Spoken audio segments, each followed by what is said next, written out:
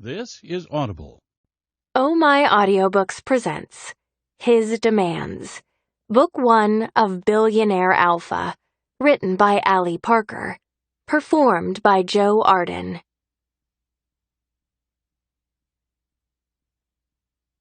Prologue. Damn. 110. She needed a 70 to make the dean's list for her senior-level marketing class, but she'd pulled out 110. A smile touched Bethany's lips, her eyes darting around the room to see if she could make out the various grades on her classmates' papers. From what she could see, she must have gotten the highest grade. She sat back in her chair and listened as the classroom filled with either groans or soft whispers of gratitude for passing grades. She hadn't worried much about passing, but simply passing was never enough. She had to be at the top, the best grade in the class. The elderly professor moved to the front of the room, dropping a small handful of remaining tests on his desk and turning to face the class. A quick adjustment to his glasses, and he scanned the room, his eyebrow raising at the noise. "This was your final test for my class. I know some of you are graduating on Saturday, and I congratulate you. If you failed this test and subsequently this class and it's holding you back from graduating, that's your problem. You were given every opportunity to do well in here. If you failed, then you worked hard to do so." He shrugged as a lanky guy in the back row spoke up, Bethany turning to look over her shoulder as his drug-induced voice resounded. "Is there a makeup quiz for this test?" "No, Mr. Johnson. This is final, and you'll be seeing me next semester, no doubt." Bethany turned and raised her hand, her long chestnut locks tickling her shoulders as she moved. "What was the top grade in the class?" "Yours." The professor smirked and moved from his reclined position. "Class is dismissed. Don't bother stopping by to talk with me. I have somewhere to be, so this is goodbye for this semester. Enjoy the rest of your summer, and don't have too much fun." Bethany leaned over and grabbed her backpack, a smile pressing her cheeks toward her eyes as she got up and walked from the room, her head held high and smugness sitting on her like a well-worn cloak. She was the smartest, the fastest, the best. A quick stop by the advisory office before heading to have lunch with her mother stole her thunder. Her advisor's news was depressing, a quick reminder of her financial reality. "Congratulations, Bethany. Looks like you'll be graduating in the top 3% of your accounting class."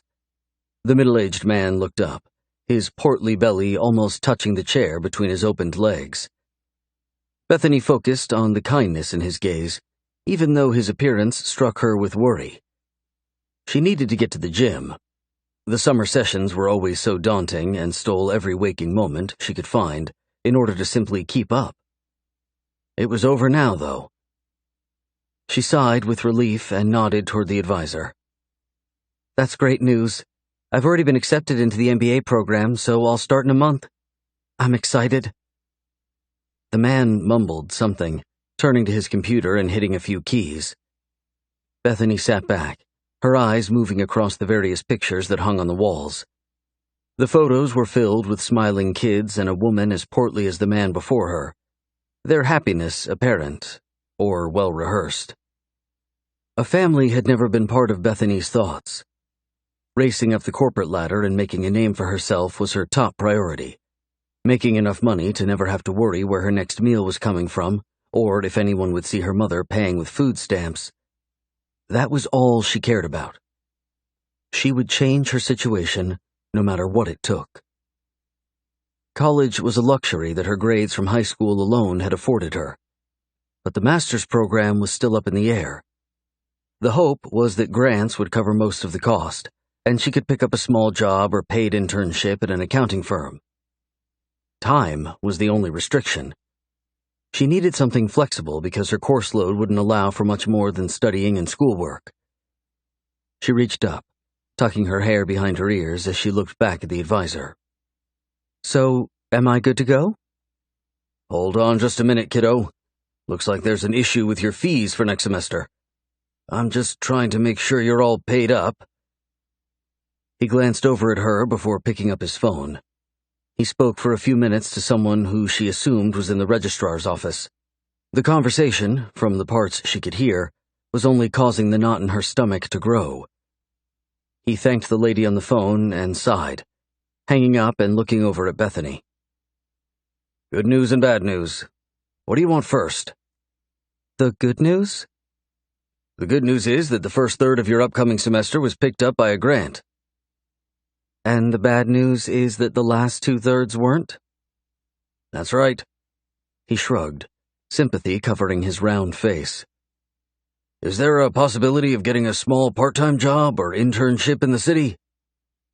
"I have no clue. Seems like more to do, but it is what it is." She sat back and sighed, the reality of her ever-present situation bleeding its way across her emotions. She was going to break down soon, and she'd rather it not be in front of him. She stood up and reached over, her hand extended. "I appreciate your help. I have a month to figure it out, I guess." "You have about 6 weeks before they require that second payment. Good luck. You're smart. You'll figure this out." She shook his hand and walked from the small building, the sun pressing down on her in the smoldering Texas heat. There was nothing to figure out. The MBA program at UT Dallas was way out of her league in terms of financial funding, and her mother was forever broke. Thanks to a drug-dealing father and a life left in shambles, there wasn't much hope. She got in her car as the first tear fell. She'd have to ask her mom to do something that seemed far-fetched, but was her only hope. "Mom, will you marry Kent?" She looked up in the small rear-view mirror, realizing how selfish she was being as she worked through how to ask something so demanding of her mother. But Kent was a billionaire. It would work in her favor, and she knew without a doubt that her mother would be much happier with the stability and love Kent would provide. It was good for everyone. No, she couldn't do it. But what other choice did she have? Chapter 1. "Mom, will you marry Kent?" Bethany let the question hang in the air as her mom reached for a fluffy white roll sitting in the basket between them. "What?" Her mom pulled her hand back like she'd been burned. The older woman was a perfect replica of Bethany. Long, silky chestnut hair, full lips and green eyes. She looked completely innocent and well-kept, and yet she'd been through more hell than anyone could possibly imagine. She and Bethany both. "I know it's a lot to ask, but when you told me that he proposed a few weeks ago, you seemed really happy. I don't know why you just didn't say yes right then." "It's complicated, Bethany." "I know, Mom, but I also know that you're just holding back because you're letting everything that happened with Dad scare you away from the one thing that could make you truly happy. You and Kent have been dating for 6 months, and he's crazy about you."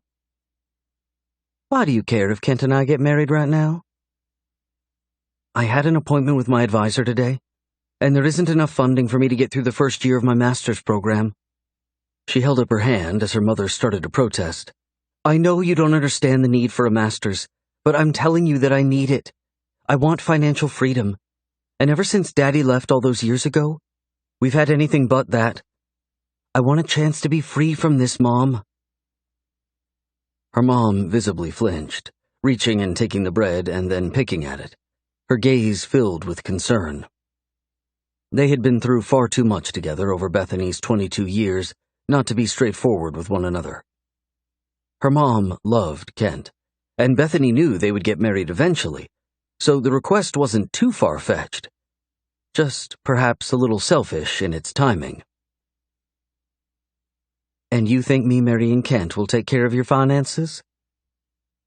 "I'm praying that you'll mention my situation. I'm not asking for a handout, but a loan. I'll pay it back once I'm working for an accounting firm downtown, Mom." There is no way I'm not going to get a great job next year. I just need some help now. I wish I could help you, but I don't have anything put away. Her mom's eyes diverted toward the table as the waiter walked up, a smile on his mouth. Hi, ladies, you ready to order? Bethany's mom sat up, pulling her menu up as she motioned for Bethany to place her order. Bethany picked up the menu and looked at the prices, not caring a bit what items were attached to them. They were broke, and shouldn't even be at the small cafe. Money was the bane of her existence, and coveting it any time soon seemed like a lofty goal. I'll take a cup of tomato soup and a water, please. Not very hungry today. He smiled and took her menu, winking at her as she smiled back. Nope. Big breakfast. Her mother ordered as Bethany reached for a roll. Her stomach softly protested, the deep burn of hunger an old friend. She hadn't had a big breakfast, or any breakfast at all. Every penny she had went to books and supplies for school. She ate once a day, and sometimes not even that, unless her roommate brought home leftovers. She'd have given anything to order a cheeseburger with fries and a Coke. But life wasn't that giving. The waiter moved away, and Bethany shoved the rest of the roll in her mouth, the soft white bread melting in her mouth. Worry covered her mother's features as she pushed the basket toward her. Are you not eating again? Bethany finished chewing the roll, her thoughts far from the conversation at the table as she enjoyed the flavors rolling across her tongue. She ate out every once in a while, but it was usually on a date, and that always ended with some random horny guy demanding sex. Disgusting. I have to spend what little money I get from my grants on a place to live and books, Mom. Food is a luxury. Baby, you shouldn't starve yourself. What options do I have? Bethany laughed, the sound falling flat. Take a semester off and come back home with me. Her mom crossed her arms over her chest, an eyebrow raising as Bethany reached for another roll and picked up the small cup of butter, dipping the bread in it without concern for her actions. I can't take off from school, Mom, and I don't have a car that runs very well. One more year of this, and I'll be able to finally take care of myself. I don't like that you're not eating. I don't like it either, but you're as broke as I am. I'll ask Kent to give me some money for you. No. Bethany leaned forward, her mouth pursed into a tight line. She didn't want handouts from someone who wasn't connected to her family intimately, and even though a loan was an option, it was the last option on her list. She needed Kent to move into the position of being her stepfather, and then it would make sense to get financial help from him. Yes. No, Mom. Just stop messing around and get married. You're going to get married anyway. He loves you and you love him. What would being married to him change? I would be his daughter, Mom. I would finally have a dad, and maybe, just maybe, he would see my struggle and offer to help me. Tears burned her eyes, and she picked up her napkin, wiping at them quickly. Being emotional or weak hadn't gotten her anywhere in life, and it certainly wouldn't do her any favors now. Oh, honey, I'm so sorry I don't have more to give you. If only I'd been a stronger woman when your dad put us through all that shit. I don't want to talk about this. Bethany dropped the napkin in her lap, her emotions pressing hard against the confines of her chest. I have one more year of school and need help. You're going to marry Kent anyway. I'm just asking that you move it up and do it in the next month, Mom. Please. Her mom bit at her lip, looking up and thanking the server as he put their lunch down in front of them. Bethany constrained herself as the steam rose up from the small cup before her. She could have ordered more, but she knew her mom was broke and struggling as well. The older woman in front of her hid her own suffering and internal strife as well as Bethany did. No one knew how much they'd been through, and how they continued to persevere. Let's pray over our food. Her mom bowed her head and prayed, Bethany closing her eyes and listening to her mom ask God for the millionth time to help them. He'd seemed to turn a blind eye or deaf ear to them for all the years Bethany could remember. But 6 months ago, he had delivered Kent into her mom's life. Kent owned several companies and had been a widower for 10 years. He was older than her mom and had 2 sons, one a complete loser, and the other the center of his enterprise in the heart of downtown Dallas. Bethany had yet to meet either of them, but she liked Kent and knew he would treat her mother like a princess. If only the woman could get past being hurt and used by Bethany's father, giving love another chance and opening up a world of possibilities for them both. Kent would be thrilled to hear I'm ready to move forward, I guess. Her mom's words lit a spark of hope in Bethany's chest as she looked up. He loves you, Mom. He's told you that 1,000,000 times. I know, and I love him too. I'm just a little worried about fitting into his world. I come from the wrong side of the tracks, Bethany. His friends and work associates are going to see beneath my layers of makeup and call me out as the phony I am. You're not a phony. You're the most real person I know, Mom. Bethany reached around her soup to touch her mom's arm, concern pulling her brow together. You just need to be yourself and not anyone else. You can't change for someone, or you'll end up hating who you've become. How did you get so wise? Her mom winked at her, patted her hand, and picked up her spoon, taking a tentative sip of her own soup. So you'll think about it? I'm on a short leash, and I'll start looking for jobs this afternoon, but I need help quickly. Wait until Monday for the job thing. You're graduating tomorrow, and I want you to just enjoy the accomplishment. She put her spoon down and picked up the last piece of bread, tearing it in half and handing the larger piece to Bethany. I'm so proud of you. Thanks, Mom. I'm sorry to bother you with this. If I could figure it out on my own, I would. We will always have each other. I'll talk to Kent tonight about everything. When he proposed a few weeks back, I wanted to say yes, but I just haven't been able to move around my past. He's so much better than I am. Her mom shrugged, heaviness sitting on her pretty features. Bethany reached up and pulled her long locks into a messy bun before scoffing at her mother. He's not better than you. He's had a different path, Mom. His life is a different story. I'm just glad that your path crossed with his. He's going to be great for you. He thinks you hung the moon. He is a great guy. Blush touched her mother's cheeks, and Bethany laughed softly. Romance a lofty thought in her own world. Bethany had seen the same guy, Jake, a few times, but he was horribly proper and far too feminine for her own tastes. He was easy to get along with and a great study partner, but as far as physical attraction, nothing. Is Kent coming with you to my graduation tomorrow? He sure is. I invited Damon and Matthew, his boys, but they both have something to do. I was hoping for you to meet Matthew. He's a sad soul with far too many demons to fight, but a pure heart lies in his chest. And what about the other boy, Damon? Honestly, he's an ass. He's the typical rich boy, and he has far too much control of Kent's company and 10 women around him at all times.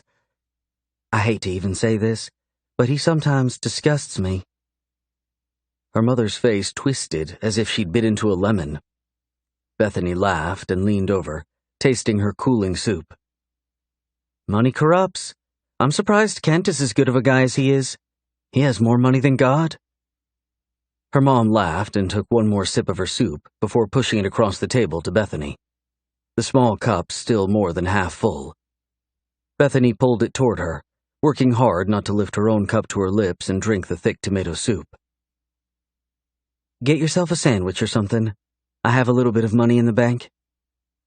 Her mother turned as if trying to get the waiter's attention. Bethany reached over and patted the table in front of her. I'm good. I'll eat this and be stuffed. We'll make it through this, we will. Tomorrow will be a great day, and if your conversation goes well with Kent, then maybe my luck will change for good. She pinched off a piece of the bread and popped it in her mouth. You sure I'm not pushing you to do something you didn't want to do? Have you ever known me to do something I didn't want to do?" Her mother smirked as the waiter stopped by with the bill. "They must have higher-paying customers waiting on our seats." Bethany looked over to the large crowd gathering at the door. "Pretty soon that will be us, baby.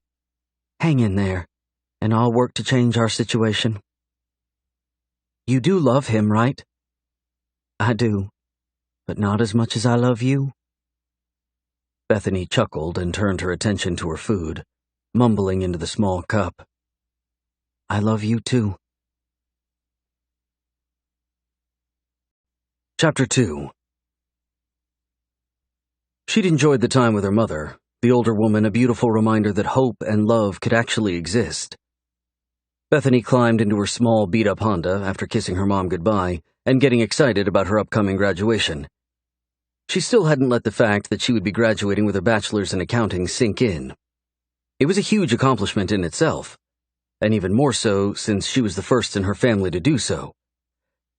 The rest of the afternoon was to be spent with a few friends, her roommate Krista, and the closest thing she had to a boyfriend, Jake. It would be comfortable and mostly uneventful, but she'd grown accustomed to moving through life as quickly as possible, her focus only on the future. Bethany pulled up to their small apartment as Krista and Jake walked from the door toward Krista's car, smiles on their faces as Bethany got out. "Hey guys, what's up?"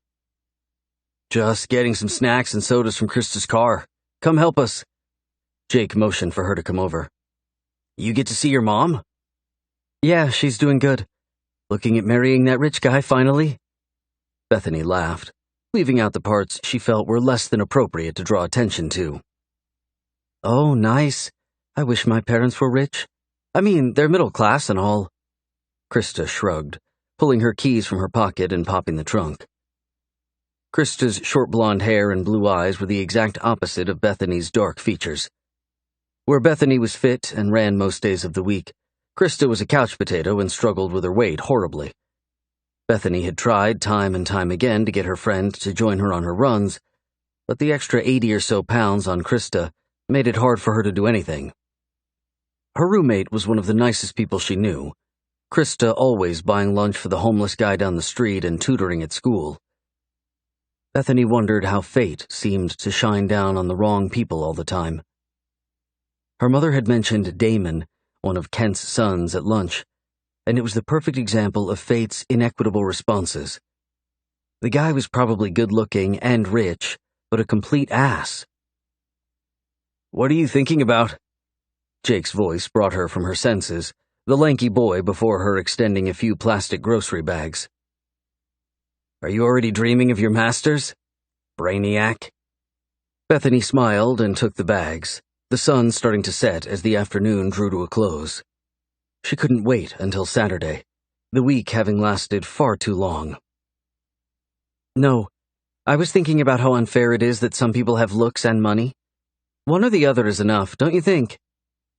Bethany turned to walk with her friends back toward the apartment. "I'm guessing you're broke then." Krista laughed and moved back to let Jake open the door.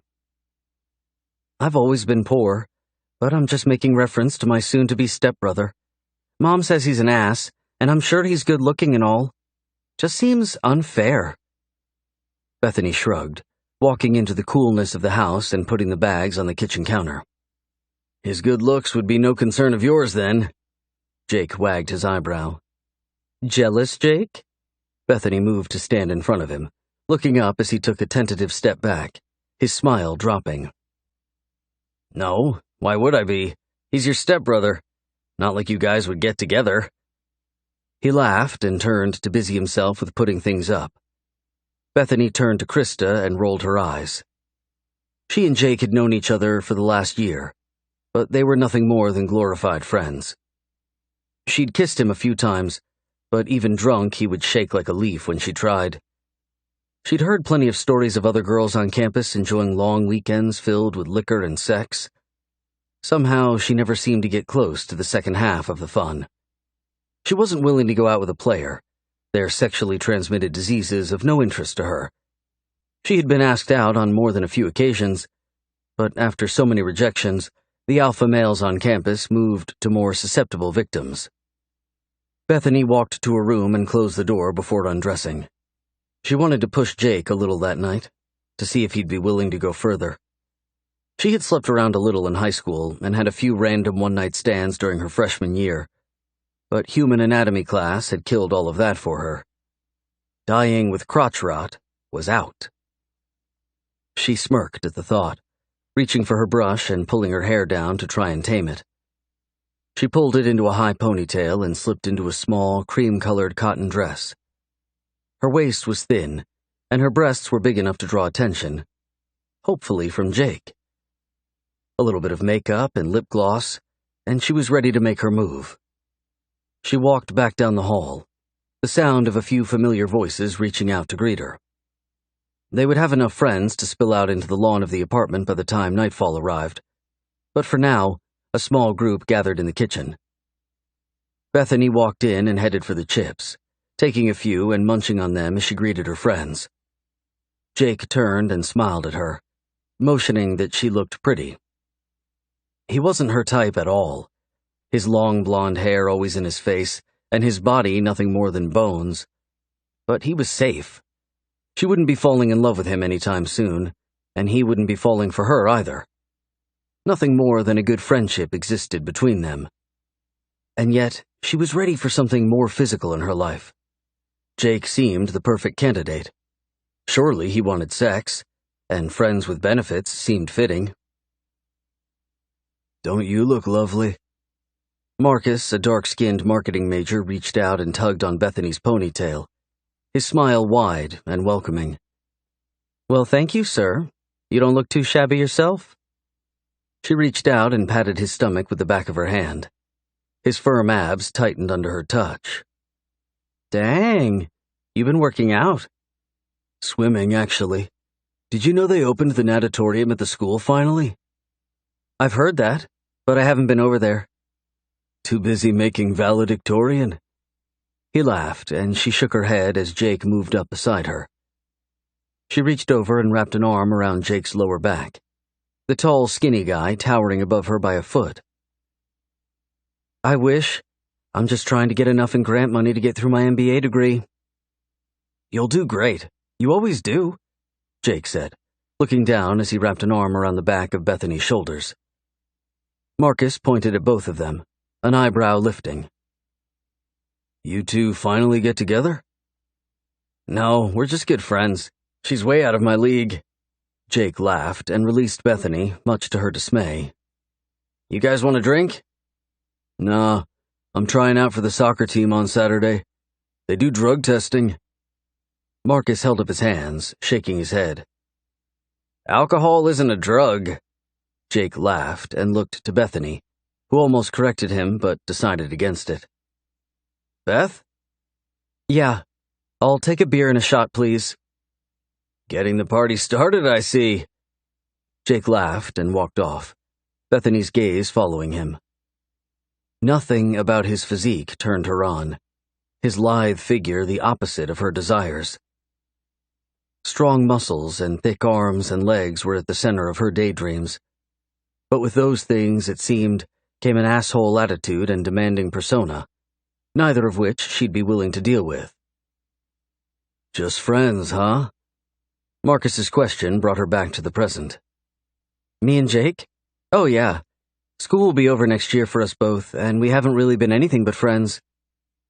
"Yeah, but I see the way you watch him." Marcus smirked.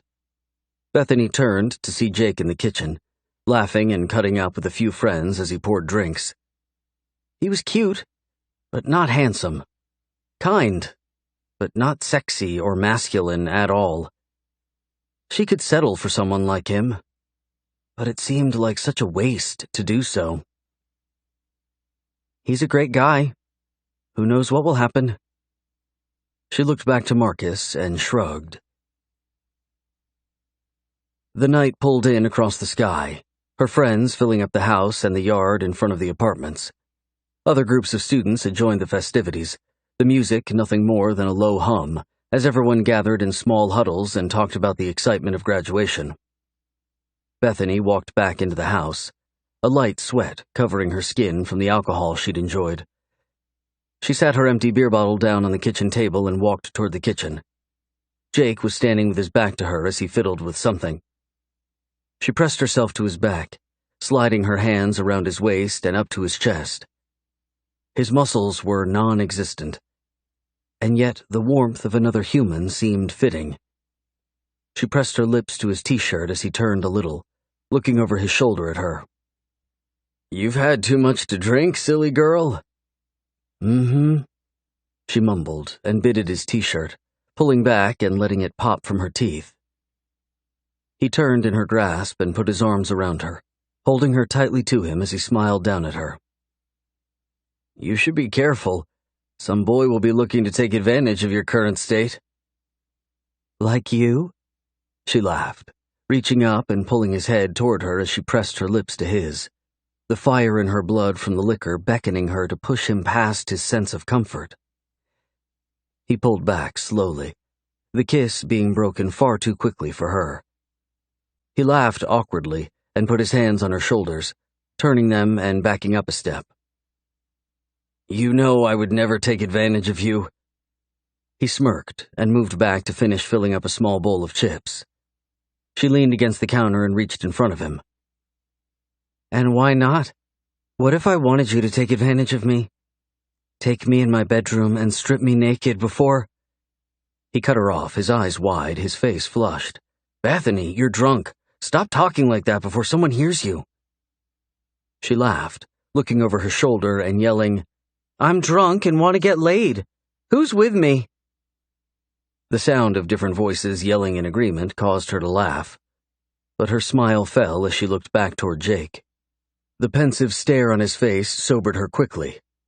He wasn't interested, nor was he approving of her actions. "This isn't you. It's the liquor. Go take a shower and I'll shut down the party and lock up in just a bit." Heat burned her cheeks at his rejection. She wasn't his type, or perhaps he thought she was too far out of his league. She leaned toward him as anger bit at her, her hand sliding down his chest to cup his crotch. His arousal told her that it must have been the latter. He jerked back away from her touch, and she shrugged. "Yep, I guess the liquor got you too." She moved down the hall, pulling her dress over her head and walking languidly toward the shower, her small pink panties matching her bra perfectly. Too bad no one was interested in seeing it. Least of all, her good friend. Chapter 3. The morning sun streamed through the small window of her bedroom, the brightness stinging her eyes and turning up her headache. Why had she let herself drink the night before? She rarely drank, and she blamed that on how she felt the morning after she did. Nothing was worse than being debilitated for a whole day simply because you sated yourself with an evening of fun. The smell of bacon wafted into her room, her stomach turning at the idea of food. They rarely cooked around the apartment, but the weekend was to be filled with friends, family, and good food. Bethany rolled over and groaned, the memory of offending Jake the night before assaulting her. Why hadn't she just offered herself to one of the assholes from Kappa Alpha? There had been more than enough of them at the party. Sleeping with Jake had seemed like a good idea before she walked into the kitchen and pushed him a little too far. She covered her eyes with the palms of her hands, pressing against the pain a little and groaning. Fucking hormones, I swear. A knock at her door had her reaching for her covers, pulling them up to her chin before whispering, "Come in." The door opened, and Krista stuck her head in. "You decent?" "Yeah, come in." Her friend walked in, closing the door behind her and sitting down on the edge of her bed. The look on her face let Bethany know that something was up. She figured Jake had probably had a breakdown over the situation Bethany had put him in, and now Krista was here to clean up the mess. "So, last night was fun," Krista started, and Bethany rolled her eyes. "Stop beating around the bush. I feel like shit. Just tell me if he's okay." "He's okay. But I need to tell you something. All right, tell me. Bethany sat up slowly, her head hurting so bad that dizziness swam around her. Ugh, I hate this feeling. Jake and I are in love. What? Bethany turned to her friend, horror washing over her. You and Jake have something going on? Why didn't you tell me? I hit on him last night, for God's sake. It's okay. You didn't know, silly. Krista reached out as Bethany slipped her hands over her face and let out a long sigh. Of course, Jake was now dating Krista. That made everything perfectly shitty. It completed the shit-tastic circle and plopped the cherry on the shit sundae. Bethany let the news sink in, her heart hurting more over her actions than the loss of something she hadn't really wanted. She felt stupid and rather whorish. But other than that, she slid her fingers down her face, her fingertips covered in black mascara. I'm glad for you. You're not upset, are you? We figured you tried to sleep with Jake last night just because you were drunk, not because you had actual feelings for him. He's been trying to get you to go out with him for the last year, and you've rejected him so many times. I what? She stiffened in the bed. I've never once rejected him. Oh, does that mean you're interested? No, I'm just saying. Bethany moved past her friend, reaching to grab a t-shirt and pulling it over her head. She pulled on a pair of pink sleeping pants and checked herself in the mirror. I'm happy for you guys. I don't know what else to say. Did you want to sleep with him last night? What? No, Jake's not my type at all. It was the liquor. Bethany turned to Krista, innocence layered in a perfect facade on her face. Jake wasn't her type, but the idea of sex had seemed more than appropriate for her graduation party. Oh, good. Krista's shoulders visibly slouched as a smile touched her face. I kept telling him that it was just the liquor. No way you just randomly sleep with someone. We all know how much of a prude you are. Prude? I'm not a prude. Bethany put her hands on her hips, the conversation going from bad to worse. I didn't mean it like that. I just meant that you're so beautiful and still aren't with anyone. It's not because guys aren't trying. She laughed, and Bethany realized that the conversation was better left alone. Who's cooking breakfast? Oh, hell, I am. Krista jumped up and ran out of the room toward the kitchen. Bethany walked into the hall and grabbed a towel, her heart hurting and stomach jacked sideways. No wonder Jake had refused her. He was in love with her roommate. Her mother and Kent had arrived just before she lined up for the graduation march, her mother kissing her cheek. Bethany looked over at Kent, who moved closer and pulled her into an awkward side hug as he smiled down at her. Sure am proud of you, kiddo. Your grades and ranking today are something to be incredibly proud of. He squeezed her shoulder before moving back toward her mom. Yep, nothing you can't do if you put your mind to it, I guess. Bethany smiled and waved, moving toward the line of people wearing the same heavy black robes that draped across her body. She watched her mom and Kent, the older man extremely handsome and fitter than Bethany remembered from the last time they'd met. The kindness in his eyes as he looked down at her mother was also something new. Her real father was nothing more than a bastard, a user. He only looked at you or spoke to you if he wanted something from you. She hated him more than words could express, and was grateful when he left their lives around her 12th birthday. A tug on her sleeve had her turning to her left, Jake standing quietly with his eyes averted. Hey, you, she whispered, unsure of what to say. Hey, I'm sorry I didn't tell you about Krista sooner. I didn't know if you'd be okay with it. He shrugged, his dark gown swallowing him whole. I'm fine. I just wish someone would have told me.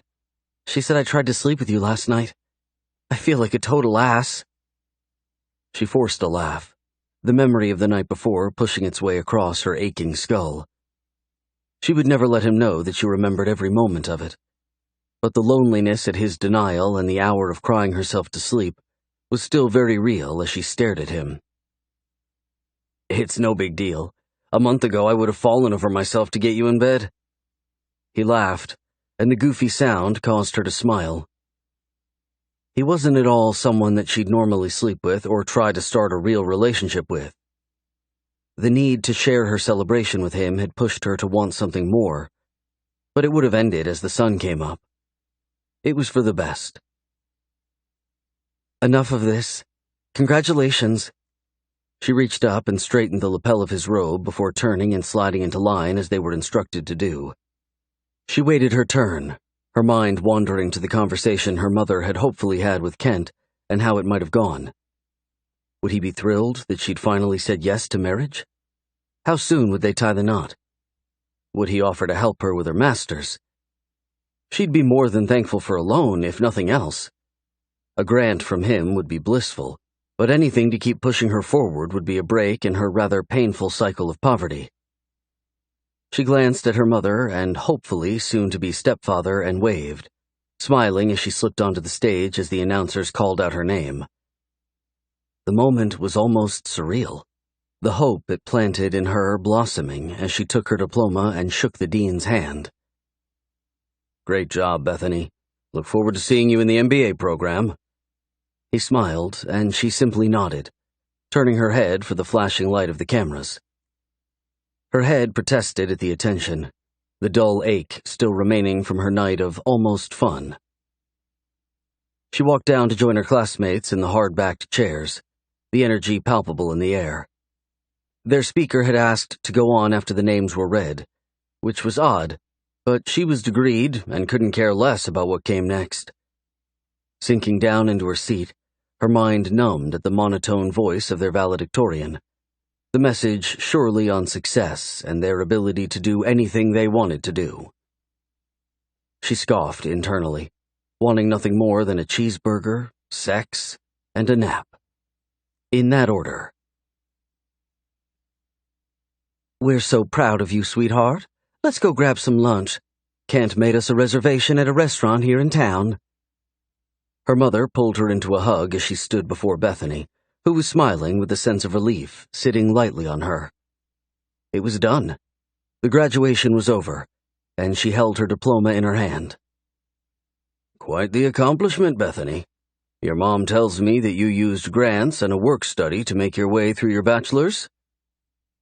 She nodded and moved back, wrapping an arm around her mother's shoulders as they walked to the car. Various friends called out to her, and she responded in between talking with Kent and her mother. "Yes, I was very lucky not to have to apply for loans during the last 4 years.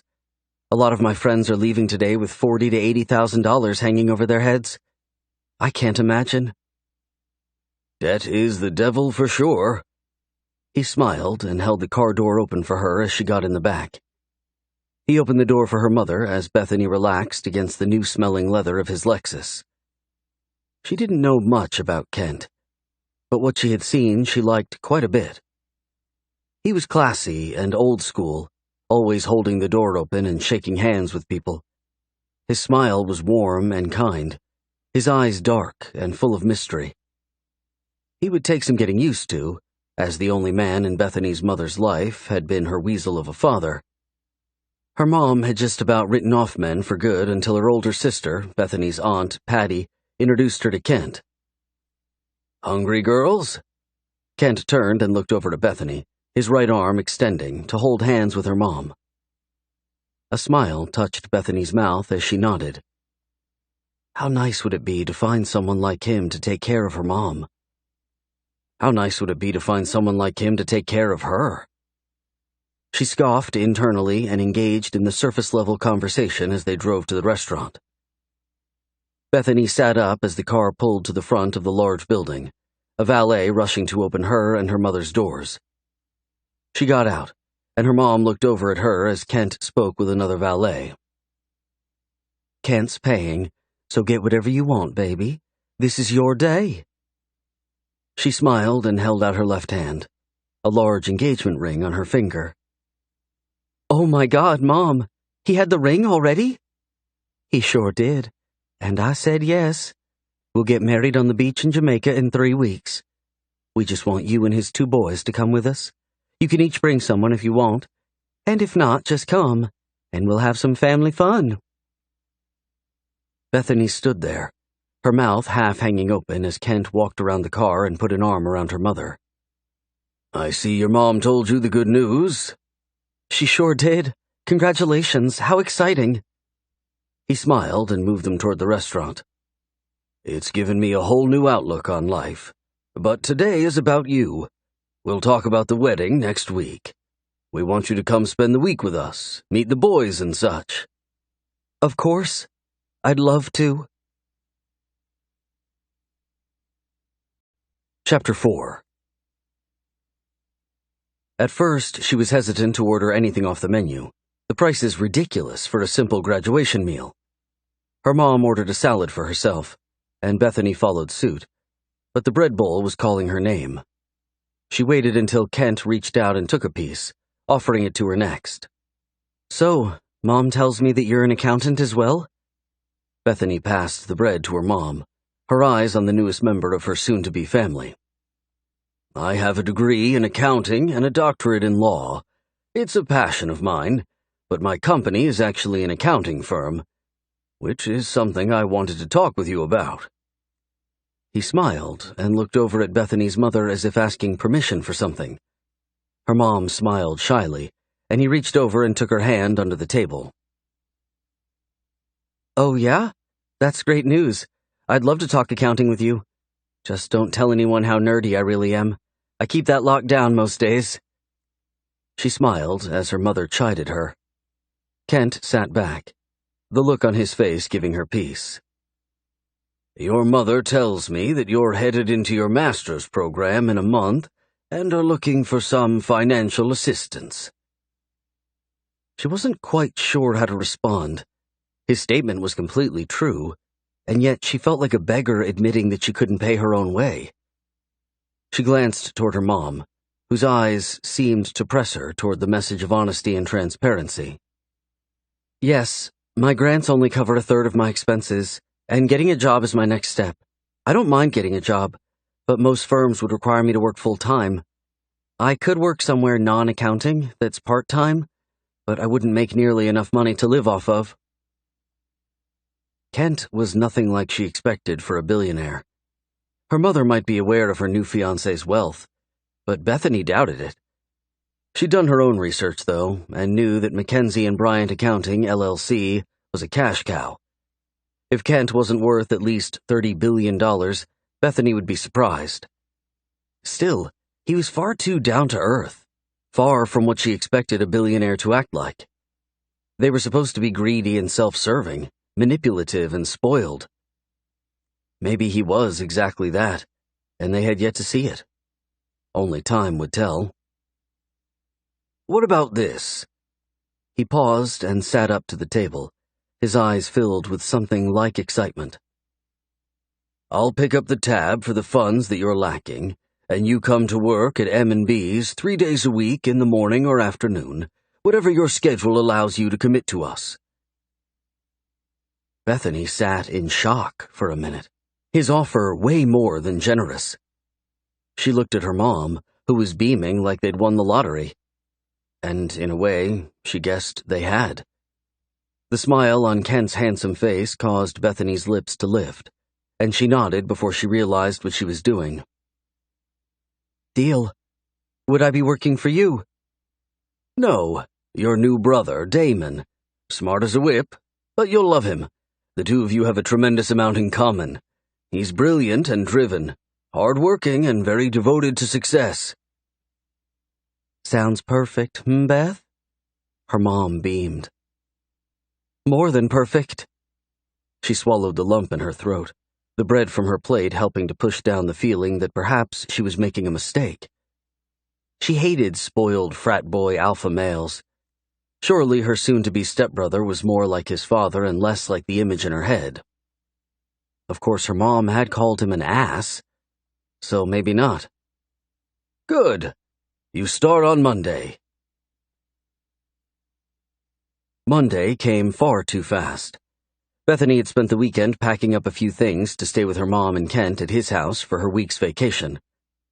Too bad her vacation had turned into a new job and a possible asshole boss to deal with. Her mom had taken her shopping on Sunday for some new clothes. Kent more than happy to lend his credit card to the adventure. She finished buttoning the white short-sleeved shirt her mother had gushed over in the dressing room, her black pencil skirt accentuating the thickening backside she was starting to hate. Bethany growled and ran her hands over the curves of her rear, her hair long and loose around her shoulders, makeup light but still obvious. She had on black heels and various accents of crimson jewelry. Her stepfather gave her the thumbs up as she walked into the kitchen Monday morning. "Just let Martha know what you'd like to eat, and she'll whip it up for you. You look perfectly professional." Kent smiled and pointed to the kitchen, from which the smell of something delicious wafted toward her. Bethany's stomach growled in protest, and they laughed together as she turned and walked quickly toward the kitchen. Nervousness sat heavy on her, her worry over meeting her new boss nothing compared to having to pretend to approve of her new stepbrother. She would play the game for a little while, but if he was a jerk, like she imagined he might be, she would be more than happy to put him in his place. After a quick breakfast of juice, eggs, and toast, she climbed into her small Honda, her mom blowing her a kiss from the front door. Kent's house was a mansion 3 times over, the number of rooms making it feel more like a hotel. Her mom hadn't moved out of her own small 2-bedroom house on the other side of Dallas, and they had decided that for the week of vacation, she and her mom would stay with Kent at his place. Good thing. Her mom most likely had stale cereal and low-fat milk as the most appetizing breakfast option. Bethany shuddered at the thought. Bethany drove in nervous silence, the sound of the traffic around her actually offering a bit of balm to her beating heart. It had been a while since she'd had to try to impress someone. All of the professors in the business center knew her, and her reputation preceded her thanks to tutoring often and being part of the honors fraternity. This was a whole new situation. She'd have to impress her new stepbrother, and something told her that would be more difficult than she wanted it to be. Not having any siblings of her own, she wasn't even sure how to approach their new relationship, but figured her best bet was to respect him as her boss, and if something familial grew from that, all the better. Forcing something wasn't her style at all. Her heart set on impressing people with her intelligence and wit, no matter the audience. Bethany pulled into the visitor parking, an elderly cop moving toward her and motioning for her to lower the window. The large building above them reaching high into the sky, as most of the other buildings in the business district in downtown did. "Where you headed, miss?" He leaned down, a smile lifting the furry mustache on his upper lip. "I'm starting my internship with Mackenzie and Bryant today. I hope I'm in the right place." She looked around for a sign. Nothing but plain concrete walls surrounding them. "You're in the right place. Go to the 4th floor or above in the garage, and make sure you don't park in a reserved spot. Take the ticket the little machine up there spits out at you, and have the receptionist validate it for you." He moved back and motioned for her to go on through. "Good luck." "Thanks," Bethany mumbled as she rolled up her window, and the car crept toward the small ticket dispenser.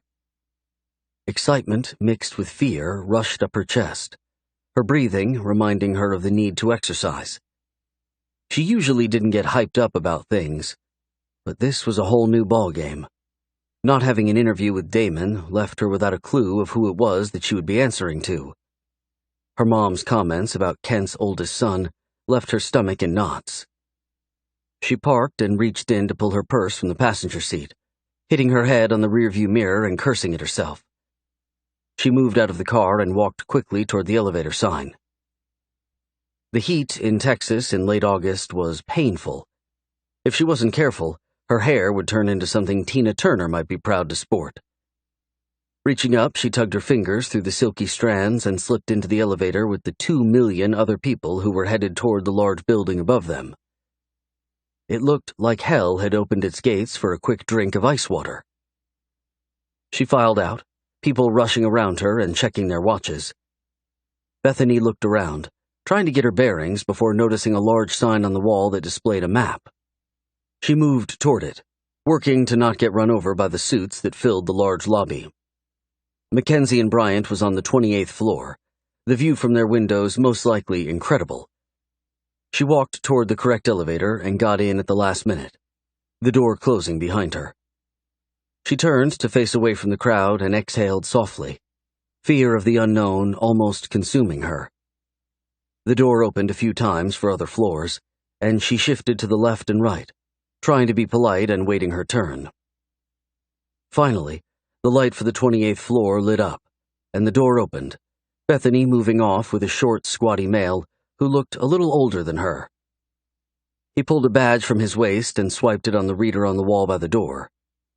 He held the door open and smiled at Bethany. "New today?" "I sure am." She moved toward him, a smile on her lips as she held her purse on her shoulder.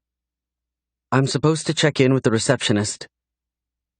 He moved into the large lobby behind her and shifted to her side. "I'm Ben. Nice to meet you." "Bethany Miller. Nice to meet you too." She looked around, realizing that the receptionist desk was just behind her. "Well, good luck today, and if you need a tour, I'm in office 1014. He smiled and walked off. Bethany turned to greet the receptionist. "Hi, I'm a new intern." The receptionist looked up and held up her finger, her long red nail quite out of place for a professional environment. Bethany apologized and moved to sit in one of the small leather chairs just beside the woman's desk. A few minutes later, the lady called Bethany back up. "New intern, did you say?" "Yes, ma'am." Bethany stood and moved toward the desk, the woman standing and fiddling with some papers below her. "Bethany Miller?" "Yes, ma'am." "Stop calling me ma'am. Makes me feel old." The lady smiled, but it failed to reach her eyes. "You're going to be in that conference room right over there. Here's a packet of stuff you need to fill out, and Mr. Bryant will call you up when he's available. Human Resources will want some of your time today, so make sure to stick around after you see the boss man. We'll get you an office and all that good stuff, too." Bethany thanked the woman and walked toward the room, her shoulders and back aching as stress stiffened her. Sitting down in the large black leather chair, she pulled out a pen and began to work on the items in front of her. The receptionist poked her head in a few minutes later, her knuckles rapping on the door and causing Bethany to jump. "Sorry, Mr. Bryant is ready for you. Just go up the elevator to the 30th floor. His receptionist, Linda, will get you in to see him." She walked off, and Bethany stood, putting the papers together and shoving them in the folder. She hated like hell that her hands trembled. She'd have to keep them in her lap in front of Damon. No way was she letting him on to the nervousness that tore up her insides. Here goes nothing. Chapter 5. Linda was far too good-looking to be a secretary, or Damon was the asshole her mother had warned her about. Bethany hated to judge a book by its cover, but the tall blonde model posing as a receptionist had been incredibly sexual. Just in showing Bethany to Damon's office, her words almost purred.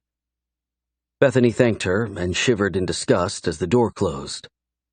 Apparently, Damon was down the hall and would be back shortly. Taking advantage of the few moments she had, Bethany walked around the large executive office. The windows lined the walls of half of the office from floor to ceiling. The view was spectacular, and she wanted to see it at night. The lights of the city a beautiful spectacle, no doubt. Pictures of 3 men accented the wall behind Damon's large cherrywood desk, one of them being Kent, and the others Damon and his brother. She picked up one of the photos of the 3 men smiling at the camera, their golf shirts showing that they were at an event together. "Oh shit. Please let the goofy-looking one be Damon." She sat the picture down and moved toward the door, the sound of him coming in causing her heart to race. His voice was deep, the timbre of it commanding and firm. I'll be busy for the next 20 minutes, Linda. No interruptions unless the building is burning down. The door closed, and Bethany turned from the window, her heart sinking at the image before her. It wasn't the goofy brother, but the devilishly handsome one, the one that caused hearts to stop and panties to disintegrate with a look. His dark hair was combed on the sides and a bit messy on the top, the smirk on his lips giving her something later to dream about inappropriately. His blue shirt was fitted, the thick muscles of his arms and chest contracting as he simply walked toward her. She moved in his direction, extending her hand, a soft smile on her lips as she watched his dark brown eyes move from her face to her toes and back up again. "Hi, I'm Bethany." He stopped in front of her and shook her hand, tilting his head slightly to the side. "I expected you to be a little more mousy. Pleasant surprise, I suppose." He shook her hand, his face a mask of indifference. "Damon Bryant, have a seat." He moved around her and she turned, walking toward the chair and praying like hell she'd make it before her legs gave out. Her knees shook slightly as her heart beat wildly in her chest. The picture had been a sad representation of the man before her.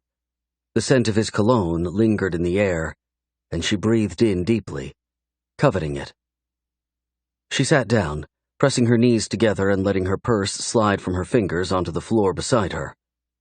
She wanted to jump in and start the conversation, but he simply demanded the lead, and she couldn't help but let him have it. She bit at her lip, stopping the minute she realized he was focused on her mouth. "My father tells me that you're a brilliant accountant and that you're here to make my life easier." "I'm grateful for the opportunity to help." "So tell me, Bethany, are you brilliant?" He sat up, leaning forward as he studied her. Something about his gaze made her feel as if she were nude, bare before him. A nervous tick caused her foot to bounce to the rhythm of her heartbeat, her mind racing for the most appropriate answer. "I graduated near the top of my class in both high school and college." "I didn't ask that. I asked if you were brilliant." "Yes?" she whispered, her voice hiding from her. This was embarrassing, humiliating. What the hell was wrong with her? She had sat in front of professors and state regulators for the Board of Public Accountancy. She had never lost her footing before. She spoke again just before he started to, the look on his handsome face pensive. "Yes, I am brilliant." "Good." He watched her for a minute more before turning to the blinking light on his phone. "Forgive me for a minute. I need to take this." She nodded and diverted her attention toward the windows, her chest screaming for air. She hadn't realized she had been holding her breath and worked to quietly let it go. Damon was sensual and strong, dark and handsome, much more so than anyone she had ever encountered. Remembering that he was soon to be her new stepbrother was important, not that anything would happen between the two of them. He was probably 6 to 8 years older than her, and far out of her league. He made the sexy blonde in the foyer pale in comparison. Bethany tried not to listen to Damon's conversation, but couldn't help it. "I know, Bridget. Yes, tonight will be fine. 8 o'clock at Pelinda's. Wear the blue dress for me and the black heels that you know I love." Bethany looked over at him, his eyes on her as he spoke. His predatory gaze made her feel as if she were under a microscope, his attention almost heavy, as her skin broke out in goosebumps. She averted her eyes again toward the window, needing to get some air before she screamed. "No, you know I don't like it when you wear panties. No, not even the little ones. Too restraining." Bethany's head snapped back forward, her eyes large and wide as Damon simply stared at her. His expression was soft and lacking emotion, as if he were ordering a pizza in front of her. She swallowed hard, her eyes moving to the tug of his bottom lip, his teeth biting along the edge of it, She stood and moved toward the window, her level of comfort completely gone. That's right. Blue dress, black heels, and don't bother with your panties. I'm not interested. The sound of the phone hitting the cradle caused her to stiffen. He was an ass. If he'd had any respect for Bethany or himself, he would have held his conversation in private. She turned and looked over her shoulder, her breathing ragged and obvious. Bethany, I have certain needs as the CFO of this company. If you're here to make my life easier, then you'll quickly learn them. Your brilliance will get you far, but if you and I aren't on the same page with things, then my father will be your champion instead of me. And good luck with that. The implication of his words sent a chill down her spine. And what are your needs? She turned slowly, crossing her arms over her chest as the door to his office cracked open and Linda stuck her head in. I know you said no interruptions, but your father's on the phone. Thank you. He looked toward Bethany as a smile lifted the side of his perfect mouth. Soon enough. Linda will show you to your new office. Plan on having lunch with me tomorrow so we can talk about the various positions I'm going to put you in. He turned and sat down at his desk. The conversation over. Bethany walked toward his desk, leaning over and picking up her purse as her mind spun out of control.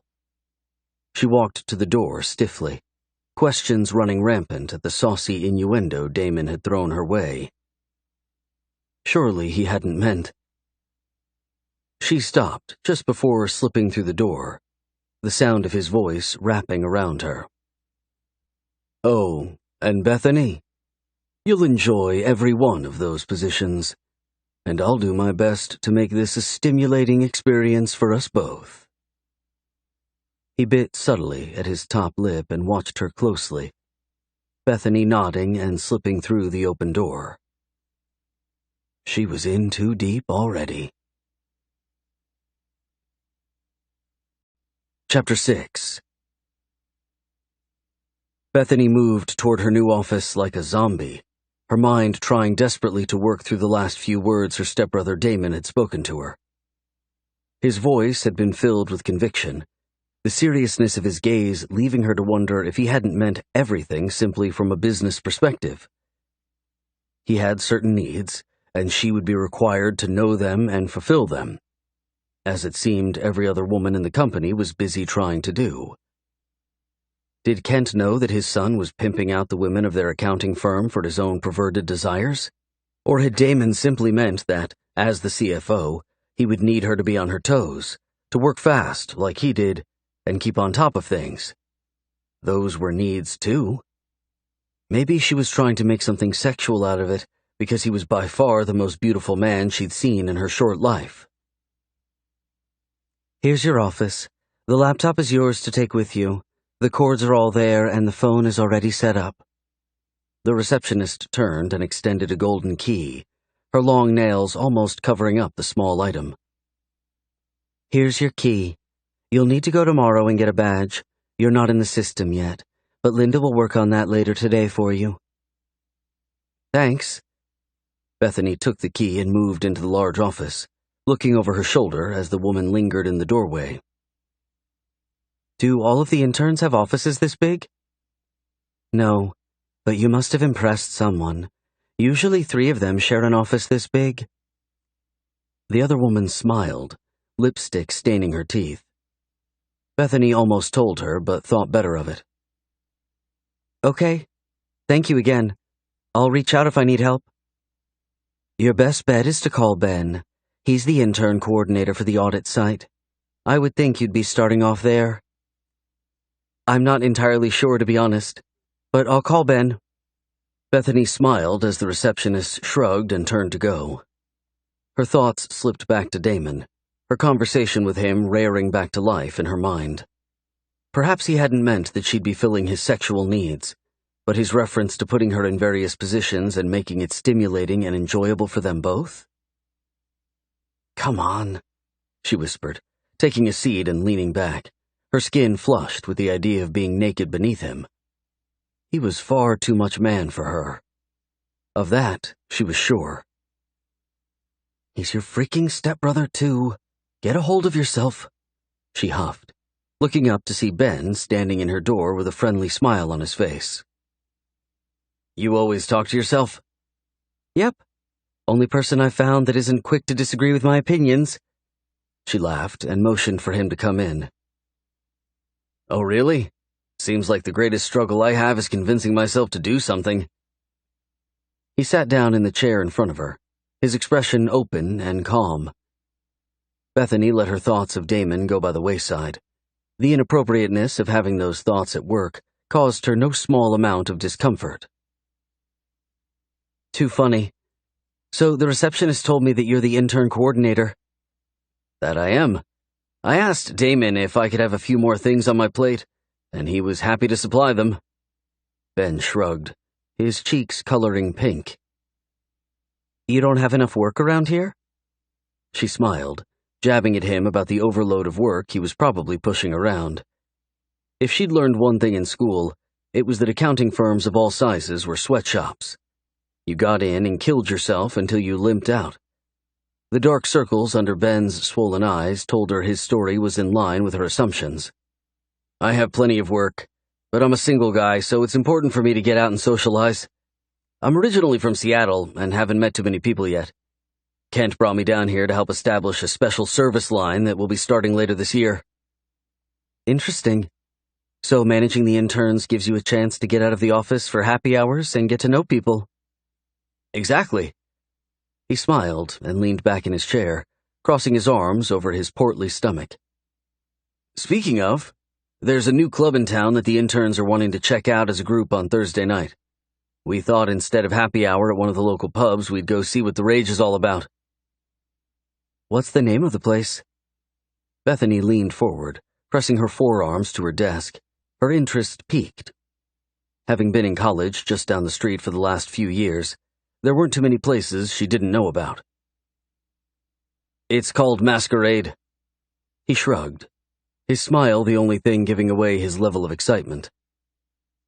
"You don't have to dress up special, but if you get on the dance floor, then you're required to wear a mask, like you would at a ball." "Weird. Is it new?" "Yep, just opened 2 weeks ago. I swear it's all anyone's talking about." "I'm in. I need to get out, and I'd love to meet the rest of the interns. Does anyone go with us, or is it just interns?" "Sometimes the boss man will make an appearance, but I highly doubt it since it's a club. His party days are over, I think. He works far too hard to enjoy life much." Ben shook his head, as if disappointed in Damon for his unwillingness to live a little. Bethany sat quietly for a moment, the thought of Damon not living seeming impossible. From the conversation he'd had on the phone with his girlfriend, it seemed that he was living a lot. To tell a girl to wear a certain dress and heels was one thing, but to command her to leave her panties at home? Hot and disturbing. She could see her and Damon in her afternoon fantasies. "Why the faraway look?" Ben asked, his short chuckle bringing Bethany back to the present. "Hmm?" "You look like you're lost in thought." "Oh, just trying to deal with all of the transitions in my life. Sorry, didn't sleep too well last night. I was nervous like crazy about this morning." "I bet. It's not only graduation for you, but a new family and your first accounting job, right?" "How did you know?" She tilted her head to the side, her smile dropping as she tried to understand who else knew about her and Damon being family soon. Ben held his hands up, standing and shaking his head as he backed toward the door. "I'm the only one. I get a full rundown on you guys from the boss man because I'm in charge of the program. I only know what I just shared, though, so no worries about a bulletin board being up with your info for all to see." He laughed, and Bethany did too, liking him for his transparency above all. "Damon told you about his father and my mother?" "Yeah, and a little about you. I'm pretty excited to have you join us. Graduating near the top of UT's accounting program is a big deal." "Thanks. It felt like a great accomplishment. I'm starting my master's in a few weeks. Just trying to pay for it." "I totally understand." He moved just outside of the door, his hands reaching up to grip the frame. "So you're with us on Thursday night?" "Yeah, sounds good." "Any questions so far?" She bit at her lip, wondering if she should ask Ben about Damon's sensual responses, question him on how Damon plays ball in the office. She could tell the man before her respected their boss, but she wondered if part of that wasn't a bromance in the works. Damon had looks and money, prestige and power, everything any man would want. "What's the story with Damon?" "What do you mean?" Ben took a few steps back into her office, moving to lean against the bookshelf. It groaned under his weight, but held him. "I just mean that he has a sexy secretary and he seems to be dating a very attractive blonde. I don't know. Never mind." She shrugged, heat rising to her face. She reached up and rubbed her cheeks, her embarrassment obvious. "No, I don't mind answering. I think Linda was someone Mr. Bryant, Damon's father, hired. I honestly didn't think Damon was dating anyone, but it's good to hear. He needs to spend a little bit of time away from this place. His dad is looking at retiring in a few years, and Damon is the next in line, I guess." "What about Seattle? Did you work for them up there or for someone else?" "Them. They have a small accounting shop up there, mostly taxes, but it's a good learning experience. I'm originally from Seattle, so it was a natural transition to go to work for them. Damon and I spent some time in college together, though he's a lot older than me. He was a Kappa Alpha, and I was pledging his last year as president." "He was Kappa Alpha?" Totally made sense. "Yeah, we both were." He shrugged and looked around the empty office. "You need to put your diploma and a few pictures up in here. You dating as well?" "Me? No. I wish. I just haven't found the right guy." "I hear you. I'm looking for the right girl, but when you put in 1,000,000 hours, it's hard to meet her." He paused and let his gaze fall back on Bethany. "Did Damon do something that made you uncomfortable? Or were you just questioning his loving on blondes?" She stood, stretching and reaching up to cover her mouth as she yawned. "He just said a few things that seemed kind of suggestive, but maybe that's because I don't know him. He's my stepbrother, or will be soon, so I'm just trying to figure out who he is." Ben laughed and moved back to the door, looking over his shoulder. "He's a great guy, very professional. If he seems to be flirtatious, it's just because he's a friendly guy. Half the interns would sell their souls to the devil to have him glance at them. But he's just not willing. I've never heard him say, or seen him do, anything that would cause me to question his ethics." "Very good. I'm happy to be here, and I'm in for Thursday." "Call if you need anything. You have lunch plans today?" "I'm going to catch up on getting this stuff together. I had a huge breakfast." "Suit yourself. I'll see you later, I'm sure. Just down the hall if you need me." "Thanks, Ben." She smiled and waited until he was gone before plopping down in her chair. Ben would have a heart attack if she repeated the panty conversation she'd overheard. He'd been playing with her, talking like that in front of her. He wasn't the perfectly professional guy that Ben thought he was. Did that make him a creep? Maybe he was just interested in her. "He's your stepbrother, for fuck's sake." She growled and turned to her computer, her phone buzzing with a new text message. It was her mother letting her know that they'd be having company for dinner. Her new brother would be dropping by to get to know Bethany better. Damon was coming to dinner? "Crap," she whispered. The handsome alpha was already on her mind much more than she was comfortable with. Too bad she wasn't blonde. She tugged at a strand of her hair, wondering what she'd look like as a blonde. She rolled her eyes at her wayward thoughts and dove into the complicated accounting technology the firm used. No guide available or needed. Chapter 7. Bethany packed up at around 6, grumbling over the fact that her mother had called twice during the last hour of work. She placed her laptop into the nice black bag that they'd left for her, which had the firm logo embroidered into it. Nervousness tugged at her stomach as she walked through the halls, her eyes moving about to ensure that if Damon walked out of an open office, she'd be prepared to encounter him. He probably thought she was a child, a young girl with too many brains and not enough courage to speak up. She should have called his ass on the rug for talking with his girlfriend inappropriately in front of her. But truth be known, she could only dream of a man like him demanding something of her. Her pathetic friendship with Jake rolled across her thoughts as she walked languidly to the elevator. She squeezed in as the doors opened and had to apologize when she stepped on a beautiful red-haired girl's toe. The girl, who was about Bethany's age, merely huffed. Bethany turned and put her hands in front of her waist, clasping her fingers together and trying not to take up too much space. The door opened and she moved out, Jake on her mind again. He had been a great guy, and yet had no drive to reach out and press her to a wall. He had wanted her for the last 2 years, she knew, without doubt, and yet he never pressed her to do anything with him. Maybe if he had, things would have been different between them. She didn't want an alpha male dick forcing her to do anything, but a dominant male putting himself out there with commands and demands that only she could fulfill? She groaned softly at the thought. The ride home was quick, the sun still shining late into the Texas evening. Bethany pulled up to Kent's large home. The circle drive was ornate, and the house was framed by vibrant pink roses. The white brick gave the house a regal appearance, not to mention the bellboy who opened her door and took her keys from her. He was a few years younger than her and horribly shy.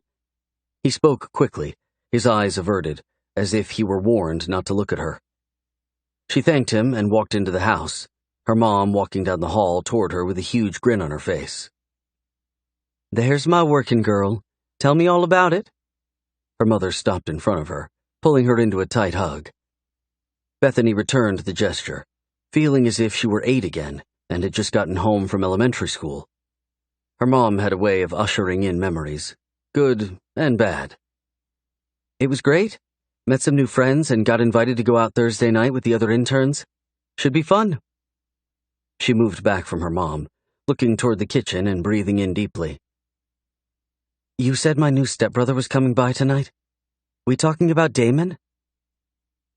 "Nope. The handsome one." A male voice sounded behind her. Bethany turned and smiled at the tall, goofy-looking guy that moved toward her. He was cute in his own way, his body a bit fluffier than she might like, but his blonde hair and blue eyes made up for it. The smile on his face was beautiful and reached to his eyes, the brightness in those eyes making Bethany return the gesture. She extended her hand as her mother introduced them. "Bethany, your almost stepbrother Matthew."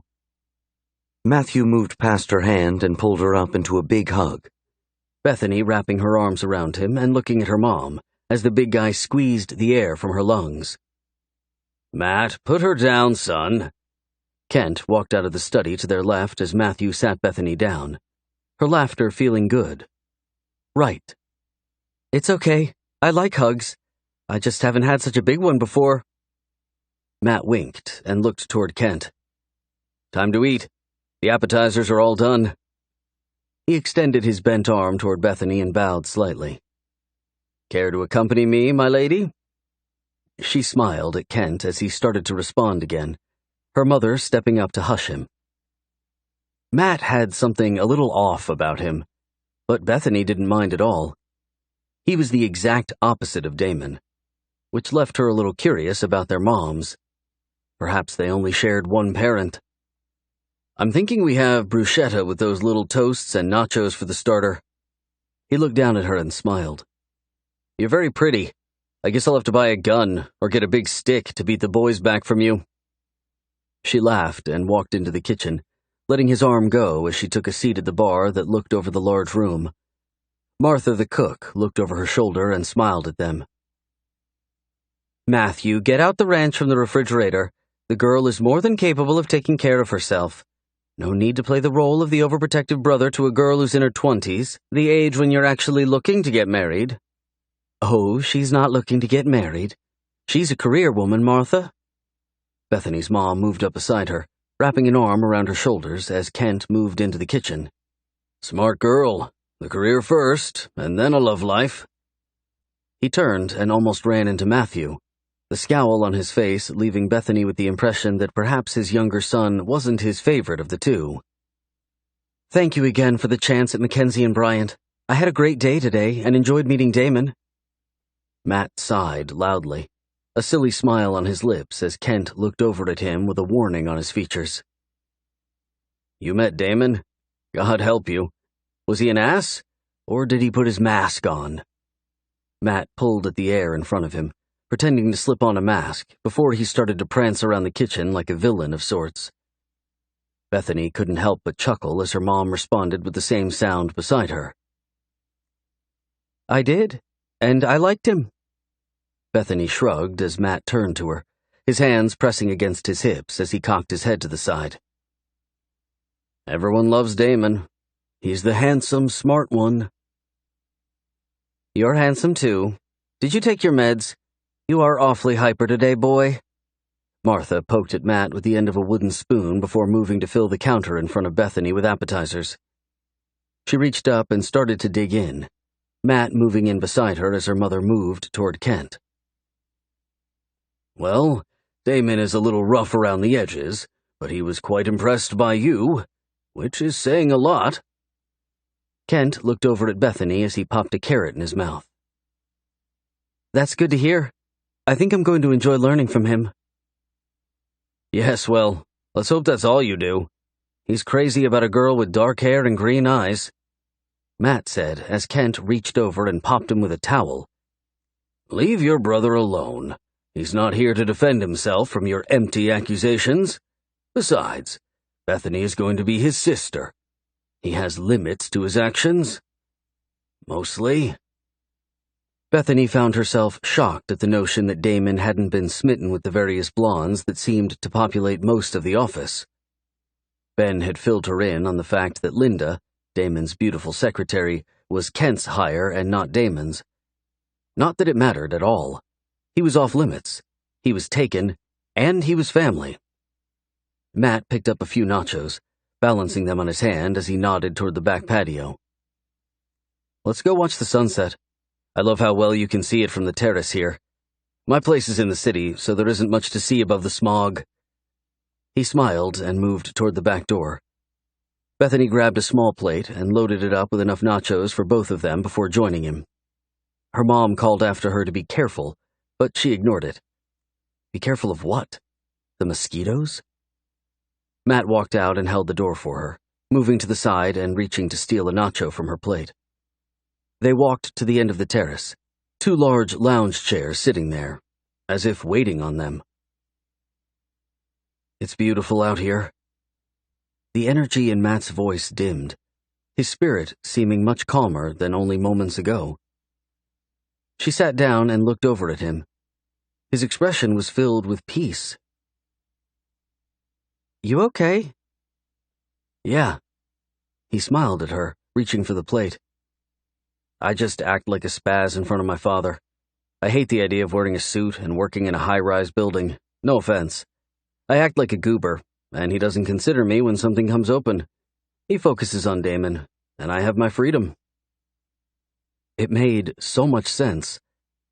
She smiled at how well he'd played his cards. Taking a small bite of the nacho in her fingers, she looked out at the long stretch of property before them, the crimson sun tugging the colors of evening toward the edge of the world with its descent. "I love accounting, and don't mind the big buildings, I guess." "I love drawing and painting. I'm the artsy one in the family. My mother was a painter, so at least I get it honestly." He shrugged and sat back, handing the plate back to her with only 2 nachos left. She laughed, and he turned his head toward her. "What?" "You ate most of our snack." "Pig?" He laughed loudly, the sound causing her to laugh too. Matt was exactly the kind of guy she could see herself being a sister to. Damon, on the other hand, was the farthest stretch of her sensual fantasies, and going to be trouble. But Matt, he was a big kid. Good thing she still felt like one herself most days of the week. I was hungry. He reached over and pushed at her shoulder playfully. Tell me for reals, did you like Damon? Was he nice or rude as all get out? He was professional. Sort of. I mean, he wasn't rude, but very much focused on business. What do you mean, sort of professional? Did he hit on you? Her throat tightened. The idea of talking about the conversation with his real brother and Matt, perhaps telling Damon that she'd mentioned it, was more than she could bear. Honestly, the conversation had turned her on, and more than once that afternoon she'd imagined him forbidding her to wear panties under her black pencil skirt. Her body burned at the idea of someone with the balls to demand something of the sort. A touch of jealousy hit her as she thought of the girl on the phone, sitting with Damon at a restaurant. Hello? Earth to Beth? Sorry. He just had a conversation with his girlfriend that was... well, it was sexy. He doesn't have a girlfriend. I'm pretty sure he does. Bethany picked up a chip and offered him the plate, Matt grabbing the last one and eating it quickly, as if she might change her mind. Whatever you say, but I know my brother, and he's commitment phobic. Bethany and Matt chatted for a few more minutes before dinner was served. She wanted so badly to ask him about his mom, as he had briefly mentioned her, but she let it slide. Now wasn't the time, in the middle of a family dinner. As soon as dessert was cleared, Matt stood and stretched, promising to come back the next night for dinner if they would have him. His father assured him he would. Bethany stood and offered her bent arm to Matt. Might I walk you to the door, sir? Most certainly, my lady. He took her arm and walked with her, skipping here and there to keep his mental act up. They stopped at the door, and he turned to her, pulling her into another breath-depleting bear hug. She laughed as he sat her down and tipped a fake hat.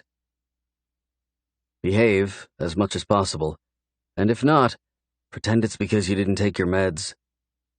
He winked and slipped out the door. Bethany thrilled to have him as an almost member of her family. He was just what she needed. Damon, on the other hand, wasn't. Chapter 8. Bethany showered quickly before blow-drying her long chestnut hair, the straightener a godsend in the Texas summer heat. She finished getting her hair to behave and put on a little makeup before walking into her adjoining room and getting dressed. A light blue suit with cream-colored lapels and lining made her look like a fashion icon from the 50s. It was elegant and yet demanded attention. She put on her favorite earrings and slipped on her cream-colored heels, the height of them accentuating her leg muscles. She loved feeling pretty, and yet couldn't seem to find a reason to dress up most days of the week. Her internship was going to spoil her. Bethany walked to the kitchen, Martha handing her a plate with 2 breakfast tacos and salsa on it. She moved the plate to her face and breathed in deeply. The smell divine. Her stomach protested loudly, and she sat down at the bar for a quick breakfast.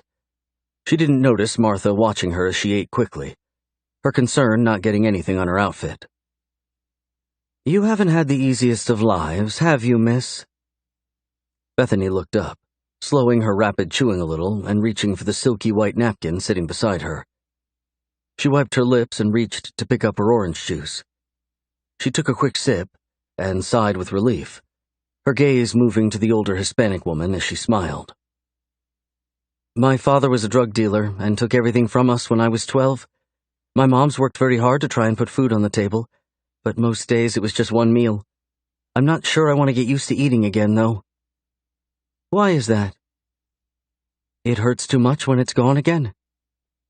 Bethany rubbed at her chest, just above her heart. She had dealt with poverty so long that surely it was just around the corner in this new fairy tale, and would jump out and cause everything to crash down around them. "You don't have to worry about that, child. Mr. Bryant loves your mom." "My dad said he did too. Who knows, right? Better to prepare for the worst and find yourself pleasantly surprised than hope for something that never comes." "Well, I think that's pretty negative. but I'll keep my opinion to myself. You want another taco, sweetie? No, I won't fit in my suit if you keep feeding me, Martha. Then we'll buy you another one. The chef laughed and moved to busy herself with something on the stove as Bethany finished her breakfast, enjoying it to the last bit that she licked from her fingers. It was weird to be in the midst of wealth after such a long life of wanting for everything. One thing was for sure. Bethany would never end up with someone who was rich. They wouldn't have anything in common. While a wealthy guy might be great for entertainment and sex, chances of him understanding her were slim. She couldn't shake the image of Damon from her thoughts, angst pressing against her at the idea that her new stepbrother was becoming her go-to fantasy. I need meds. I'll call Matthew. She smiled and slipped out of the house into the muggy mid-August morning. The morning was less than eventful, Bethany feeling the pressure of anxiety over her lunch with Damon coming up so quickly. She was supposed to meet him at his office at 11:15, and it was just a few minutes after 10. She checked her watch for the 10th time before getting up and walking toward the women's restroom. She would get a few assignments from Damon during lunch, and then she was slated to work with Ben a little that afternoon on a new service they were thinking about offering in the near future. She reached out and pushed the women's restroom door. A loud protest on the other side as she scraped the door across some poor girl's foot. "Oh my God, I'm so sorry." Bethany moved into the bathroom and saw that the girl was bent over and rubbing her foot as she cursed. A dark-haired Hispanic girl stood behind the injured girl with a scowl on her face. "You should watch where you're going. Jeez." Bethany started to apologize again as the injured girl stood up and glared toward her. It was the girl from the elevator, whose foot Bethany had stepped on the day before. "I'm so sorry. I just didn't see you there." Bethany reached toward the girl to touch her shoulder, but the shapely girl jerked away from her. "Well, maybe you should pay more attention, you big oaf." She sneered and looked back at her friend. "I hope I can still dance tomorrow. This clumsy chick has stepped on my foot and now trampled it with the door. Ridiculous." "Totally. You must be the new intern." "Yeah." Bethany moved around them, not trusting herself to take too much more abuse from either of them before retaliating. Both occurrences were accidents, and their nastiness was about to bring the bitch out in her. The last thing she wanted to do was explain to Kent or Damon why she'd punched the pretty redhead in the mouth. "Just so you know, Behemoth, your lunch with Damon doesn't mean shit. He takes each of us to lunch. You're nothing special, and he's not interested in you." She shrugged as her friend echoed her thoughts with a sound of agreement, her hands on her hips as she glared at Bethany. Bethany stared at them over her shoulder. "You mean he doesn't like me? No. He likes me, if anybody. Don't even try it. You aren't even his type." The redhead sneered again. "Far too large and clumsy." The Hispanic girl smiled menacingly and moved toward the door, holding it open. "Come on, Sadie. Let's go find a Band-Aid for your foot." "Shame," Bethany whispered, as if she cared, and slipped into a stall. She'd get the girl when the time was right, but for now, planting seeds was plenty fun enough.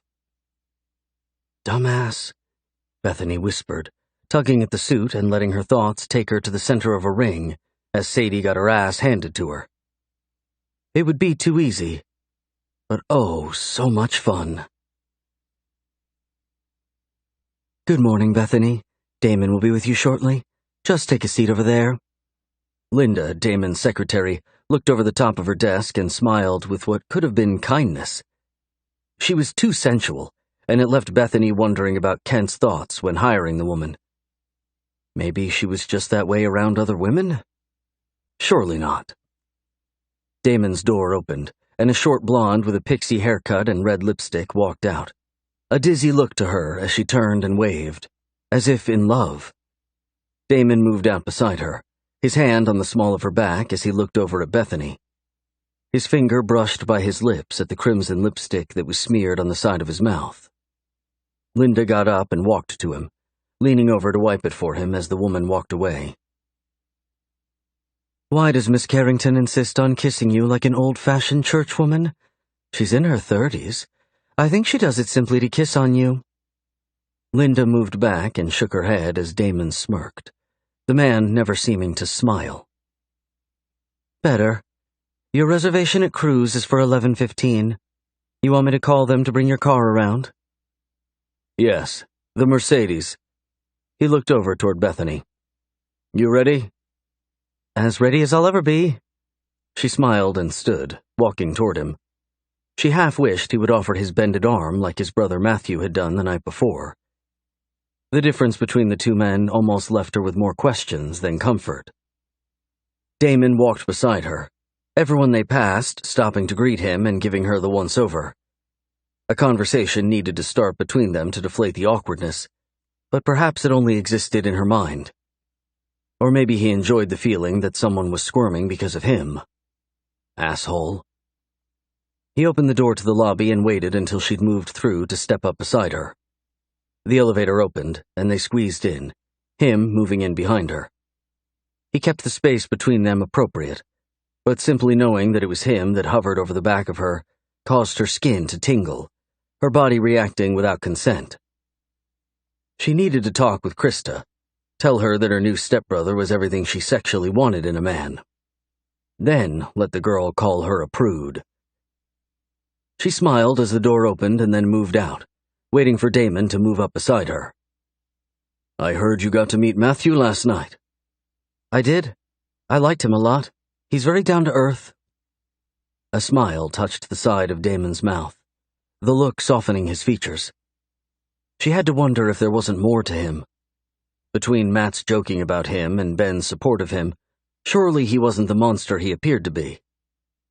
He opened the door again for her, and they walked out of the front of the building, the Mercedes waiting for them.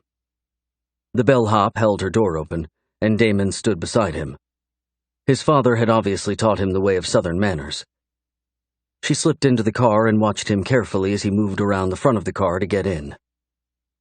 Breathing in deeply, she enjoyed the smell of him. Woodsy and masculine, strong and sensual. His black pants hugged his legs and waist, the faded pink button-down shirt bringing out the darkness of his features. He got in and looked over at her. Steakhouse for lunch. Hope you're hungry. I'm always hungry. My type of girl. He looked over his shoulder, the long, tanned slope of his neck far beyond kissable. She chided herself, hoping that she'd be able to keep it together for lunch. The excitement at finally feeling a deep sense of lust washed over her, but was shortly followed by the stark reality that nothing would come of it. What would they have? A double wedding? Her mom and his dad with the two of them beside them? Ridiculous. Was she his type of girl? From what Matthew had confirmed the night before, her looks were right in the middle of the ballpark, and yet he seemed to focus on blondes. Let's utilize every ounce of time we have together today. He turned back in his seat and reached for a pair of dark sunglasses, looking even more sinful than he had a moment before. Sounds good to me. What is my first assignment? First, my rules. I run the company, and my father has graciously trusted me to do things my way. I have several rules that everyone is aware of, and you'll do well to remember them. Heat flushed her chest and raced up her neck at the condescension in his tone. She would have to suffer through lunch if he was going to put on his asshole cloak and be the man she expected he was. Okay, tell me the rules. I'm happy to be compliant if they don't impede on my own morals. She gave him a sideways glance, hoping to convey that the no-panty rule didn't apply to her. He looked over at her as a lovely smile lifted his mouth again. I almost pegged you for someone who didn't follow rules. Your demeanor is on the edge. You look the part and are most certainly intelligent enough to play it, but something tells me there's more to you than you let on. Rule follower isn't something I would label you as. She laughed, her nervousness at the tone of his voice causing the air to thicken. It was hard to breathe, and something told her that it wasn't going to get any easier each and every time the delicious man beside her made an appearance. Chapter 9. The rules were simple, and Damon had barked them out like Bethany was a 3-year-old. No drama, no lies, no complaints. In all dealings with him, those were the standards he set, and she was to follow the rules like everyone else did. They sat across from one another at the upscale restaurant, Bethany watching Damon as he ordered their food and pulled a black napkin into his lap. You didn't even ask me what I wanted to eat? Did you want to change the order? He leaned forward, his gaze heavy and intimidating. No, I love crab and could eat cheese until I'm blue in the face. Then hush. You've broken 2 rules. No drama and no complaints. He winked at her, and she sat back, her hands fiddling uselessly in her lap. The fact that someone could be so handsome and have so much handed to him in life, and yet be domineering in a master-slave sense, was sickening. He wanted power, and he took it in each and every situation from what she could see. Don't overanalyze me, Bethany. I'm too complex for you to figure me out during the first week of your employment. He leaned back, picking up the glass of white wine that sat before him and taking a long drink. I want to talk with you about the interns. What about them? Ben is running the program for me, but he has no stamina or courage.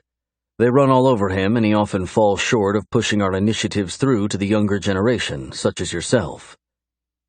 He set the wine down, lifting up his finger to tell her to wait a moment. She bit at her lip, anxiety pressing against her at why he had to play the ass and do it so well.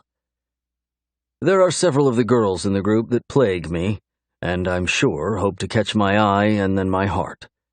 It's not happening. I would never date someone your age, and I'd most certainly not be interested in being anything less than completely professional with someone that works for Mackenzie and Bryant. Her heart sank, much to her dismay. What had she hoped for? That her stepbrother would see something in her and show her how a real man takes a woman? Bend her over the long, sleek top of his desk and give her reason to use his name profanely? What does this have to do with me, Damon? Glad you asked. He paused as the waiter placed the food before them, the smell causing Bethany to groan softly. She loved good food more than anything in the world. Damon's eyes moved from his plate to hers, his lips parting as he studied her. I assume your sensual sound of pleasure is toward the food? She laughed and picked up her fork, picking at the crab before taking a tentative bite and letting it melt on her tongue. She groaned softly again, nothing too loud, but the flare in his gaze told her quickly. He liked sounds. Stop concerning yourself with my food addiction and tell me what you want of me where the interns are concerned. I am one myself, so keep that in mind.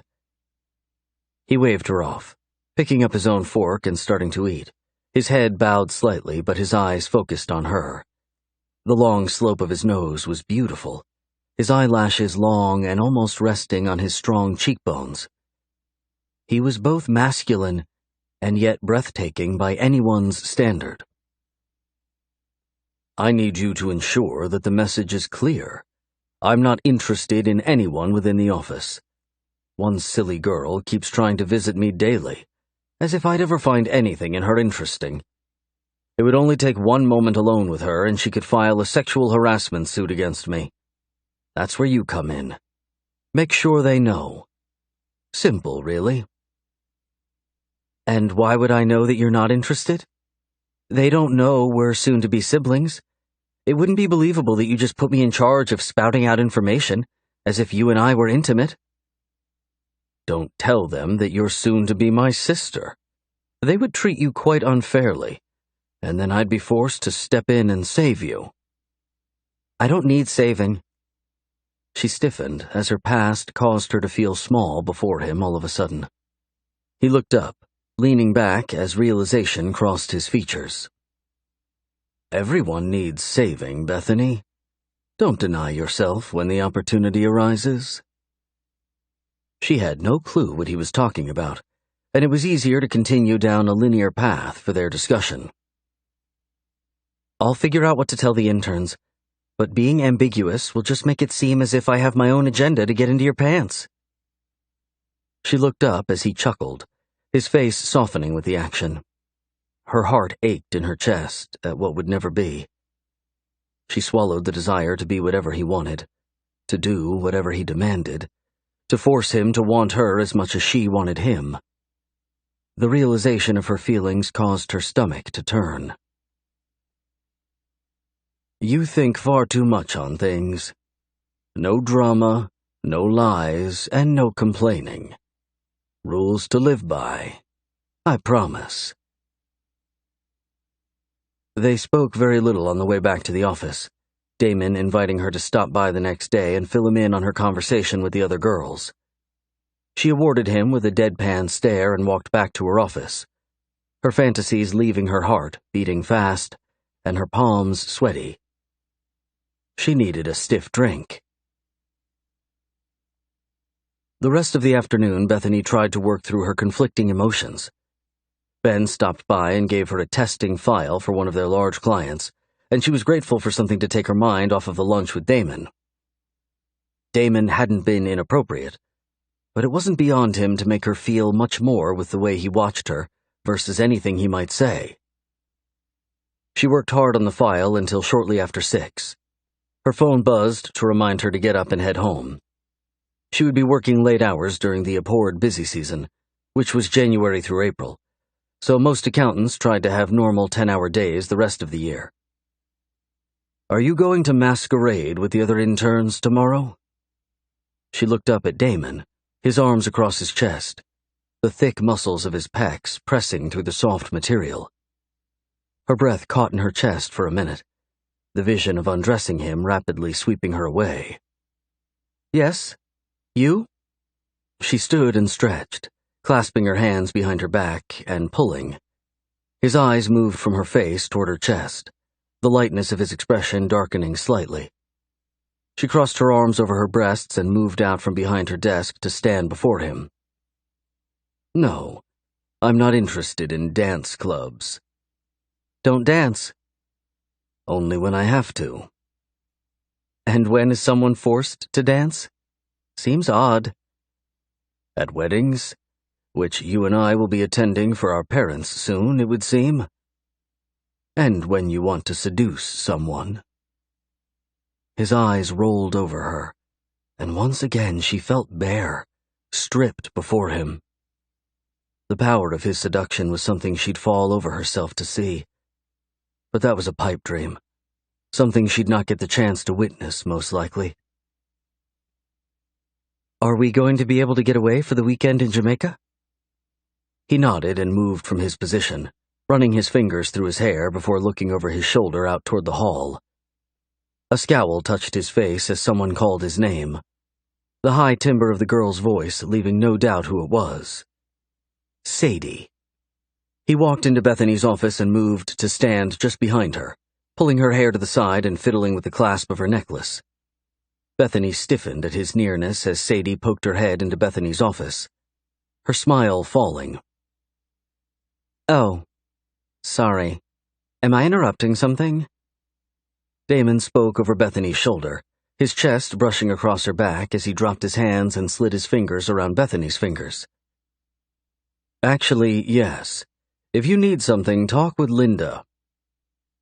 He turned toward Bethany as she sat, frozen with shock. He looked down at her with something like hunger and control in his gaze. "It looks great on you. I love the way it teases me to want to see more of your skin." His fingers brushed by the heart-shaped locket, and she shivered, her eyes locked on him, unable to help herself. Sadie huffed loudly and left as Damon moved back slowly, his gaze still holding Bethany still. She took a slow breath, realizing a desperate need for air. "I thought you were going to kiss me. What a mess that would create." She sat down in the chair beside her. "If they knew I was your sister, and then you planted the seed that we were somehow interested in each other—" "No one will know you're my soon-to-be stepsister, and I think planting that seed is the best way to remind everyone else that I'm unavailable." I was thinking about it this afternoon. I'll inform my father, and I'm sure he'll be all for it. I promise not to push you past your comfort zone. Least, not yet." He turned and walked from the office, his movements smooth, his butt fitting in his slacks far too well. Bethany sank back in her chair and touched the necklace around her throat, her eyes closing. He'd been so close. Just a bit more, and his lips would have brushed hers. She swallowed hard, wanting to know what it would feel like, what he tasted like. She exhaled loudly, standing and gathering her things before she made a bad decision. Going to see him again would only cloud her conscience.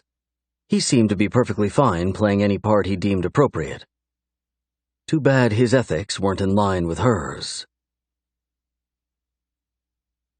Matthew greeted Bethany at the door, his famous bear hug her reward for a long day at work.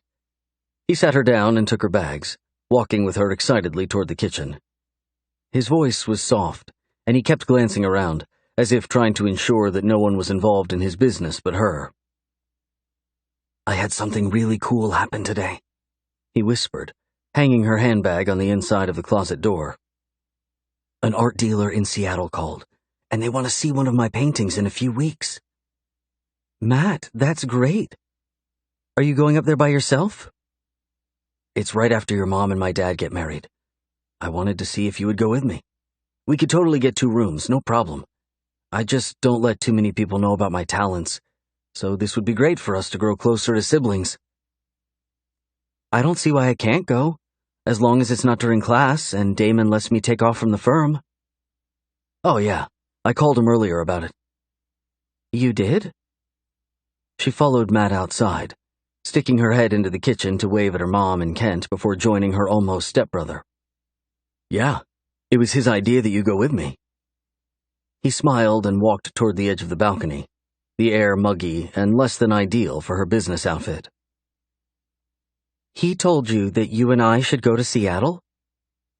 Was he trying to throw her off on Matthew? Seemed odd. Damon wasn't the family-type guy, from what she could tell. Why he would try and build her relationship with Matthew was concerning. Unless he hoped they might find something more in each other. Damon wanted her to fall in love with Matt? "No, silly. He's going with me for sure, and he told me to invite you. He wants to get to know you better and thought this would be perfect." Lust rolled over her as she reached up and touched the small heart necklace her mother had given her for her 16th birthday. "What time did he call you?" "Just now. Well, actually, just before you walked in the door. He's great, isn't he?" "Yeah, great." She turned and looked toward the long stretch of green grass, her thoughts scattered. What was Damon up to?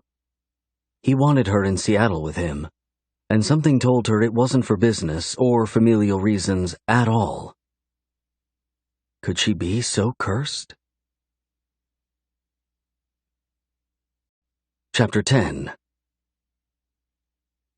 The next morning was uneventful, the whispers in the office about it being hump day causing everyone to chuckle and be inappropriate in hopes of garnishing a laugh. Bethany worked to avoid everyone, her thoughts depressing her further. She would have one more week before she needed to start working along with her classes. Her master's was important to her and would be needed in order for her to sit for the CPA certificate. But going back to a non-work environment seemed odd. What would Krista and Jake be like around her? It was bound to be a bit awkward for a while. They were probably enjoying the week with her gone. Maybe she needed to think about getting a place of her own, away from campus, and just driving in for classes. A knock at her door caught her off guard, a soft sound of surprise leaving her. She stood as a guy about her age waved, the smile on his face friendly, his eyes blue like the ocean. "Sorry to scare you. I'm Philip, the newbie." He smiled and moved into the room, his accent putting him from Australia or somewhere far away. He extended his hand, and Bethany reached out to shake it, his grasp firm, his gaze moving around her face. He was handsome, and his voice could melt chocolate. But she ignored all of that, her own emotions locked up in a battle over what to feel for Damon and what to seek counseling over. "No problem. I was just deep in thought. I do that a bit too often." She smiled and pulled her hand back. "I'm Bethany." "I've heard. There's a red-headed girl out to get you, I believe." He smirked and moved back toward the doorway, leaning against the frame and crossing his arms over his chest. His dark blonde hair fit his tanned skin perfectly, the set of his jaw giving him a masculine appeal. He was probably just like Jake, and used his rugged good looks to have women think the opposite. All guys were like Jake, except Damon. "Sadie. Yes, she's a peach for sure. Says you're dating the boss." "Oh yeah, that's new to me," she shrugged. "We're all going dancing tomorrow night. You should come. Would be good to get to know everyone. I plan on doing so myself." "So you'll be there?" "I plan to." She smiled as someone tapped Philip on the shoulder, the voice soft and muffled.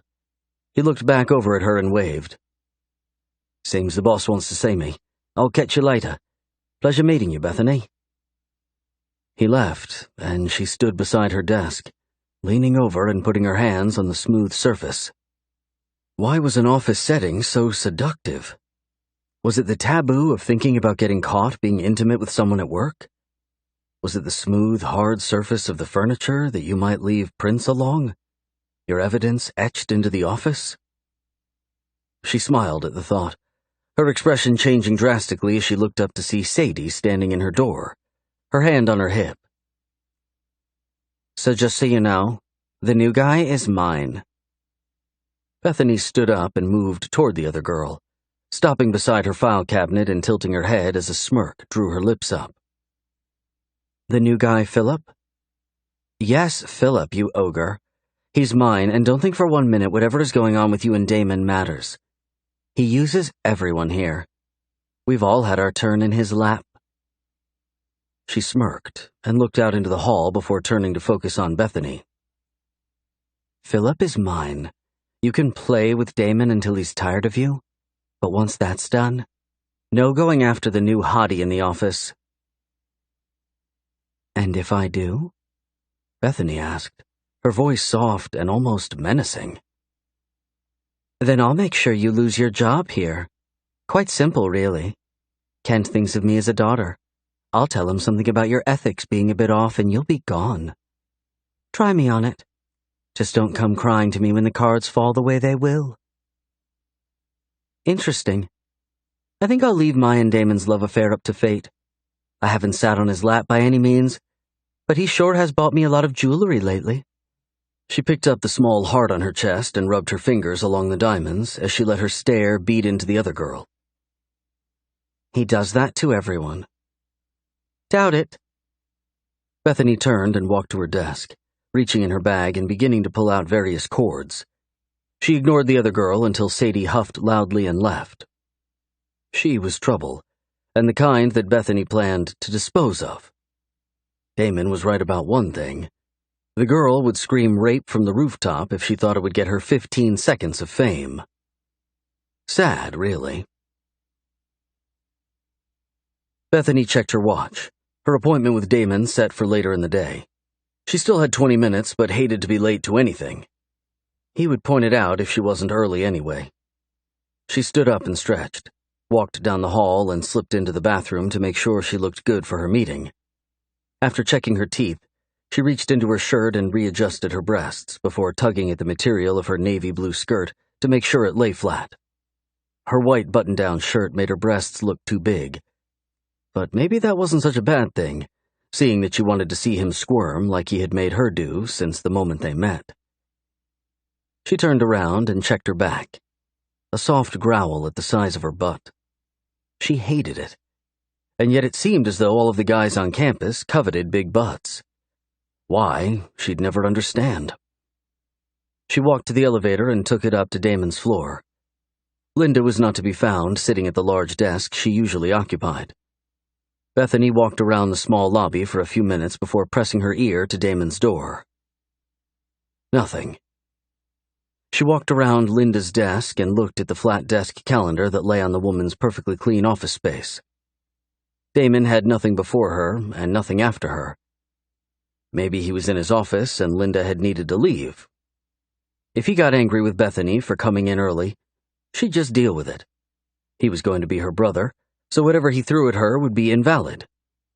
Her excuse of wanting to be on time was more important than his tantrum over losing control of his calendar, thanks to her. She knocked softly on the door, no sound coming from the other side. Pressing her ear to it, she heard the soft mumble of his voice and knocked again.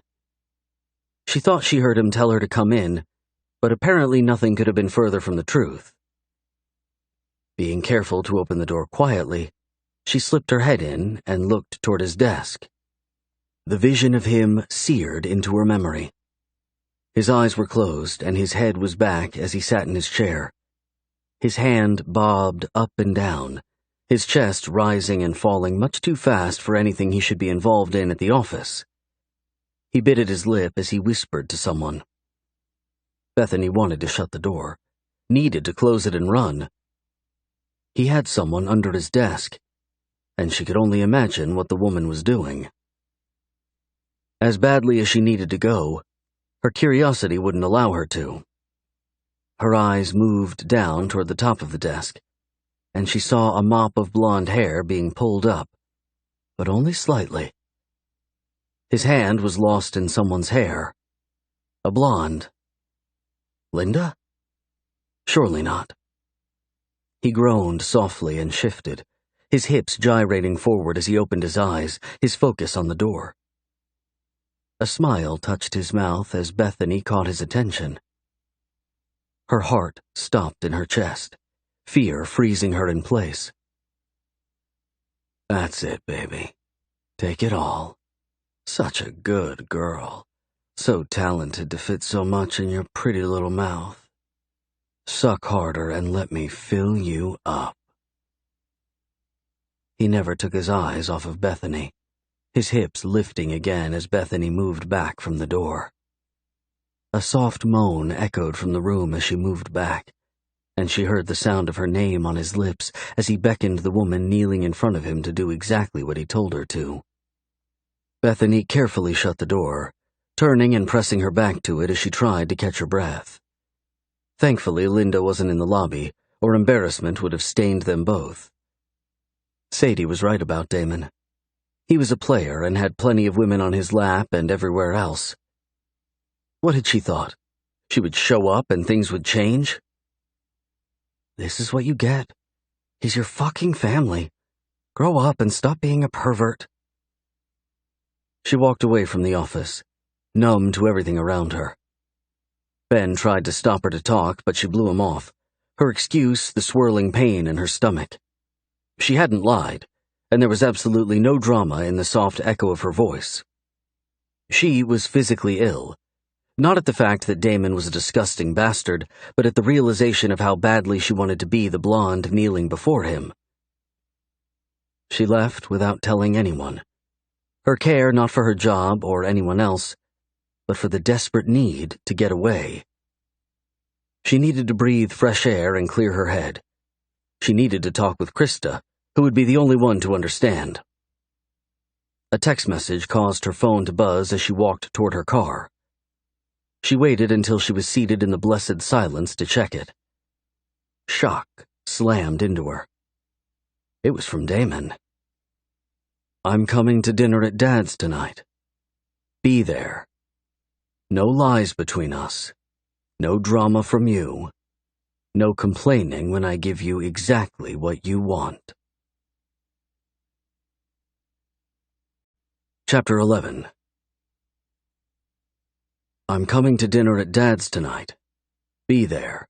No lies between us. No drama from you. No complaining when I give you exactly what you want. The drive home was torturous.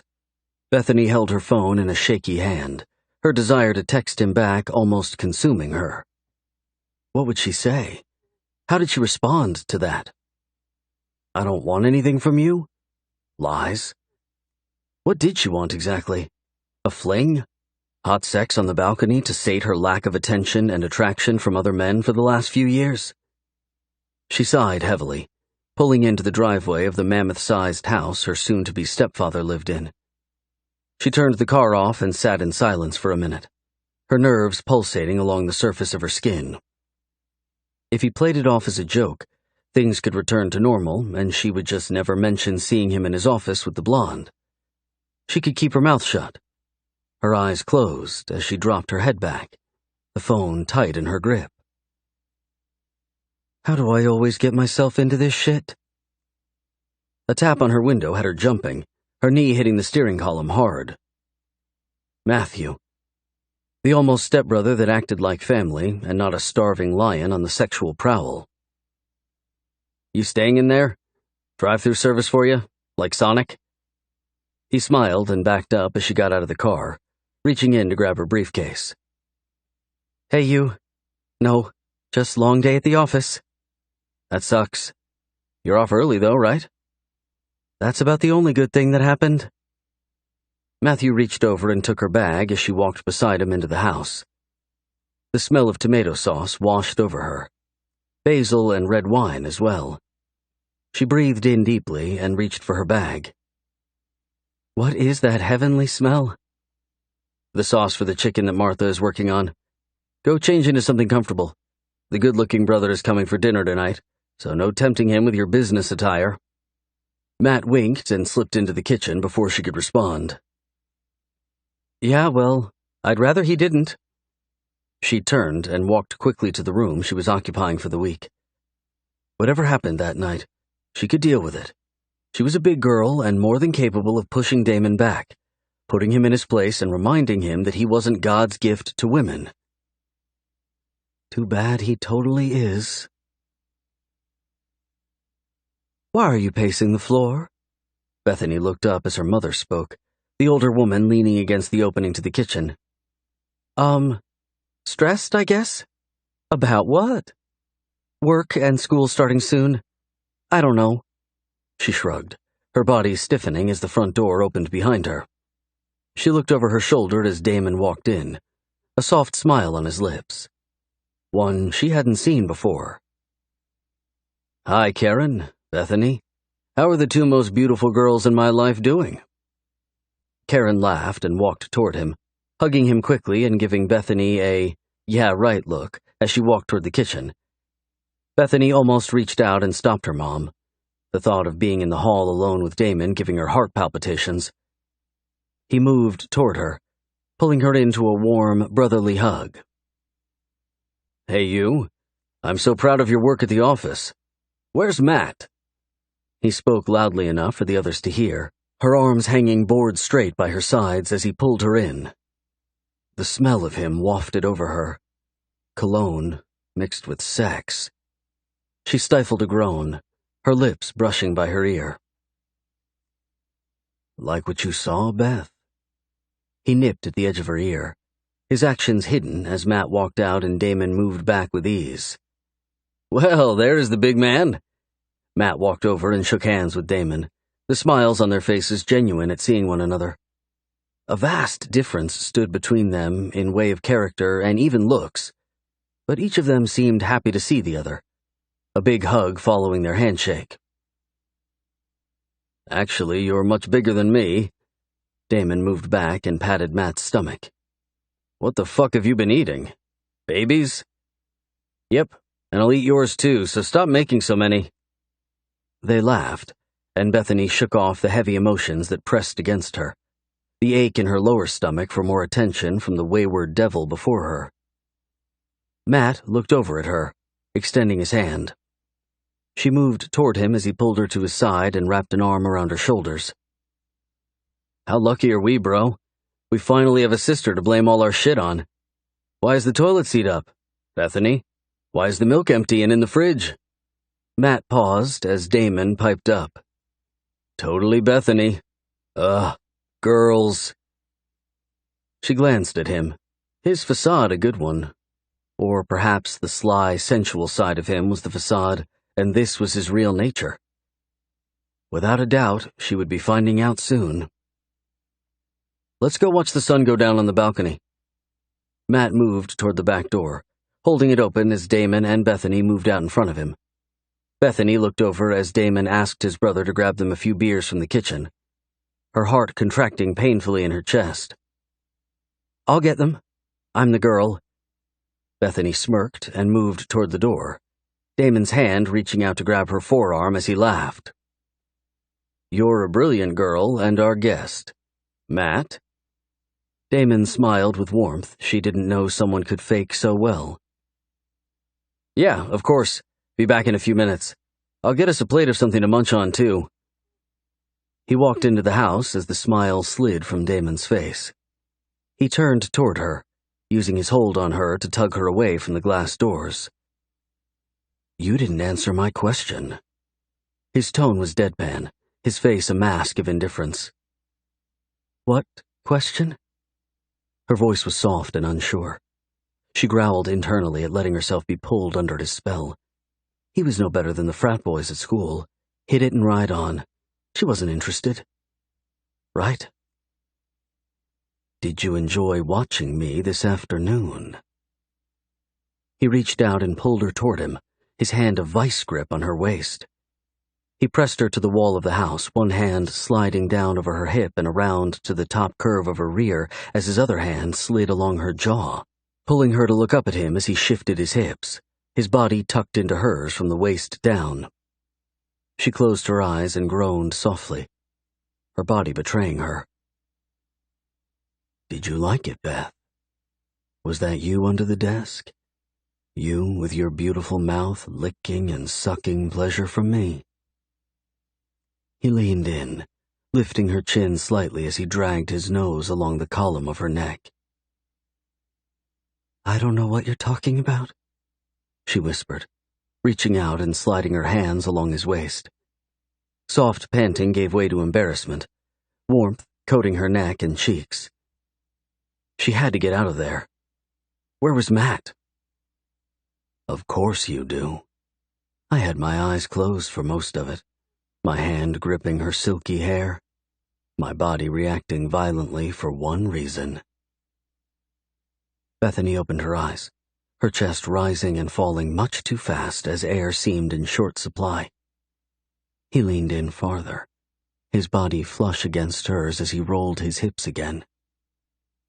"What reason?" she whispered, looking up into his eyes, needing his kiss beyond anything she remembered wanting. "I just let her be you, and I came harder than I have in ages."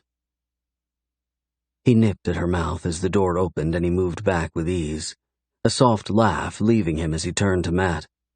"What?" Matt asked, walking out with drinks and food balanced in his arms and against his chest.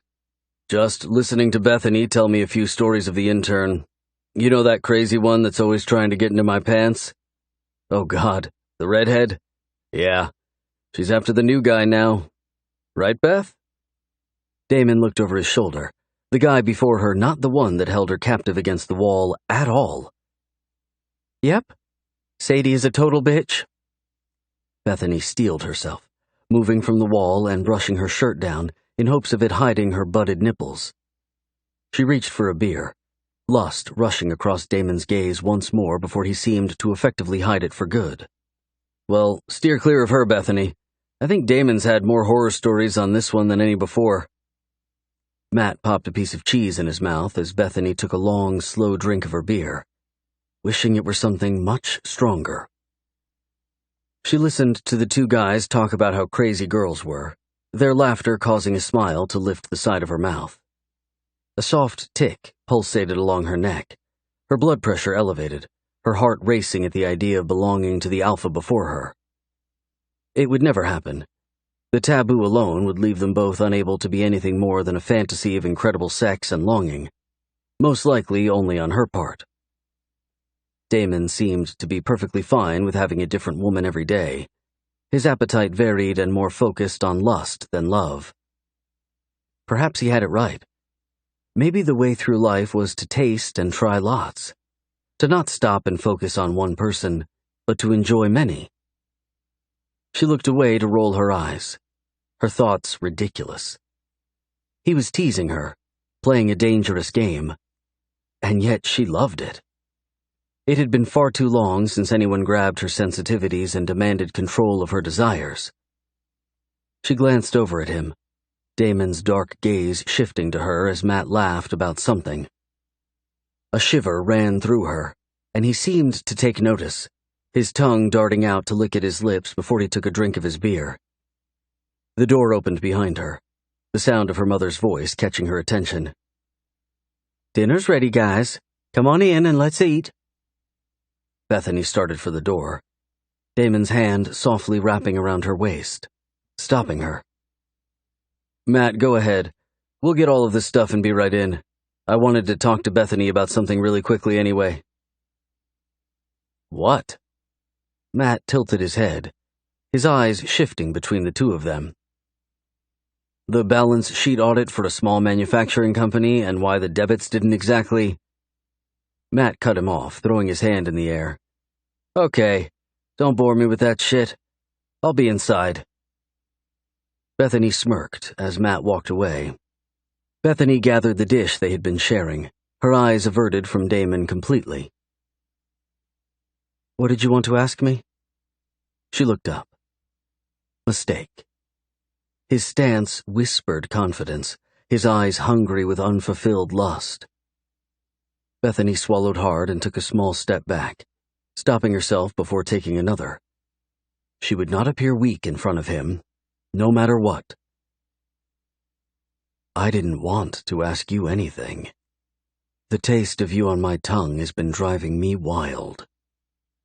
He licked at his lips again, his fingers coming up to brush by his mouth. "Yes, well, I'm not a blonde." She shrugged and turned to walk toward the door, Damon moving in to walk just behind her. She kicked herself internally for such an ignorant response. She sounded jealous and petty, namely because she was. "I find it funny that you think I like blondes." He held the door open as she stopped beside him, finding a bit of courage as she looked up at him. "You don't? Seems odd that one was crouching beneath your desk today. One answers your phone, and the pictures in your office highlight a different one altogether." "Are you jealous, Beth?" The smirk on his mouth caused her heart to skip a beat, the sweet aroma of him wafting over her as the wind blew. "Nothing to be jealous of. I'm your sister, remember?" She lifted her eyebrow, shrugged, and walked in, his voice nothing more than a sensual whisper. "Not yet, you're not." Chapter 12. "So you know we have the Barrington Corp Audit Committee meeting coming up next week?" Kent turned to Damon, Bethany's eyes on her soon-to-be stepfather as he turned the conversation at dinner from something more casual to business. "I do. I've prepared a few things, but I was thinking we could meet tomorrow morning to discuss the fullness of what you want presented." Damon shifted his dark gaze from Kent to Bethany as he lifted his napkin and wiped his mouth. "I'd like to involve Beth, if you're okay with that." "Beth?" Kent looked over to Bethany. "Do you go by Beth? I thought you went by Bethany." "I go by either. Most people call me Bethany, but Damon has taken a liking to the nickname, I guess." She shrugged, smiling as the rest of the members around the dinner table chuckled. "Short and sweet, just like my new sister." Damon lifted his eyebrows in comic challenge. "Hey, I'm not short," Bethany grumbled as everyone laughed. Damon had far too many sides to keep up with, and trying to discern which was truly him, or if they all were, would be a full-time job. She focused on her plate, the dinner delicious, the company rich in many more ways than she had imagined possible. Asking her mom to move things up with Kent was a bit selfish, but it was working out beautifully. "I'd love for Bethany to be there." Kent picked up his fork and stabbed at the chicken on his plate, his eyes moving between Bethany and Damon. "You guys know that she will be starting school again soon," her mother spoke up. "Have you thought through the schedule for her so that she's able to focus on her masters as well as doing a good job for you guys?" Bethany laughed. I'm right here, Mom. They all chuckled, Damon taking up the conversation as Matt lifted his wine glass in the air and studied the contents as if in an experiment. Bethany stifled a smile at the silliness of her soon-to-be brother. He was convinced that if he didn't make himself out to look crazy, then responsibility and demands would soon take freedom from his days. We can talk about her schedule more soon. When do you go back, Beth?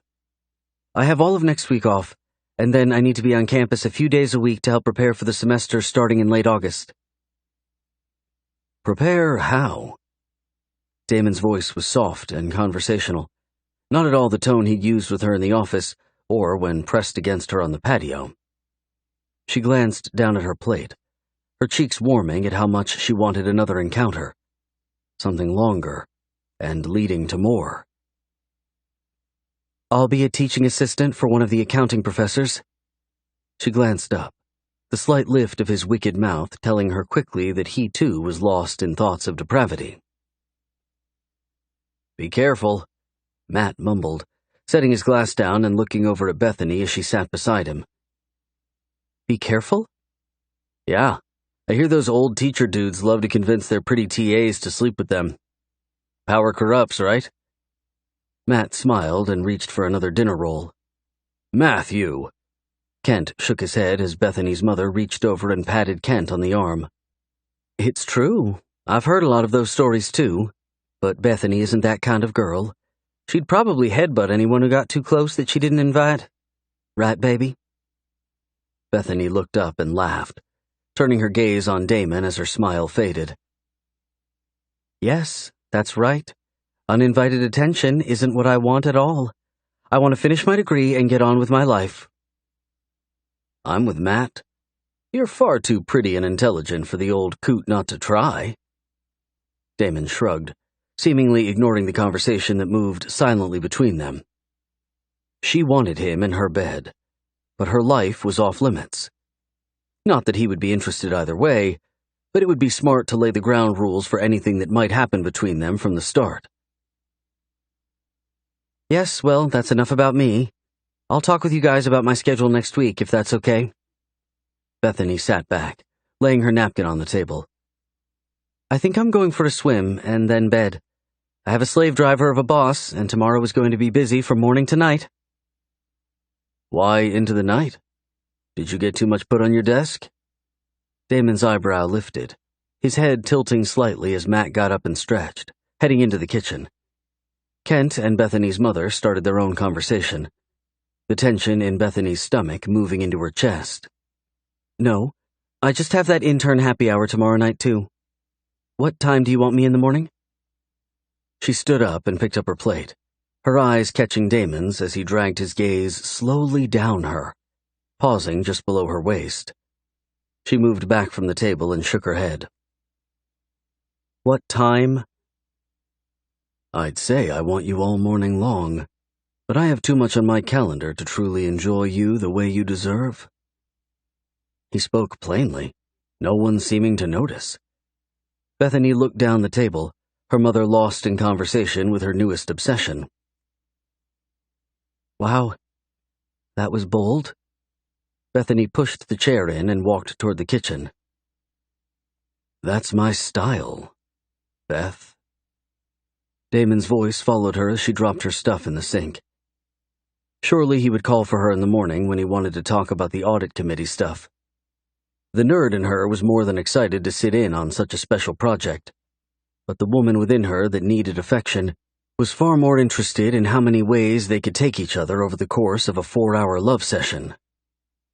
She walked to her room, avoiding the dining room and Damon altogether. He was nothing but trouble, and her curiosity was going to land her bent over the desk not of a professor, but of a cocky accountant. The water was warm, the night sky filled with the brilliance of 1,000,000 stars. Bethany sank down into it, her bathing suit a small bikini, her full piece being lost to her last skinny-dipping adventure in college. The sound of a car starting brought a mixture of peace and disappointment. Damon must have left, which was a good thing, and yet... she slipped under the water, her long hair billowing out around her. She twisted, looking up through the blurry liquid to see someone hovering just over the edge of the pool.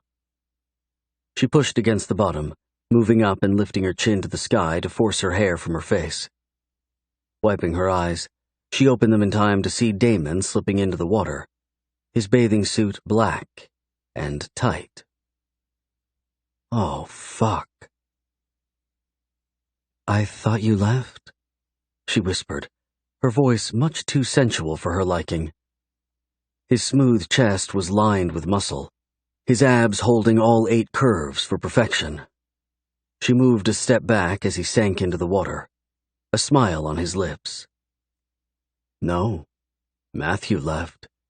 He said to tell you that he would see you Friday." Damon stretched out his strong arms and pushed the water away from him, his body moving back from her.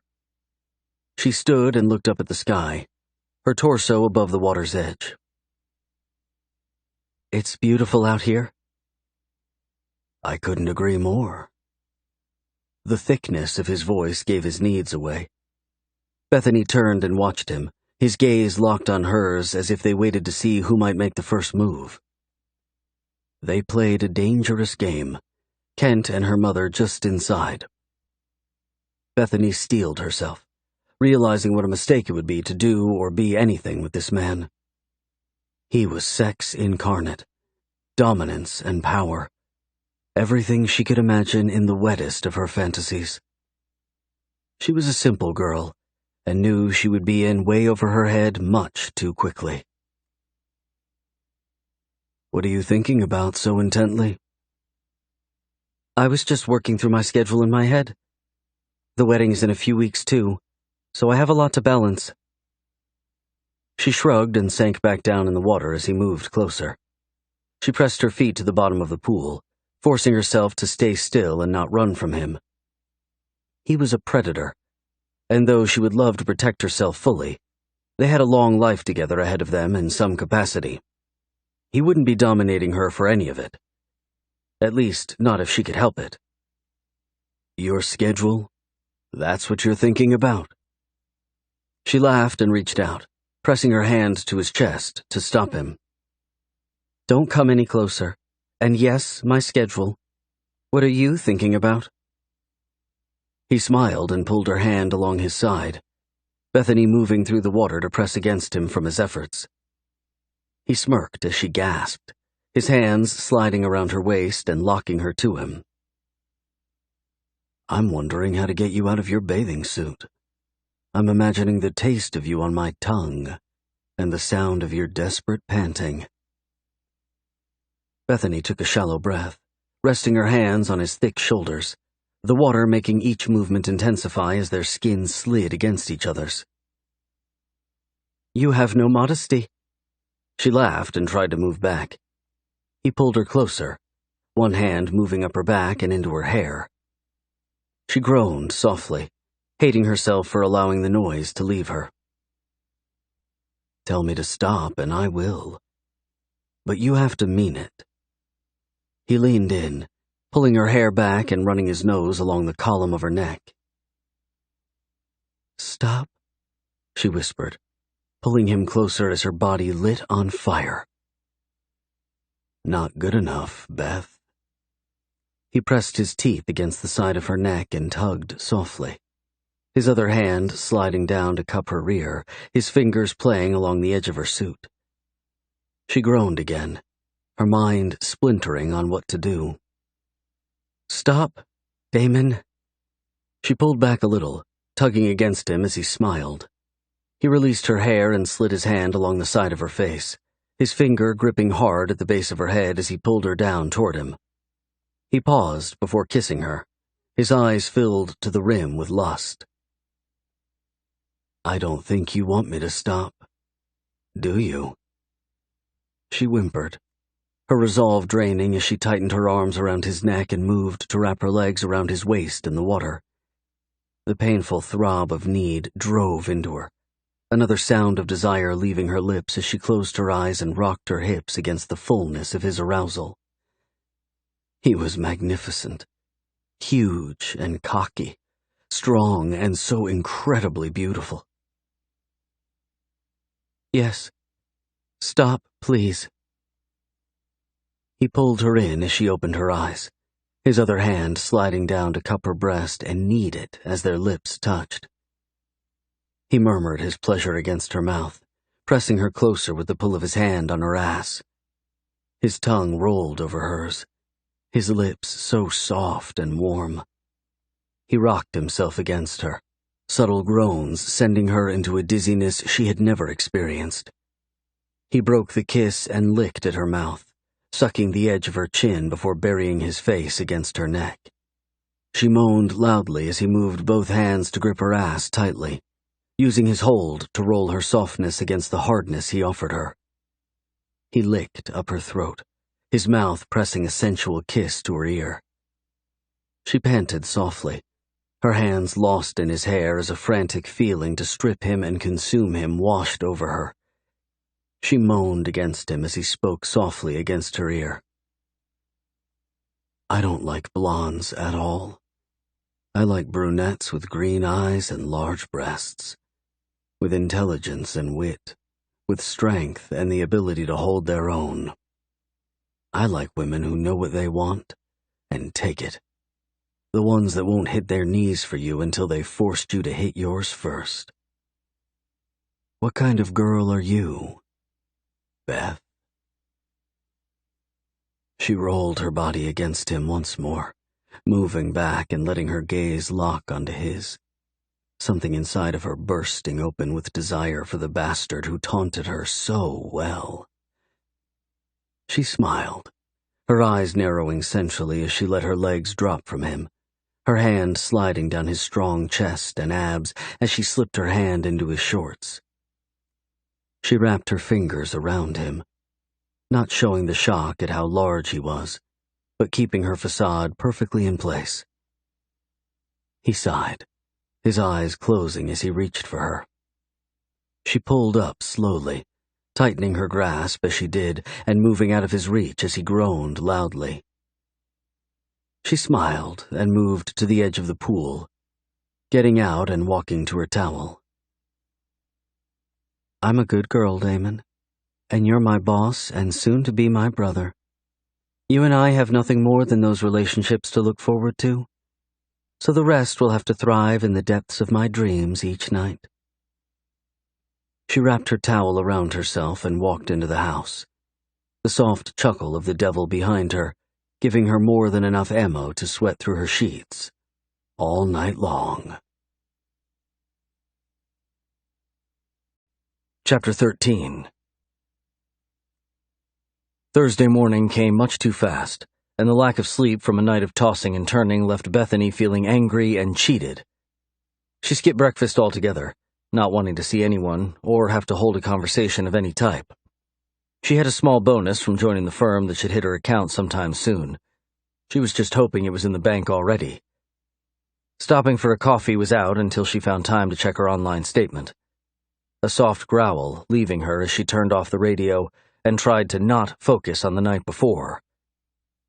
Having Damon out at the house while she was there was a complete no at this point. She wanted him too badly, needed him against her, lost in her.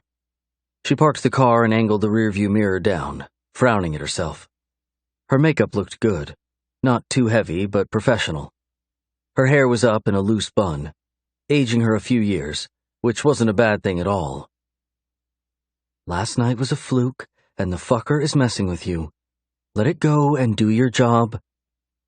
She fixed the mirror and got out, the sound of someone calling her helping to squish the need to barge into Damon's office and consume him where he sat. Bethany. Hi, wait up.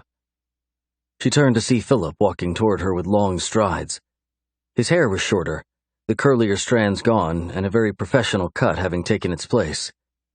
He smiled, and she couldn't help but smile back. He was cute and friendly, safe, and he would make a good friend if nothing else. You cut your hair. She moved in beside him, looking up at him as they moved toward the building. Yeah, well, I guess Mr. Bryant wasn't thrilled with my look, so I got a call from his secretary yesterday to get it taken care of. He laughed and shrugged. Whatever. Damon made you get your hair cut? Or Kent? Damon, but it's all good. I'm new to all of this, and it's his company, so I got it cut. I like it longer. I did too. He laughed and opened the door, moving back to let her go in first. She looked over her shoulder, a scowl on her face as anger rose in her chest. What a jerk. He's in charge and pays me handsomely to work here. It's hair, it will grow back. Philip smiled and pushed the button on the wall. So not changing your mind on going to the club tonight, right? Bethany walked into the elevator, squeezing to the back with Philip. She waited until everyone got on to turn to him, her eyes catching the back of Damon's head and nodding to give Philip a heads up. Manipulation reared to life inside of her. The desire to push Damon to the edge and see what he was really up to presented like a perfect package. I'll be there. I bought a little black dress for the occasion. I just hope it's appropriate. I've never been to a work function. She shrugged, trying hard to keep the wicked smile off her face as she knew her words were reaching their intended victim. I'm sure it will be just fine.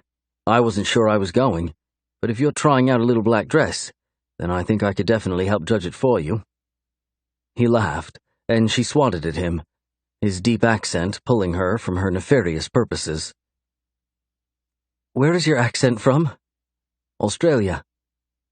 The elevator stopped, and a few people got off. Bethany ignored the fact that Damon was closer, having shifted himself in front of them. His back was to them, but the familiar smell of his cologne tugged at her hormones far harder than the lovely voice of the guy beside her. I love it. It's so different. Most girls here like it, but at home, it's just commonplace. He paused and looked at his watch. You want to grab lunch today? I know you were busy yesterday, but today any better? Bethany didn't get the chance to answer as Damon looked over his shoulder, the warning in his gaze setting her on edge. Actually, she's having lunch with me and Kent. We're discussing the audit committee at 11 today, so your date tonight will have to suffice. Damon shifted his eyes from Bethany to pin Philip in place. Of course, sir. I didn't even see you there. No disrespect meant. None taken. Damon turned back to Bethany, his jaw locked into place. My office at 10:45 so I can prepare you for the lunch conversation. Damon slipped off the elevator, and Bethany shook her head, her face burning with anger at his response. She deserved it. She had been playing with him, poking at a loaded gun, and it had gone off in her face. She glanced at Philip, who looked like he might pass out. Hey, you okay? She reached out and touched his arm as the door to the elevator opened. Yeah, just don't like that guy very much. He acts like he has the power to ruin you. I hate it. He rolled his shoulders and forced a smile, Bethany chuckling at the sadness of his efforts. I'll see you later. We'll talk more tonight. And good luck at your meeting today. She waved and turned down the hall, her mood slipping further south as she mumbled, Thanks. I'm going to need it. He was pissed. That much was obvious, but he seemed the type to hide those sorts of emotions. Had none of them turned the tables on him and played back? Was his dating life a quandary of limp robots that simply did as he said, when he said? He leaned over the top of a large glass table, his finger moving along a flowchart as he spoke to her in a monotone voice. She bit her lip to keep from attacking him verbally. They will have the CFO of Barrington give his report, and then I will give ours, you being the one to flip the slides, and Kent will fill in as he sees fit. He glanced up, his eyes filled with dark emotions. Are you even listening? No, I'm not. She shrugged and walked to the window, moving the blinds to look out at the cityscape. What do you mean, no? This is important. It's not a simple task. It's a moment to impress Kent and lock yourself into a larger role here at Mackenzie and Bryant. Pay attention, or I'll find someone else to do it. He barked at her as she turned, leaning against the window. "You're upset. Tell me why." She tilted her head, trying to give off more empathy than she was feeling. "I'm not upset. I want you to pay attention and do well during this meeting. You're walking around like your head is in the clouds. Just because some punk-ass boy from Australia wants to see you shake your ass in a dress doesn't give you the right to shut down here at work. Get your shit together and get over here." He turned back to the table and let out a long sigh. Pain slammed into her, his anger as powerful as his passion. She walked over toward him and swallowed the hot lump in her throat, pointing to the chart and trying to steady her voice. "So after Mr. Parks gets up and does his part, you will introduce us to the new board members, and I will start the slides. Can I have a copy of them today so I can walk through them mentally when I need to move us along as you speak?" He looked over at her, the tight pinch of his shoulders relaxing just a little. "Yes, but it's highly confidential. You'll have to be careful with it." "I will review it and memorize the moving parts and then delete it." "By when?" "By this afternoon. You and I can rehearse first thing in the morning together?" "Good. I like that." He stood and brushed his hand along his chin. "I'm sorry. I didn't mean that about the dress. I'm being a dick." She walked toward the door and paused before leaving. "Where do I get the zip drive with the files? And where do I meet you and Kent for lunch?" "Linda will get you a copy of the files just after lunch, and meet us down in the lobby in 20 minutes. Did you hear me? I'm sorry." She shrugged. "No reason to be sorry. You were wrong with your accusations anyway." "What do you mean?" "My thoughts aren't taken by a silly Australian boy seeing me in a dress. They're suffocating in the depravity of being fucked 20 different ways by you." She walked out, her chest constricted as her heart raced. She couldn't keep this up. She wasn't as aggressive and domineering as he was.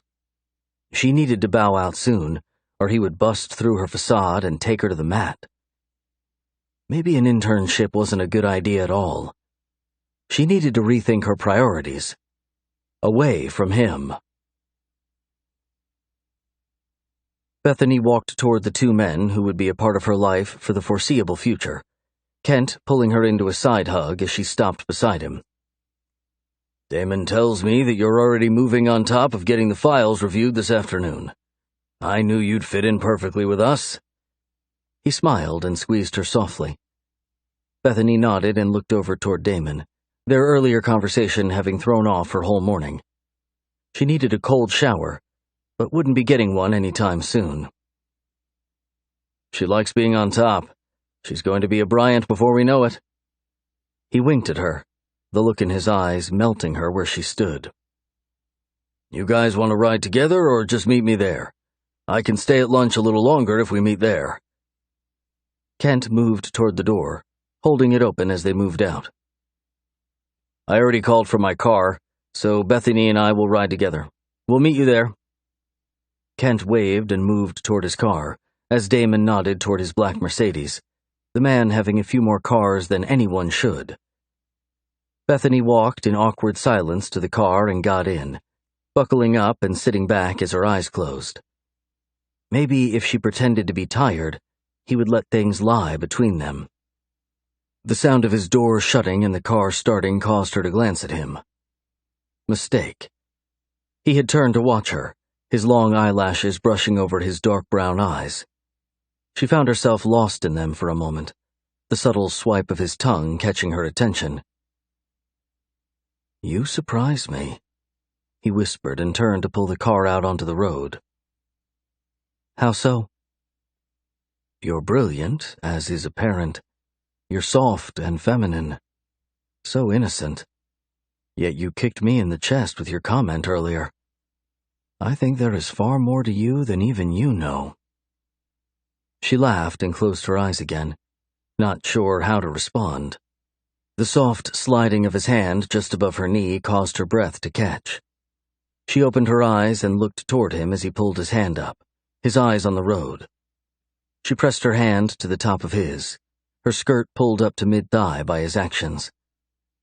He didn't speak, but softly rubbed his thumb along the tender skin of her thigh, his teeth pulling at his lip as he breathed in deeply. "We should take an NRL together." He glanced over at her, his sensual lips turning into a wicked grin. "What's an NRL?" She breathed out, pushing his hand down back toward her knee as she tried to get a hold of herself.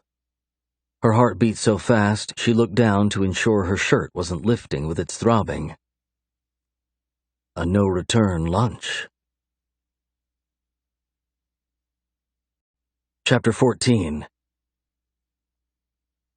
They sat in the fancy restaurant, Bethany's mind far from anything that might help her future and more attuned to the things that would wreck it. The desire to climb into Damon's seat and drown in the scent of him played through the recess of her mind over and over, her stomach aching from tensing it so many times on the short drive over. The waiter approached, and Bethany lifted her menu, trying to blink the haze away from her eyes. Damon had a hold of her in ways that birthed worry. Years of not having sex or time to find the right guy to share herself with had left her a bit too needy. The show of desire by the relentless man across the table from her had destroyed her resolve to leave well enough alone. It would take the attention of someone else to get her mind off of him. Maybe Philip was a good idea. He was cute and safe, attractive, and seemed to like her already. "Bethany, what are you having to drink?" Kent's voice tugged her from her thoughts. "Oh, sorry. Water and a glass of whatever you ordered." "I ordered whiskey. You sure you want a glass?" Damon chuckled and shook his head. She narrowed her eyes, tilting her head a little. "Yes, I'll have a glass of whiskey. No problem."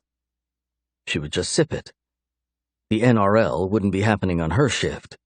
Sex, as much as she wanted it with him, would undo them. What happened after the night of passion?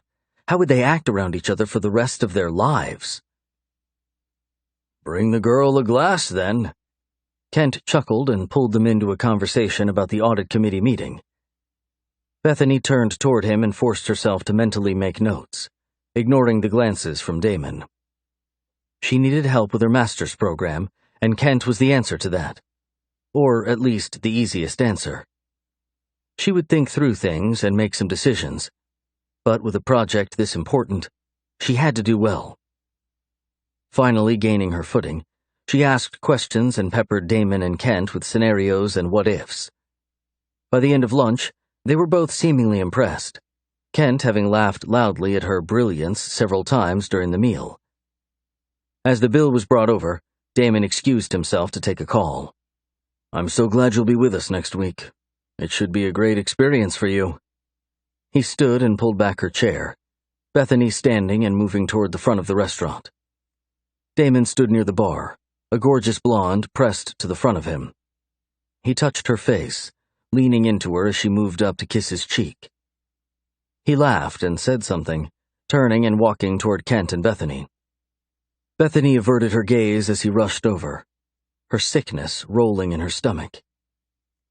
Jealousy was a horrid emotion, and one she wasn't used to feeling too often. Damon opened the door and smiled at them. "Ready?" He moved back and Bethany nodded, wanting to ask who the woman was, and yet just not willing to let on about her feelings. Kent and Damon said their goodbyes, talking briefly about last-minute wrap-ups as Bethany got into the car and waited. Damon slid in moments later, his black slacks hugging his strong thighs, the large curve between them making her eyes widen. "You all right?" he asked, looking over at her as he buckled up. "Yes, not used to having liquor at lunch, but I can't say that I won't try it again." He laughed and pulled the car out, his hand moving to his thigh as he beat out a rhythm that must have been in his head. They drove in silence, his desire to tease her seeming to have been sated.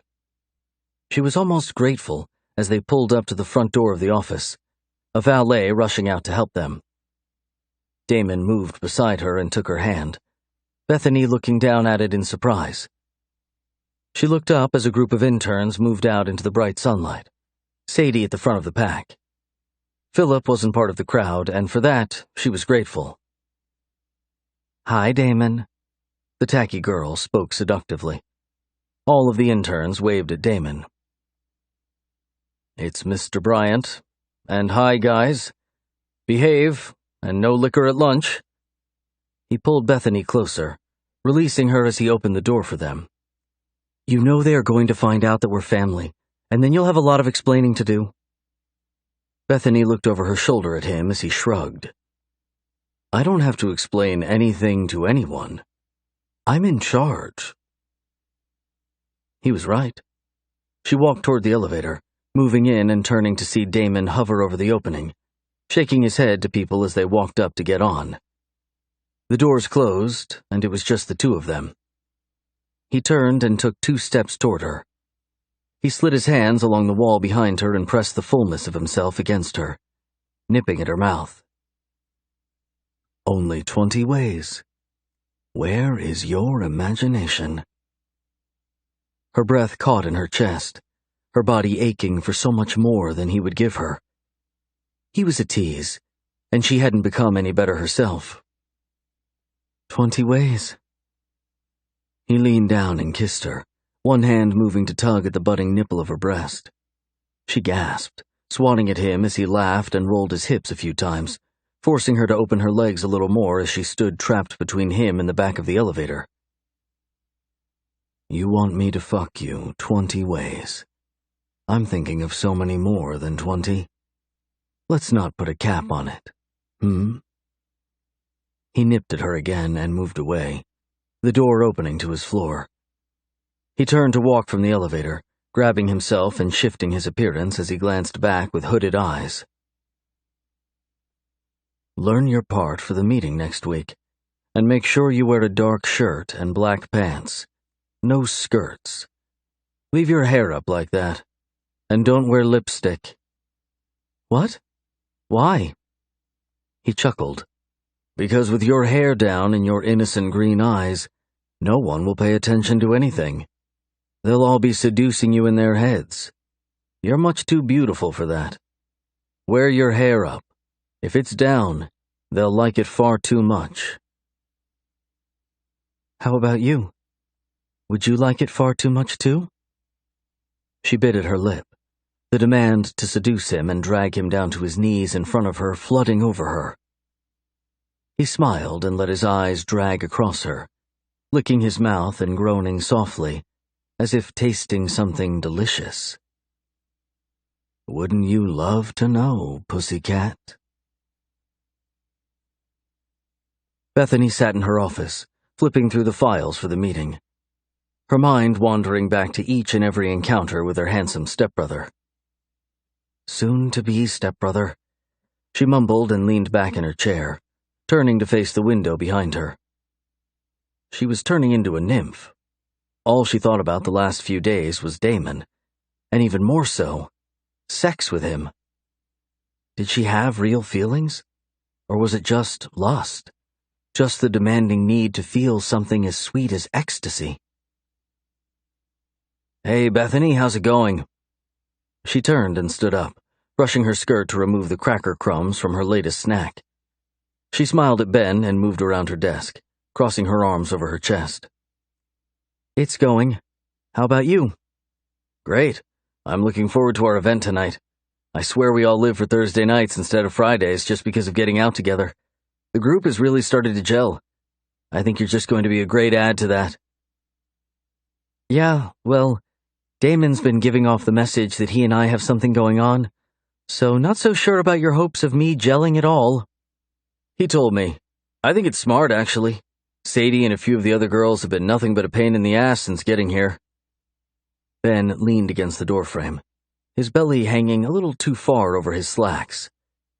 Bethany ignored it and focused on his face, the friendly smile giving her comfort. "Why not just get rid of them? Wouldn't that be easier?" "Yeah, but with the labor laws today, you have to have a real reason. Who's going to believe that someone who performs at work really well and has really high marks from school is sexually harassing someone like Damon? He looks like a predator, not her. Just have to deal with it, really. That's ridiculous. I agree, but it is what it is. Is he coming tonight? Bethany asked, lifting her thumbnail to her lips as she nibbled at it. Damon had already said no, but maybe he was bluffing. Hopefully. I was going to ask you the same thing. I don't know. We're just pretending to be together. We're not actually together. Bethany dropped her hand and laughed sardonically. Ben's lips lifted in a goofy grin. Of course not, silly. You're family. Anyway, I'm making my rounds to see how you're doing on your workload. Also, wanted to remind you that this is an office get-together, and as such, we need to make sure our dress and attitudes represent Mackenzie and Bryant as we're out. She chuckled.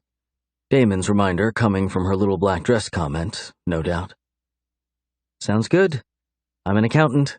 I don't really own anything that would be considered inappropriate. Ben smiled and moved from his reclined position. Doing okay on your workload? Yes, it's going great. Just wrapped up my review for this meeting that Kent and Damon want me in next week. The audit committee stuff? Yeah, that's it. Yeah, so don't mention that to anyone else. It would seem unfair, and I'm the only one who understands that it's because you're family that they plan to move you up the totem pole pretty fast. Ben looked behind him in the hallway. Oh, okay. Thanks for the advice. You bet. See you tonight, and remember, no work talk tonight. Only good times to be had by everyone. I'm there, and I will do my best to follow the rules. She lifted an eyebrow as Ben left, the sound of his soft laughter warming her. He was a good guy, one she needed to get to know better. He knew Damon pretty well, so if she was going to get any sort of scoop on who Damon really was or what his past relationships looked like, most likely it was going to be from Ben. The last few hours of the day passed too quickly. She wrapped up her review and took the zip drive back up to Linda, Damon's secretary. She nodded toward the door and smiled toward the pretty blonde. Is he in there? No, he just left after getting back from lunch. I assume he went to see his girlfriend, but don't tell him I said that. He has a girlfriend? Bethany couldn't hide the emotion on her face. He has lots of girlfriends. Linda stood up and took the drive. Have a great evening, and enjoy the intern party. If you have your sights set on Damon, don't bother. He's a bastard and a half when it comes to women. Best boss in the world, but his sex drive is insatiable, and he's gotten in loads of trouble thanks to it. Do yourself a favor and stay far, far away. Bethany nodded, whispering, I will, as she turned to go. Chapter 15. A quick stop by the house to change into something more club-worthy, and Bethany was on her way to masquerade. She applied more makeup than usual, her dress covering everything but hugging her curves and accentuating perfectly just how much of a woman she was. If Sadie wanted to step up against her, she was going to bring it tonight. It had nothing to do with Damon, and everything to do with someone needing to put the bitch in her place. The redhead thought she had entitlement, the right to demand things and threaten various people at will, including Bethany. Not tonight. Bethany pulled up to the club and got out, walking into the loud sound of Pitbull's Time of Our Lives, screaming from the speakers. Ben waved his hand wildly at her, a large table over in the far corner theirs. She walked toward them, cursing herself for forgetting a mask. The theme that night was half-masked. Your mask was only allowed to cover your eyes. Bethany laughed at the large clown mask that Ben pulled from his face, a large smile on his mouth. Hey girl, where's your mask? A few other interns turned, smiles on their faces, drinks in their hands. I totally forgot it. I can go get one and come back? She shrugged, keeping her eyes on the man in front of her. She hadn't really gotten to know anyone that well, and felt a bit on the spot all of a sudden. No worries. He turned and yelled at the group. Introduce yourself to Bethany while I get her a mask." He disappeared, and several people moved up to introduce themselves. She shook hands and smiled, worried about her dress all of a sudden. Trying to feel better about herself by dressing up seemed like a great idea, until she stood in front of her peers with all of them dressed like they were going to church. Wow. Philip's voice sounded beside her. Bethany turned and sighed with relief, reaching out to touch his arm as the muscle flexed beneath her fingers. The black mask covering his eyes made him look more sensual than he had earlier that day. His blonde hair and blue eyes were the perfect match for melting girls' hearts. And when he spoke, Bethany sighed again as Ben moved up. "Here you go, madam. Philip, have you met Bethany?" "I have. I was just going to ask her to come dance with me." Philip moved his shoulders a little side to side, like he had moves to share. "I'm glad you're here," Bethany whispered, taking the mask from Ben and slipping it on. She wished for a moment that she had a full-face mask so she could hide behind it completely. "Looks great on you. Go have fun. The tab is open at the bar and it's on the company, so no worries," Ben called out before turning to lift his glass in the middle of a large group. Bethany turned and slipped her arm into Philip's. "I'm glad you're here too. I think I might have to hide the rest of the night. Sadie seems dead set on grabbing my attention and—" "No. Just no." He laughed, and Bethany did as well, stopping by the bar and ordering a beer. "You like beer?" Philip asked, moving to stand closer to her. The button-down shirt he'd worn that day at work looked really good with his jeans, the material soft in appearance and hugging his sleek frame. "Yeah. You don't?" She thanked the bartender and lifted the bottle to her lips. "I love it." He lifted his Heineken toward her, and they hit the bottles together. "Most girls drink fruity drinks and stuff." "I'm not most girls." She smiled, and he wagged his eyebrows before moving toward the dance floor. The music was loud and fast, fun and energetic. She took another swallow of her beer and lifted her hand to drop it on his shoulder. He draped a hand on her hip and moved with her, their distance comfortable. Something about him helped her to relax and just enjoy herself. His eyes moved along her as they danced, the smile lifting his lips every so often, giving way to his own thinking being less than professional. He wasn't Damon, but that was a good thing. Stripping him naked and making an exhibitionist of herself on the dance floor wasn't at the front of her thoughts either, which was a relief.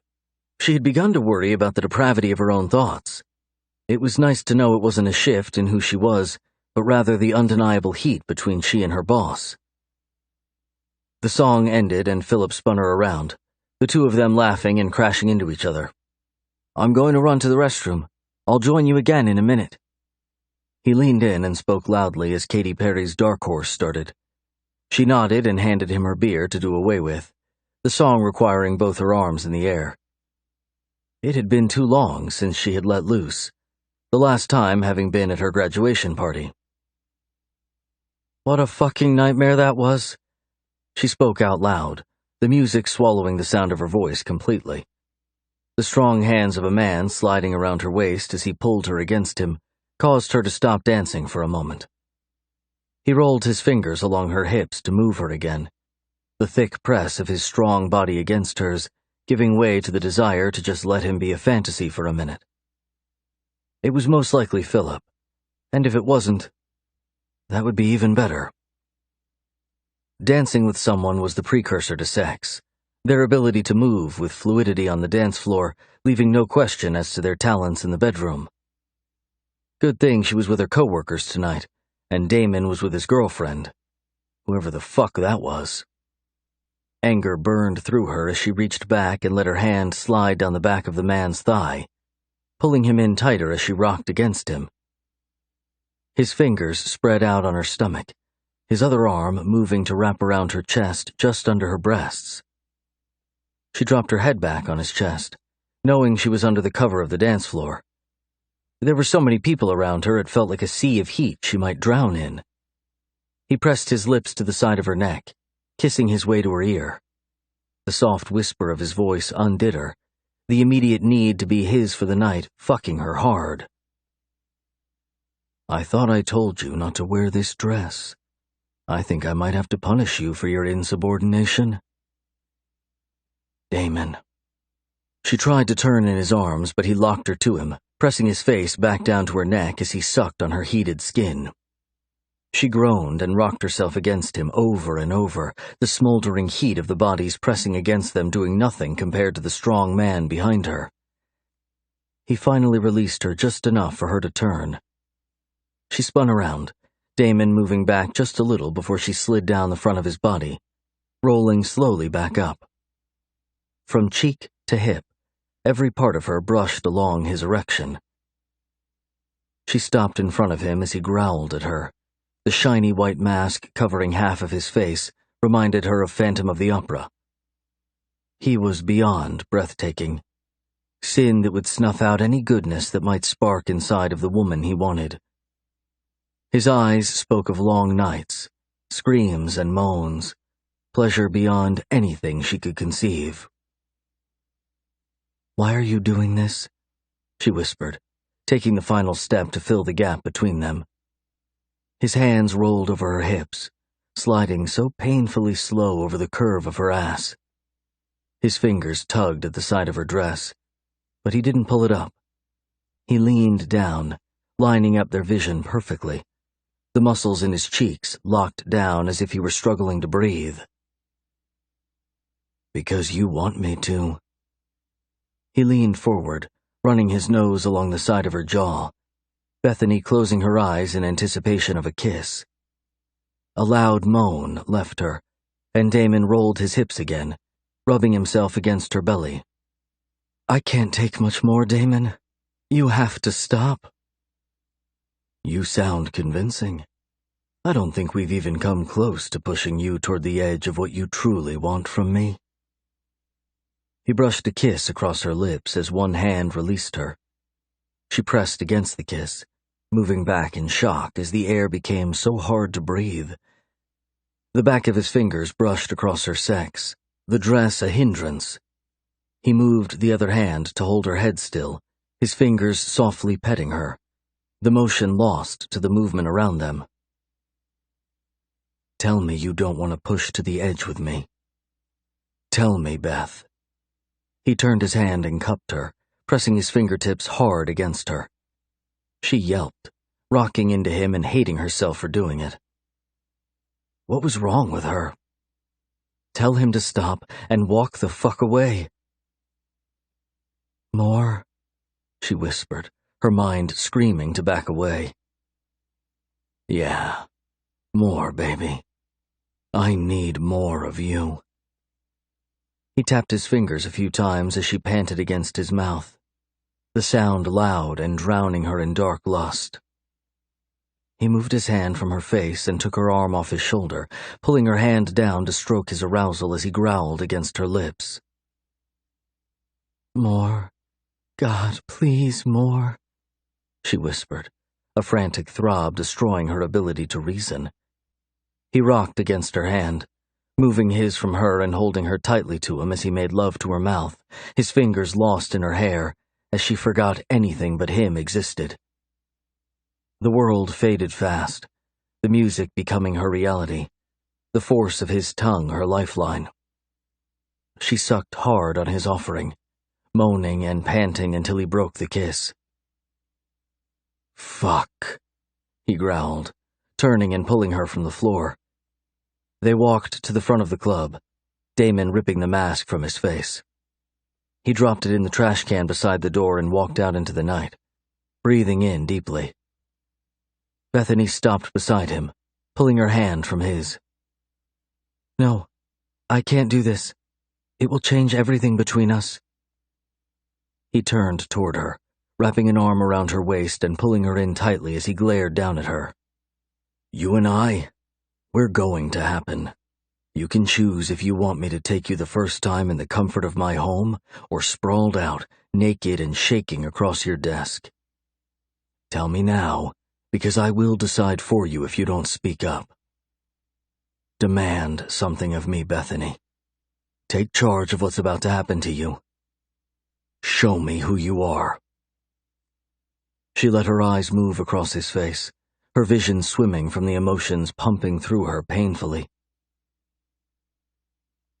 Get the car and take me to your place. No lies between us. No drama from you. No complaining when I give you exactly what you want. He whispered softly before leaving. Fuck me. I plan to. She ran her fingers through her hair and shivered. The night just having taken a drastic turn. No more cat and mouse.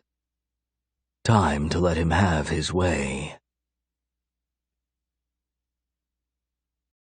Chapter 16. The drive to his place was filled with tension. Sexual anxiety sat like a fog in the air above her. She glanced over at him. His jaw was locked into place, his knuckles white as he rolled his grip on the steering wheel. She reached over and slid her hand along his thigh, all her focus on breathing in a pattern that didn't leave her looking as needy as she was for him. He shifted his gaze to her, his tone sharp and unyielding. Not yet. She reached farther, wanting to make him burn for her the way she was burning for him. He reached down and caught her hand, lifting it to his mouth and sucking a few fingers into the wet warmth of his mouth. Bethany groaned loudly, the sound airy and desperate. Damn him. He put her hand back in her lap, a smirk lifting his mouth. Behave, or I'll tie you up and make you shiver with need before I perhaps, maybe, give you what you want. What you need? She whispered, sitting back in her seat, her words challenging and low in her throat. He chuckled and let the conversation die, both of them knowing that the night would mark not only their skin, but something much deeper. Parking the car, he turned off the lights and turned to look at her in the dark. She sat as still as possible, the air suddenly so hard to breathe. Tell me you want this. You're gonna have to convince me to break the rules of engagement that I live by. He whispered, his tongue brushing across his lips. Bethany stifled a groan and unbuckled her seatbelt. I don't know your rules, but I'm tired of conversation. She got out of the car and walked toward his house, the large bachelor pad sitting on the edge of a lake, beautiful like his father's. He got out and locked the car as he walked toward her, looking like a lion on the prowl. Big words for a small girl. He brushed past her, unlocking the door and moving aside as she passed him. The house was immaculate, everything in its place, the style very modern. He moved in behind her, his arms encircling her waist. One hand slid down to the bottom of her dress, fingers brushing up her thighs as he dragged the material up. The other moved to a breast, his thumb flicking back and forth over her hardened nipple. She pressed back against him, her head dropping to his shoulder as his mouth made contact with her neck. The wetness of his tongue jolted her senses, a whimper leaving her lips accompanied by his dark growl. Strong fingers pressed against the front of her panties, her body already primed and ready for anything he might want of her. So wet, Beth. Someone should clean that up. She smiled, arching her back to rub herself along his erection. His hands tightened on her, his fingers moving the material that held her captive as he stroked methodically. I think you owe me a confession. No. She whispered and pressed her hips forward, his finger dipping into her as her body screamed for more. He pulled his hand away and released her, walking around her as she tried to catch herself. Her thighs trembled as he moved down the hall, his hands working to get his tie and shirt off. He turned as he reached the end of it and smiled at her, just before licking his fingers clean. I was hoping to have more of that, but if you aren't willing to be a good girl, I have nothing to offer you. He disappeared into what she imagined to be his bedroom. Bending over to press her hands to her knees, she focused on breathing in deeply, the room spinning slightly. What was it about him? If she bent to him, would he lord it over her? Or was that all part of his game? In the pool, he had mentioned wanting a strong woman, one that wouldn't get on her knees until he had done so himself. She stood up and ran her fingers through her long hair. If he wanted to play, then she would meet him in the middle and break his resolve in half. He thought he knew how to tease a woman, to bend her, but he was in for a surprise. Bethany stepped out of her dress, letting it drop to the floor. She walked toward the room, undoing her bra and slipping out of her panties just before walking in. Damon stood with his back to her, his shirt gone and the strong muscles of his back contracting as he undid his pants. She crawled onto the large four-post bed and slid across the sheets onto her stomach, her feet coming up to slide along each other. "I'm serious, Beth. I'm not like other men. I want to hear what I want to hear when I want to hear it. You don't relent, and I'll either take it from you or make you beg for keeping it from me." "What do you want to hear, Damon?" she whispered seductively, the cold sheets silky against her bare skin. He turned to face her, bending over and pulling his slacks from him before realization slipped across his handsome features. He paused, his body hard and more than ready for a night of fucking. Tilting his head to the right a little, his eyes dragged down the length of her. He smiled and nodded, licking at his lips again. "I believe that your actions far outweigh your words." He moved toward her and stopped beside the bed. Reaching out, he slid his hands under her arms and pulled her face to the edge of the bed before kneeling down in front of her, his face just before hers. "I'm not going to fuck you tonight. I want you to need me before I give in to you." He smiled, leaning in and pressing his lips against hers. The saltiness of her own taste on his tongue lit her on fire, her hands reaching up to lock onto him. She broke the kiss and moved to her knees. Damon stood. She pressed his shoulder down hard, a soft laugh leaving her. "I don't need you to fuck me tonight. I just need you to eat until your heart's content and you're shivering for something that you'll not be getting." She tilted her head to the side as he looked up at her. A subtle nod was all she got. "Hush, woman." He moved fast, his motions concentrated and sensual like nothing she had ever seen. He stood and pressed her chest softly. Bethany fell onto her back as Damon slid on the bed, his large arms wrapping around the underside of her legs and pulling up slightly. Shoulders pressed against the bottom of her ass, he buried his face against her knee, Bethany breathing in sharply and arching her hips as shock rolled over her. She hadn't expected him to beckon to her. It was a bold move and one she figured would get her laughed out of his bed. But nothing of the sort happened. The sweet sounds of him lapping at her, his fingers and teeth carefully pushing and pulling, undid her over and over again.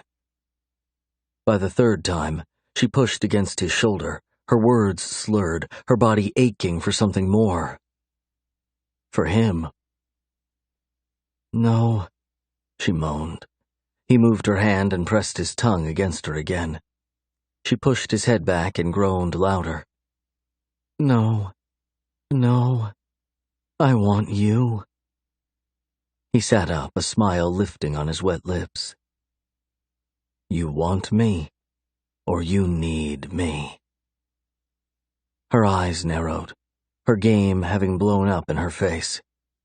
He knew what he was doing. It had been his plan all along.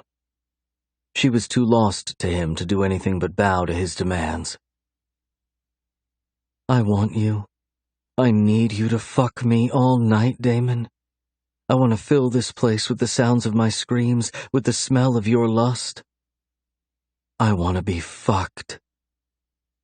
She moved to her elbows and growled at him, something deep inside of her coming unhinged. He smiled and ran his flat palm over her belly and down her sex before patting her like a kitten. Good.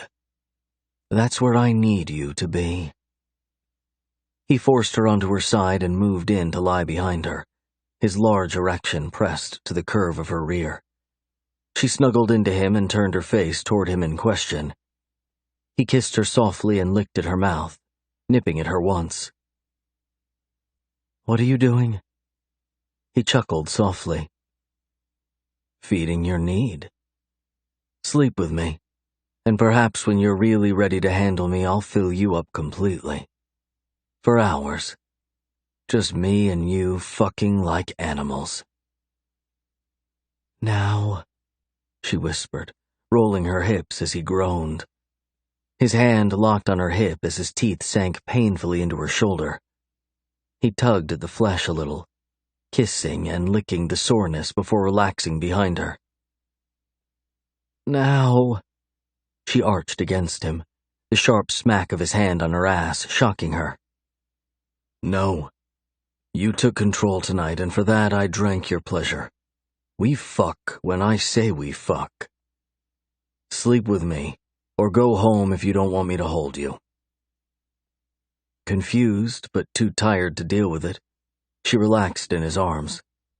The dull ache between her thighs calmed finally, and she drifted off into sleep, questions beating her up from every angle. What had she done wrong? Bethany walked into the house, passing by the kitchen with her heels looped over her fingers. Her hair was a complete mess, and she looked like she'd sustained a long night of fucking and come out on the losing end. Funny enough, that's exactly how it felt, too. Damon not finishing the job left her feeling empty and frustrated. Her mother called to her as she passed. Bethany stopped and sighed softly. No rest for the weary. Turning on her bare heel, she walked into the kitchen and was grateful that it was just her mother. Where's Kent? He had to fly to Seattle for a few days. Something about a surprise audit by the government. Her mother motioned for her to sit down with her.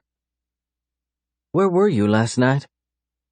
I went to have drinks with some coworkers and things got a little wild. We ended up at someone's house and I just crashed.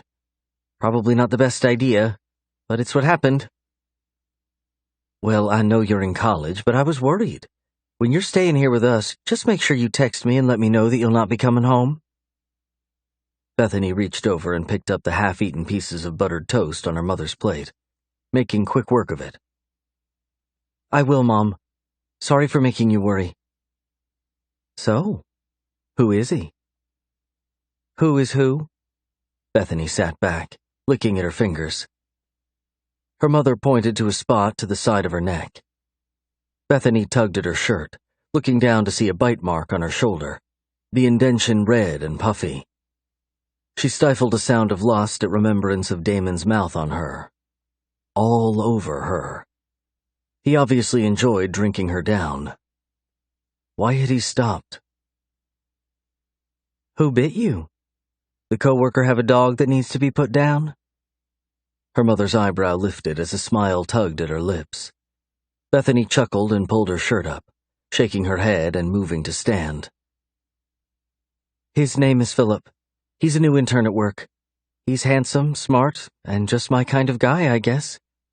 I shouldn't have stayed, but it's been a long 2 years of not dating anyone to focus on my grades. Bethany shrugged and reached for the last piece of toast as her mother lifted the plate toward her. I think it's great. You need to let your hair down and enjoy yourself some. Her mom laughed softly, the older woman's cheeks coloring a bit. I think my hair down is half the problem. Bethany took a bite, butter running down the side of her hand. She moved to lick it as her mother waved her off. No details. You and your tongue get out of here. I'm still your mother. Bethany chuckled and turned, walking from the kitchen and rushing around to get ready for what was sure to be an awkward day at the office. Chapter 17. The dull ache between her thighs pulled her back into the depravity of her night with Damon, every subtle movement causing it to revive. She pressed her back to the elevator, praying that no one she knew would get on. The door opened to her floor and she walked off languidly, her eyes scanning the area to see who was in and who hadn't made it yet. It was late, and by then she would usually have been a couple hours into a project. She would have to catch up with Ben later and see how the rest of the intern party had fared. That, and give him a good excuse why she rushed off without saying goodbye after having just arrived at the club. The sick mom card would work. It always did. She dropped her purse in the empty seat in front of her desk before dropping down in her comfortable leather chair. Her stomach growled loudly, the rumble reminding her of a cat being mauled. She smiled at the thought and reached over to turn on her computer as a knock resounded at her open door. Philip. "Hey, Cinderella." He smiled and pointed to the chair across from her. "Mind if I come in?" "Not at all." Bethany stood, reaching over the desk and grabbing her purse. She dropped it beside her desk and smoothed down the front of her gray suit, the light sapphire shirt accenting the pinstripes in the material. She felt like she owned the world when wearing a suit. Might as well act like it. "So what happened last night? We got on the dance floor and I had to run to the restroom. I come back and you've disappeared." He laughed, his smile warm and safe. "I looked everywhere for you. Ben was worried too. No glass slipper. No breadcrumb trail or anything." She laughed and reached over to type in her password, the need to get started on something and take her mind off of Damon pressing against her. "My mother texted and said she wasn't feeling very well." Bethany glanced over at him. "My father left us a long time ago, so when she needs me I usually overreact, which I did last night." "Oh." "Sadie said she thought you left with some guy. I figured that couldn't be right, but you know she's always trying to start something." Bethany turned toward him, her smile dropping at the mention of the red-headed intern. It was only a matter of time before she had an ass-whooping headed her way. "Well, she was wrong. Sorry to disappoint." Her tone changed, coldness that Philip didn't deserve sneaking into her words. He held up his hands and shook his head as if surrendering. "Hi, no worries here. I was just telling you what she said. I'm just glad you're alive and well. How's your mom doing?" "She's good. I'm sorry. You didn't deserve that." She leaned back in her chair, letting out a soft sigh. Not sleeping more than a couple of hours, mixed with the torrential flood of questions the night caused, left her exhausted. It's no problem. "So, was she sick?" "Yeah, throwing up and stuff. I took care of her most of the night. I'm honestly beat from it." "You should have stayed home." "Maybe, but I don't get paid for staying home." She stood up and reached for her bank card. "I'm thinking I want to test fate. Want to join me?" He stood as well, a soft chuckle leaving him as he nodded. Always wanted to fuck fate, but testing her out first sounds like a more prudent way of doing things.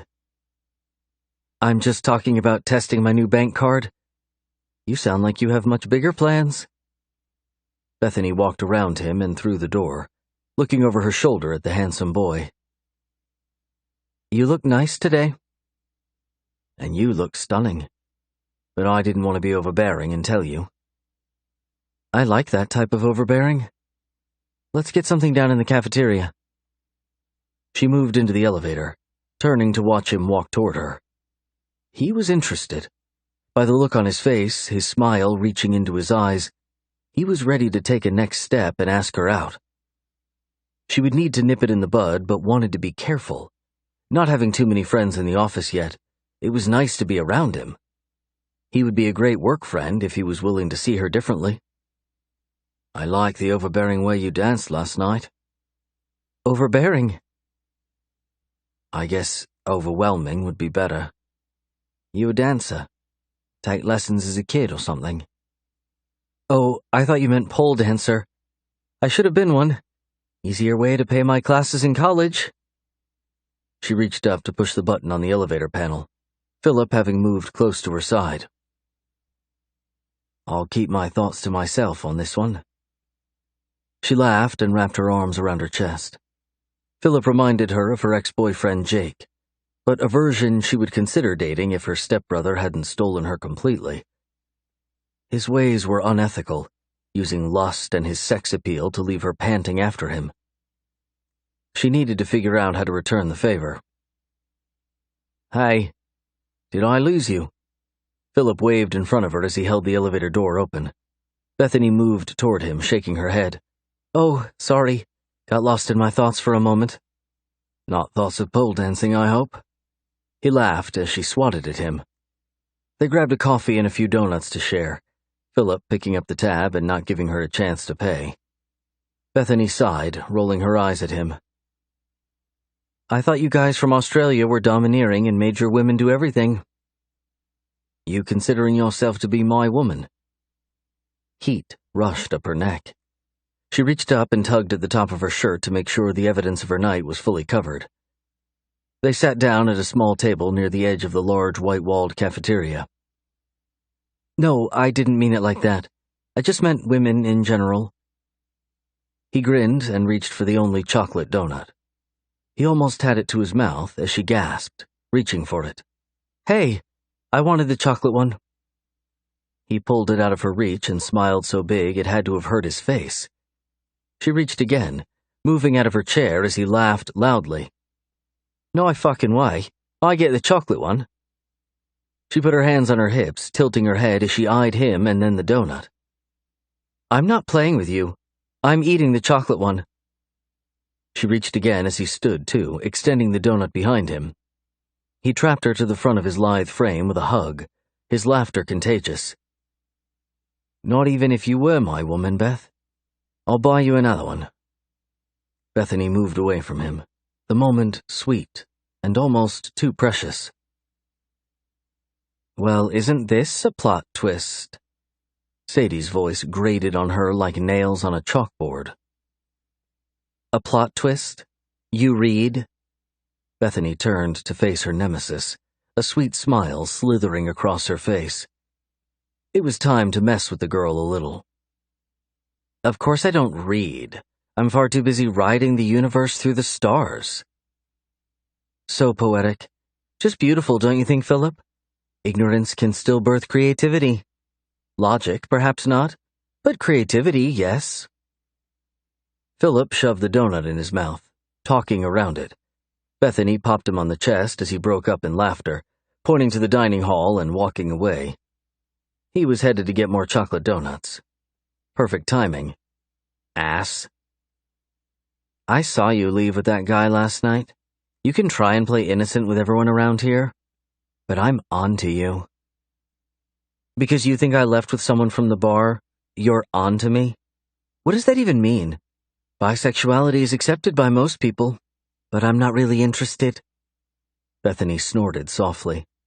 "I mean, I'd talk to your friend that walks around up your ass, but you're not my type at all." "What are you talking about, oaf? You should hear yourself rambling on." She flipped her hair behind her shoulder, narrowing her eyes on Bethany. "I saw you with the guy. Period. I'll be telling Damon that his latest piece of ass is seeing someone else." "What if it was Damon, Sadie? Then what?" "It wasn't. He never comes to those things. Honestly, I don't know why he's bothering with you. Is your daddy rich?" "It's none of your business who my daddy is and what he is or isn't." Bethany moved around the table, her heart racing in her chest as goosebumps rushed across her skin. How she hated this loud bitch. "Oh, we've hit a sensitive spot. Let me guess." Sadie pressed her finger to her pencil-thin lips. "Your mom had you out of wedlock, and her druggy boyfriend decided neither of you were worth staying for. You paid for college by working your ass off and loading up on debt, and Damon feels sorry for you. Did I get it right? Did Daddy leave you because you weren't worth sticking around for?" The room twisted around her, a splash of red brushing across her vision as she took the last 2 steps between her and Sadie. Her fist connected hard with the side of the mouthy girl's face. Sadie screamed and fell to the ground, blood seeping out on the white tile floor around her. Bethany came to and bent down, trying to help her as Sadie screamed at her. "Back up, you vicious bitch. Don't come near me. I'm calling security and my father's going to sue. Get back!" Bethany moved, shock rushing over her. Had she really just fucked her chances of being someone at Mackenzie and Bryant, and even more so, having her masters paid for? Philip walked up, pulling her back and bending down to look at her. "Hey, Beth, hey!" She shook her head, her vision still a little blurred as his voice penetrated the desire to finish the job by choking the redhead out completely. "What?" she whispered, looking up at him. "You need to go. Take these and get out of here. I'll work out things with Sadie for you. Make sure you talk to Mr. Bryant first. He seems to think highly of you. Get to him and then go home. I'll deal with this." Bethany turned, walking toward the elevator as numbness wrapped around her. It had to be lack of sleep. She hadn't been in a fight since high school, the reason for that one no different than the one that just occurred. Would her father always be such a sore spot? "How did she know about him?" Bethany whispered, reaching into the bag Philip had handed off to her and pulling out a chocolate donut. She bit into it deeply and got off on Damon's floor. Linda looked up from her desk. Concern swept across her features. "Bethany, you okay?" "Just long morning already," Bethany mumbled, her words monotone and running together. What was wrong with her? "Where's Damon?" "Mr. Bryant is in Seattle. He left this morning. Should be back at the end of the weekend." "He left this morning? When?" "At 9. Did he leave a message for me?" Bethany dropped the donut in the bag, her stomach turning sour. Linda's mouth lifted in a smirk as she chuckled softly, her tone berating. "Why would he, dear? You're an intern, and he's the CFO of the company." She reached for the phone. "Excuse me." Bethany turned and walked to the stairs, not wanting to run into anyone she knew. A quick stop by her office and she would be headed to Kent's to spend the afternoon in her bed. A long, hard cry at the situation with Sadie would help, but would it soothe the ache in her chest over Damon? Had the night just been a way to control her and he was on to his next girl? Maybe someone who wouldn't break so easily under his demands? Why wouldn't he at least tell her he was going out of town? Linda's words left her feeling stupid and childish. Tears welled in her eyes as she jogged the rest of the way down the stairs, stopping by her office and grabbing her purse before making her way to the street level. Time to test fate. Chapter 18. "Oh, hell no," Matt grumbled loudly. Bethany moved the pillow from her head and looked up, her tears having soaked the sheet beneath her. "Go away. I'm not in the mood to be friendly." He pounced on the bed, his large hand pressing against the upper part of her back again and again. She bounced with his efforts, growing angry and swatting at him. "No need to be friendly. We're family. Get your ass up. I'm taking you out." "No, I'm not interested in seeing people. I hate everyone." "Liar. Get up. I'm going to inhale everything in the fridge. When I come back, you better be in the shower and getting ready. Jeans and a t-shirt. Get up, get dressed, and let's go have fun together." "No," she grumbled, sitting up and pushing her hair from her face in time to see Matt leave. She didn't want to go anywhere. The darkness of her room provided the perfect place to hide. Between the situation with Sadie and Damon's dismissal of her as he left town without a damn word, she was done. "Get up or I'll drag your ass out of there." Matt's voice lost volume as he moved away. She threw her pillow across the room, toward the door. A temper tantrum would be welcomed, but childish. She denied herself the action. Getting up and walking languidly to the bathroom, Bethany stripped and got in the shower. The steam offered comfort, and her tears mixed with the water that hit her face. Sleeping with Damon had been a mistake. One she was sure to not have the chance to live down. Was he going to come back from Seattle and pretend that nothing had happened between them? That things were business as usual? Why? You're so damn stupid. She tugged at her hair, anger rushing from the pit of her stomach to her chest. Was she so desperate to feel something, anything, that she would believe herself able to capture someone as powerful and sexy as her asshole stepbrother? And of course, there was that. He was her stepbrother, or soon would be. How had she figured that would play out? Their attraction to each other was tangible, the feeling of him taking her to heights unimaginable rolling over her in waves. She pressed her back to the cool shower wall and let her face drop into her waiting hands. Even if there had been something worth exploring in a relationship with him, how would that ever work out? Hi, this is my husband and brother Damon. She growled loudly in the shower, hitting her balled-up fists against the slick tiles. She needed to separate herself from him entirely. To be intimate with him once was a mistake, just blatant horny ignorance. To do it again would be a clear indication that she was sick or a complete dumbass. "Hurry up, I want chips and queso. Nothing else will do," Matt yelled, his voice slipping through the crack under the locked door of the bathroom. "I'm hurrying. Excuse the fact that I have to stop for a fucking meltdown every few minutes." "It can't be that bad. Come on. We'll work through it together." "You don't want to know this, Matt." She let her hands drop and turned to put her head under the spray of the water, not wanting to continue the conversation. She was horrified by the thought of Matt finding out that she had fallen in love with Damon. "Love or lust?"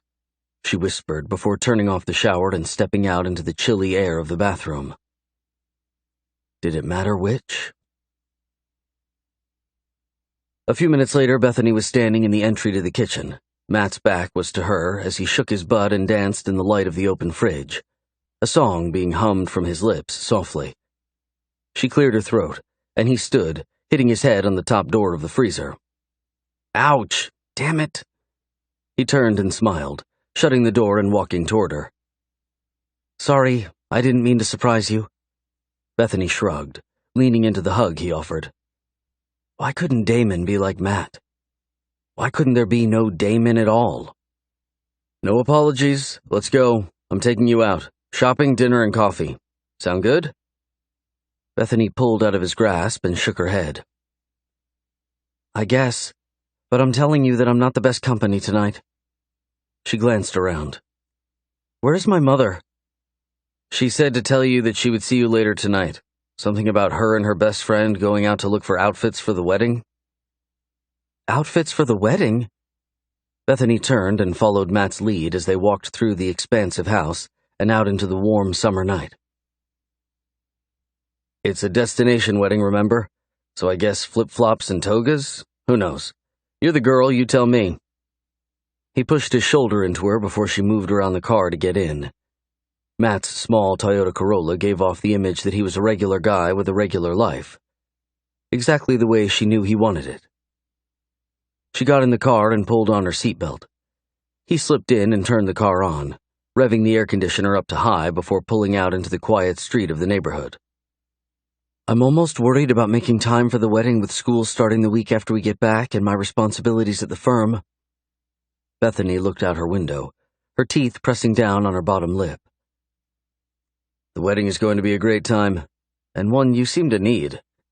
Talk to me about what's going on with you today. You don't seem like the type to hide away in your bed and let anything get you down. What happened?" She turned her head toward him, reaching out to turn the radio on for background music. "I punched that red-headed girl at the office in the face. I'm sure I broke her nose and probably lost my job. I'm surprised Damon hasn't called and chewed me out. Actually, I'm not surprised. He left town without saying anything. Nothing at all. Nada."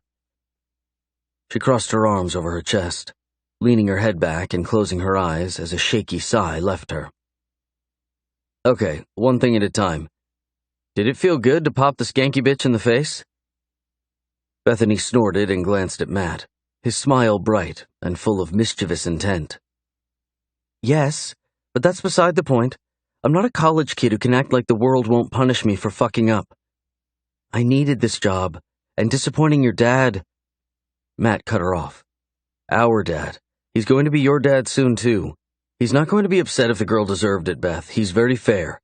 He will just clean it up and warn you to make sure you think before you act. I shouldn't have done it.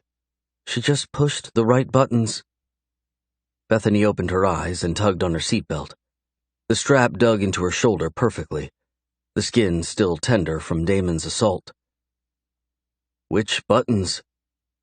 Bethany shrugged, not wanting to bring up her sordid history in front of Matt just yet. She turned up the radio and shook her head. I really don't want to talk about this, if that's all right. He reached over and squeezed her hand. Of course, when you're ready. I'm always ready to listen. I appreciate it. She paused. Why would Damon leave without saying anything? Why would he say something? He didn't tell me he was going out of town until this morning when he left. Are sisters different? More sensitive, I guess, huh? They pulled into a long shopping center, a brightly colored Mexican restaurant sitting in the corner. Matt pointed to it and smiled. Best Mexican food in town. Girls are more sensitive, but Damon is my boss too, not just my brother. She reached for the handle, getting out and wishing she were still face down in her sheets. Being with Matt was a horrible idea. She wanted to hear from Damon, wanted to know that last night meant something to him. And instead, she was going to have to work all night to placate Matthew. Are you and Damon working on a project together? Yes. Bethany moved back as Matt opened the door, the sound of Hispanic music almost overwhelming. They found their seats, and she ordered a margarita with an extra shot of tequila. Matt ordered a beer and sat back, his gaze heavy on her. What are you not telling me? She picked up her menu and scanned the items on the combo page, picking out something quickly, not really caring much for food. She looked over to Matt and tried to shift the conversation. I'll explain more later, but first, you tell me something.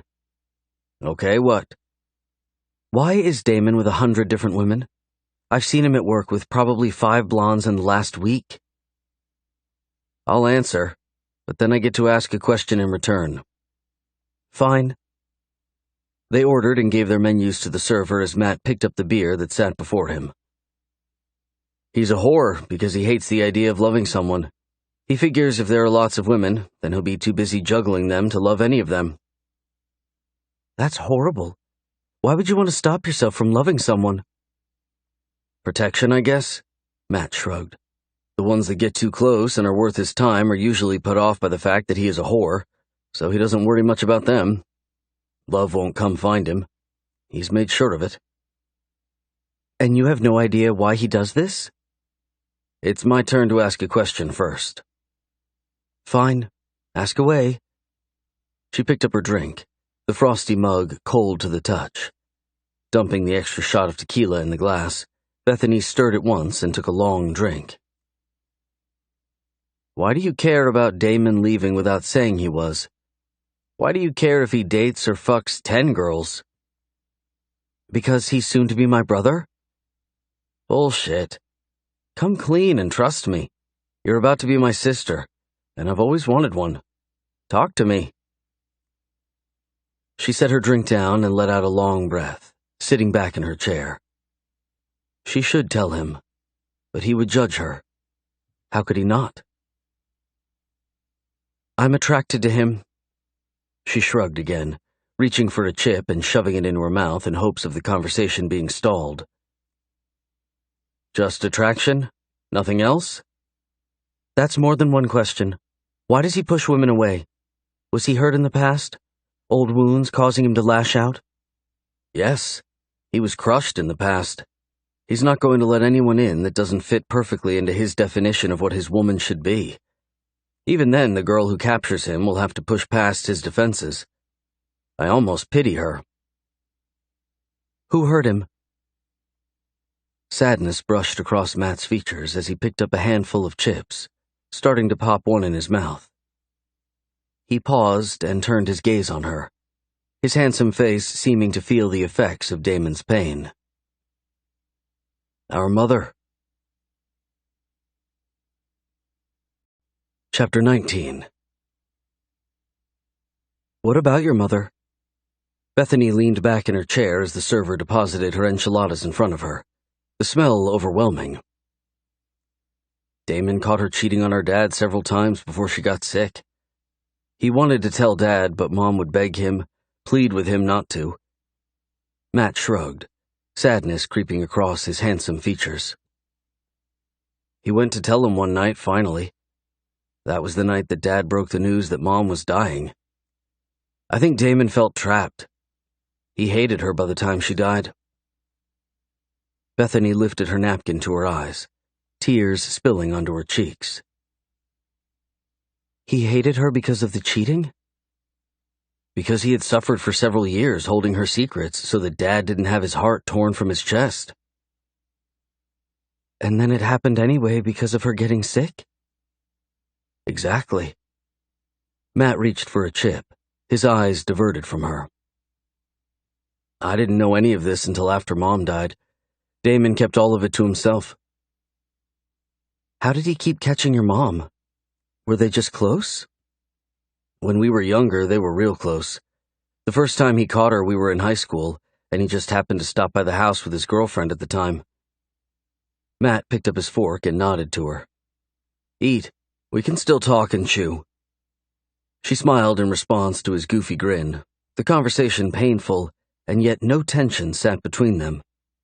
And after that, he just stopped by trying to catch her? Exactly.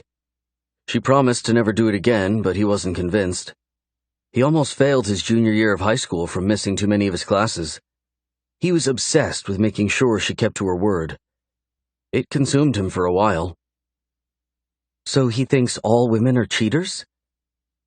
Matt nodded and took a bite of his food, breathing in and fanning his mouth. Hot! Bethany laughed. That was the deal. He was dominant and beautifully sexy, but control was paramount. She took a couple of bites of her food before letting her guard down and confessing a few of her own demons. I punched Sadie in the face today because she got into my background records somehow.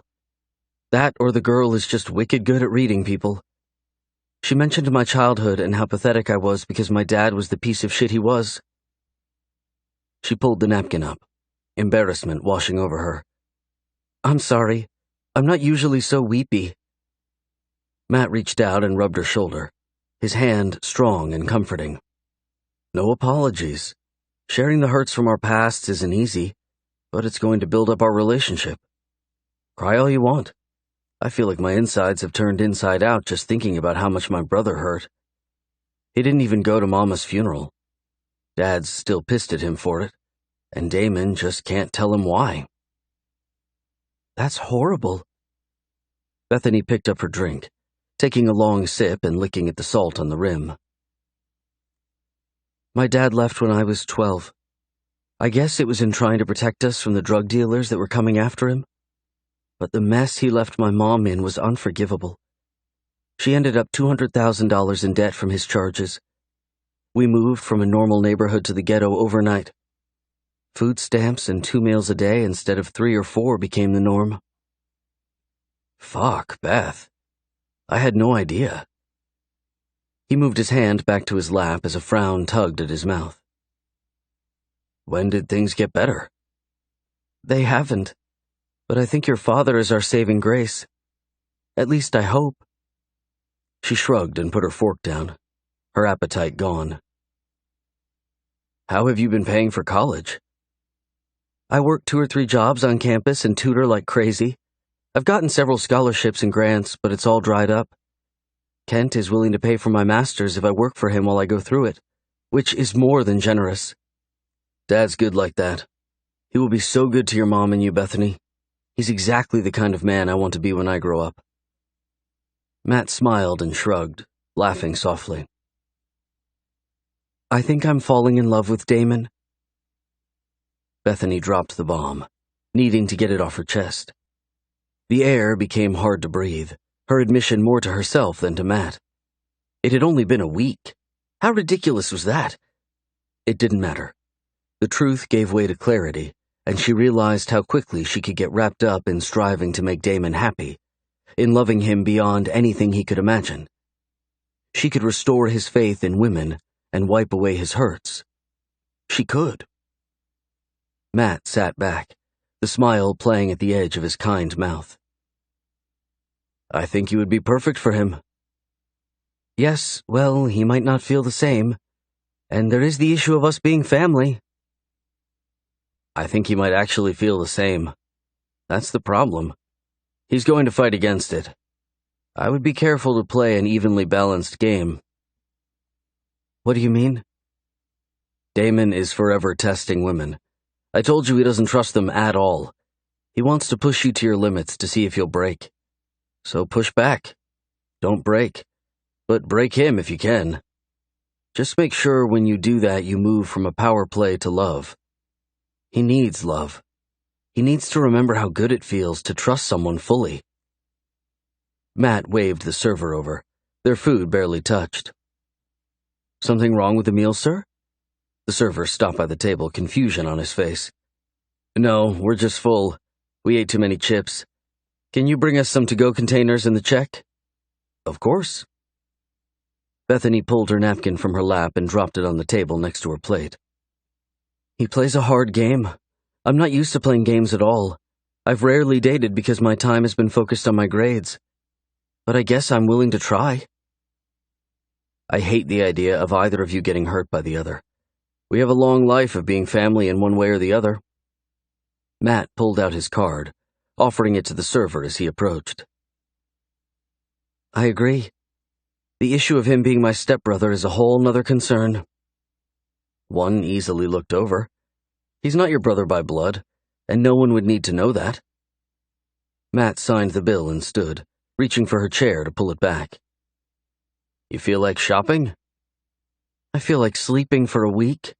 I'm depressed, confused, and have a slight buzz. Then we're twins.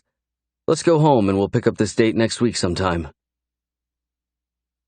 Bethany slept like a rock. Saturday morning coming much too quickly. She lay in bed for an hour after waking, hoping like hell she would slip back into the restful darkness. No such luck.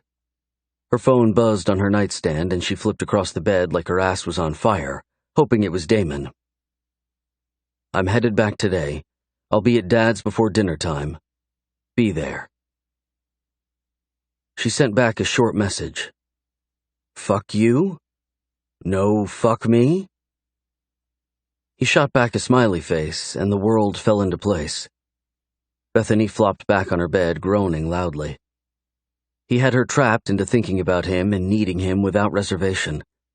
The slightest movement in his emotions sent her off one end of the spectrum or the other. Great, she muttered and got up, taking a quick shower and diving back into her sheets until her mom poked her head in the open door. You up? No. You respond well in your sleep, then? Her mom laughed and walked in. Bethany rolled over and curled up, smiling at the beautiful woman before her. I'm brilliant in all forms. What can I say? Her mom popped her butt and shook her head.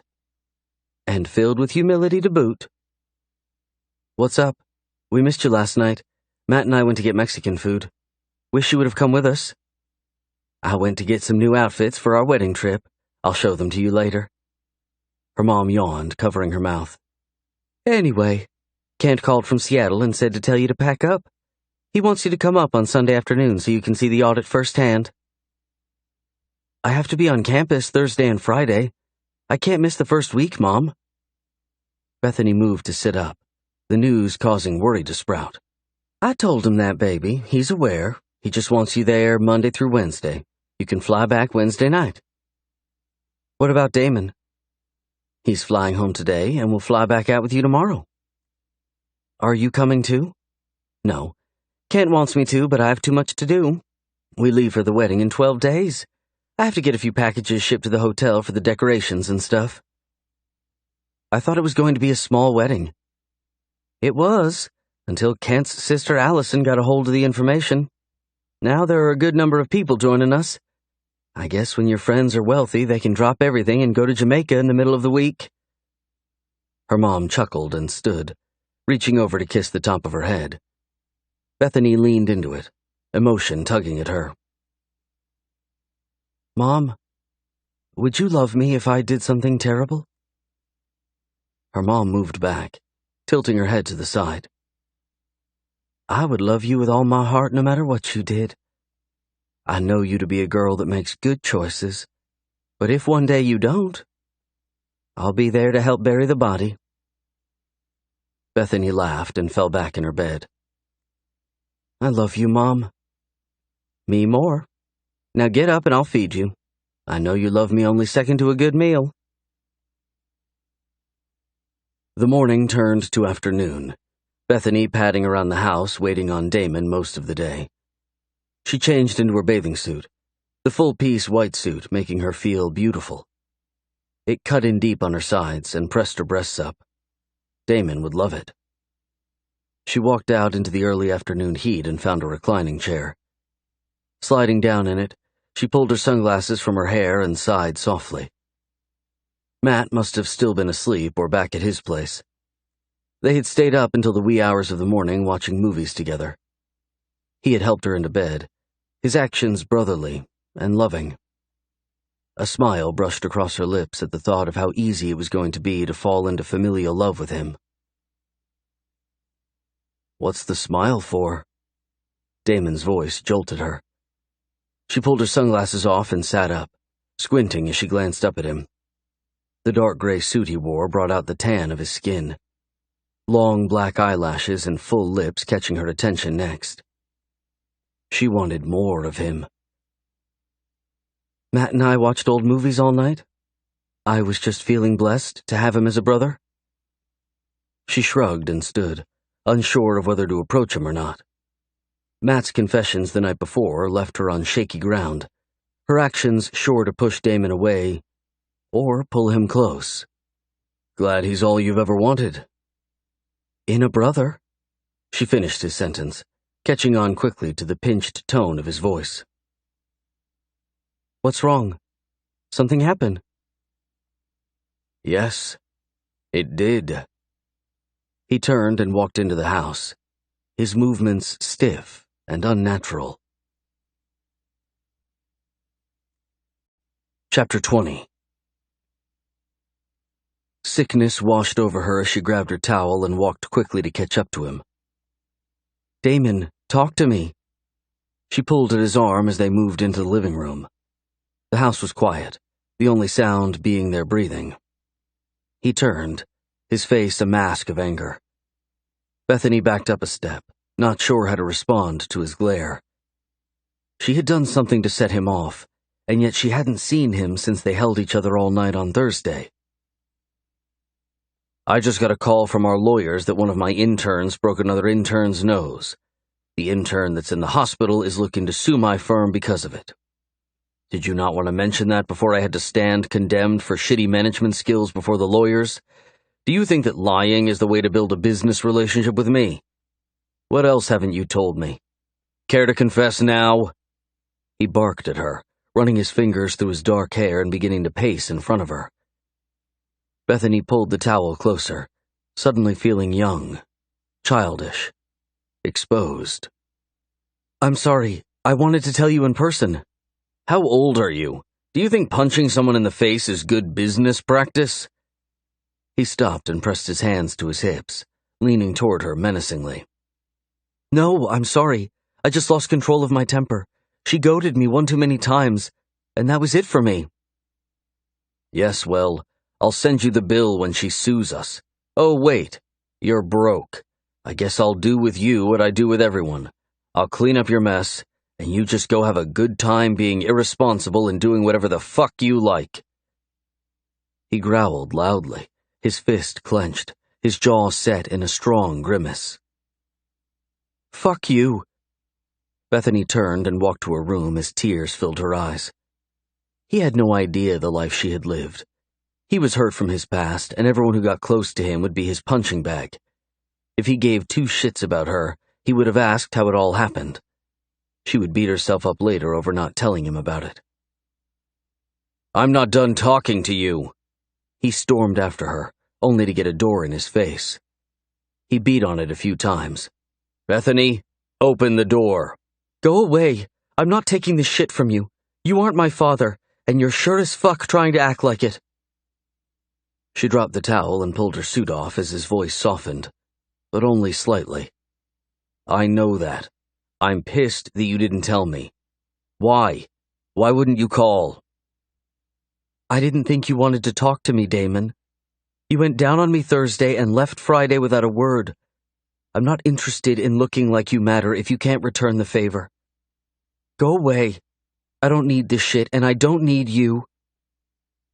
She walked into the bathroom, the sound of him hitting the door hard, shaking her to the core. She turned on the shower and got in, her sobs painful and redemptive. He was a mistake. He was damaged goods and her brother. She pressed her head against the cool shower wall, a flood of emotion dragging over her in waves. The hot water held her attention for more than an hour, her skin properly wrinkled by the time her tears were flushed and her resolve set.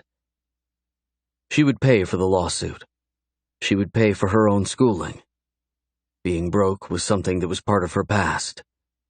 She could work at another firm and take care of her own shit. It would just take longer to get somewhere in life, but she would do it on her own. Bethany pulled on a t-shirt and jeans before walking into the living room. Her mom held up her phone, a smile on her face. "Looks like that cute boy from the office is calling. Tell him not to bite you again, Her mom laughed, tossing the phone to her, seemingly unaware of Damon sitting on the couch. He looked up at her, his head tilting to the side as if questioning her. She shrugged and took the phone in her room, no intention at all of calling Philip back until she read his text message. "Call when you can. Lost my job this morning. Hope you're okay." "What?" She dropped the phone on the bed and marched out to the living room, her blood on fire.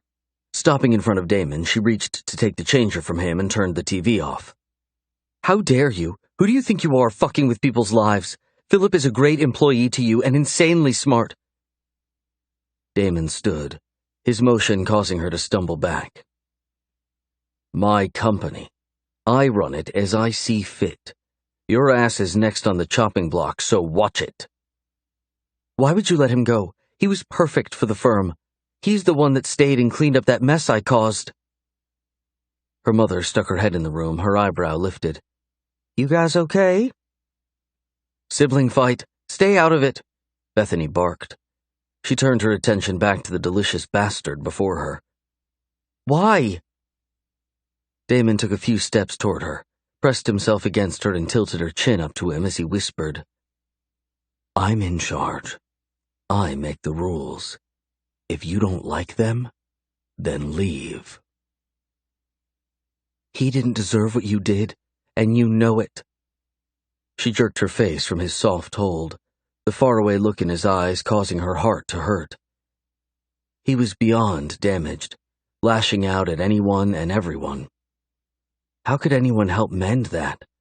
Why would they want to, only to be left bruised and beaten by his attacks?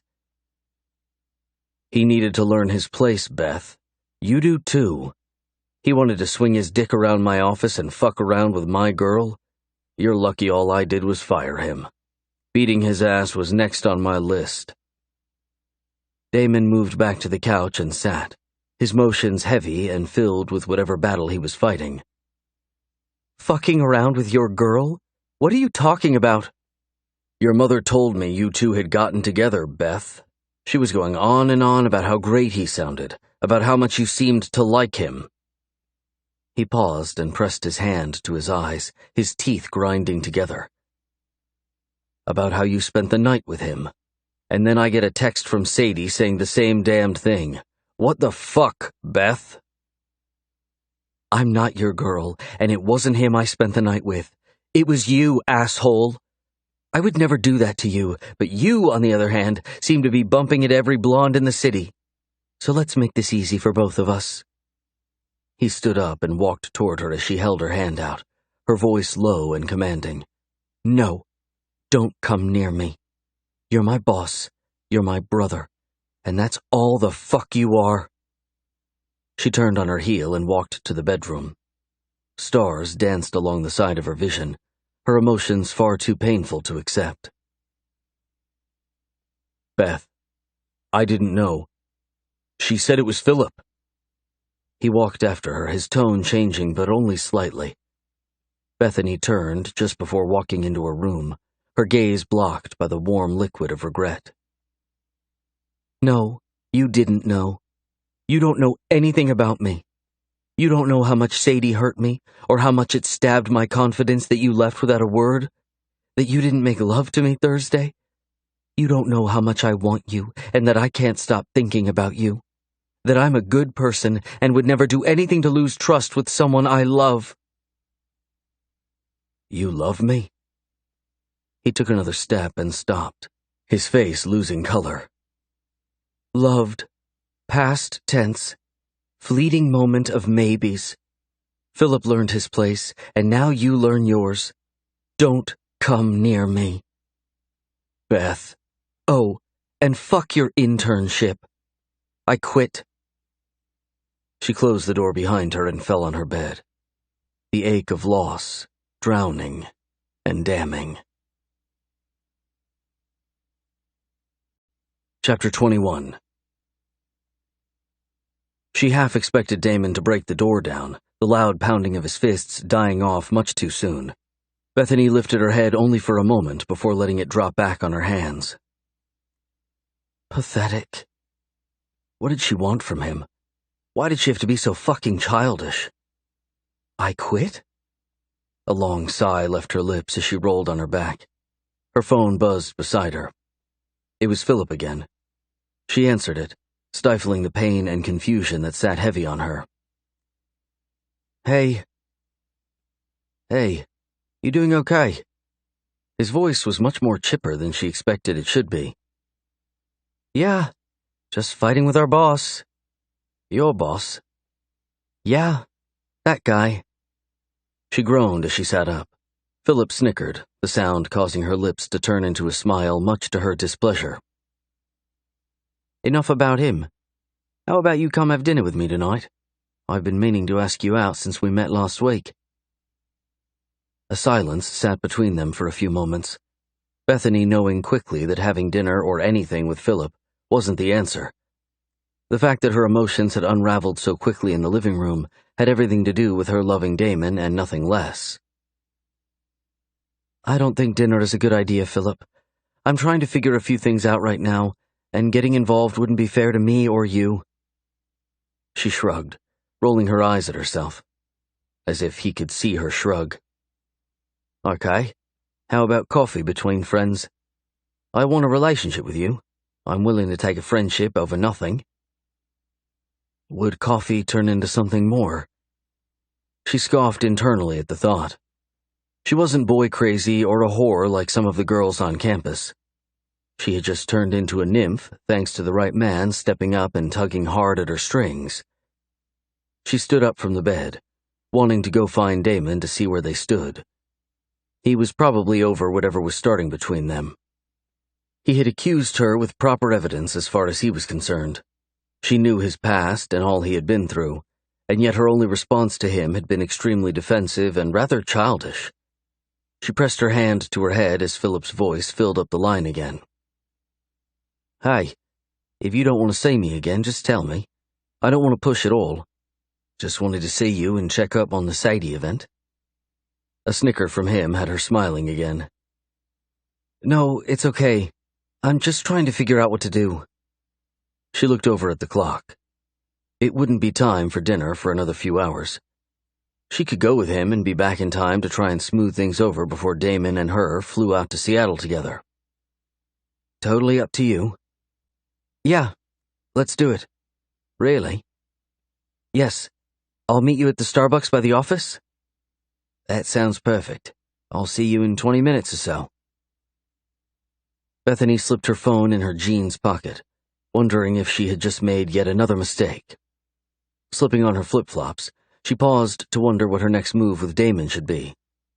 She had basically told him to take the job in the budding relationship and smoke it.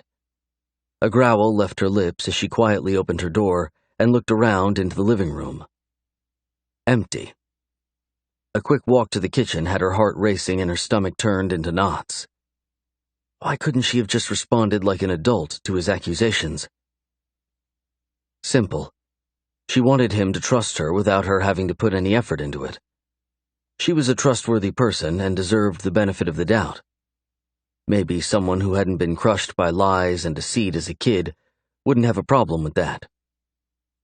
Damon was different, and now he most likely thought she was seeing Philip, too. Were she and Damon seeing each other? No. What about all of the other women in his life? Doubtful that they had been dismissed. Bethany felt anger burn in her chest again. She walked into the kitchen with her head held high. She hadn't reacted exactly the way she would have wanted to, but he'd reacted pretty shitty too. Her mother looked up from a magazine, a tall glass of tea sitting on the table in front of her. "Well, you want to tell me what's going on?" Her mom set the magazine down and tilted her head to the side. "Just a fight over a few things from work." "You punched someone in the face?" "Yes. They got into my records. The girl made sure to rub poverty and a druggy father in my face." Bethany crossed her arms over her chest, the desire to fight with her mom rolling over her too. "What would you have done?" "Punched her in the face." Her mom stood and walked toward her. Bethany's eyes filled with tears again. Concern over Damon mixed with spikes of anger left her raw and emotionally beat.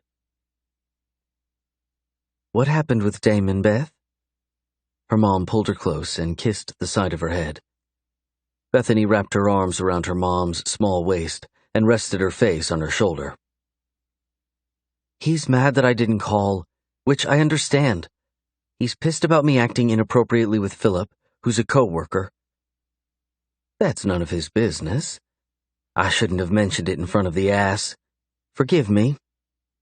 Her mom squeezed her again before moving back. "You don't have to go up to Seattle if you don't want to. I'll just tell Kent that you're not feeling well, that you've come down with something." She patted her mom's hands before pulling out of her grasp. "It's okay, Mom. I'm going to go up there and show them how smart and mature I can be. It's an opportunity to make things right between all of us." "Well, if you change your mind..." "I'll let you know, Mom. I'm going to go have coffee with Philip. I'll be home in time for dinner. I need to pack." Her mom nodded and moved back to sit down at the table. "If you're going home with him, just let me know so I don't worry." "Nothing to be worried about. He and I are just friends." Bethany shrugged and turned, walking toward the door, her eyes scanning the house for Damon. It wasn't until she reached her car parked in the front of the house that she realized he was gone. She pulled out her phone and texted him before getting into the car. "I'm going with you to Seattle. You were wrong about a lot of things you accused me of, but I'm sorry for overreacting." She dropped the phone in her purse, praying silently that she would hear the subtle ding of it, letting her know that he had responded. No such luck. The strong smell of coffee beans washed over her as she entered the coffee shop.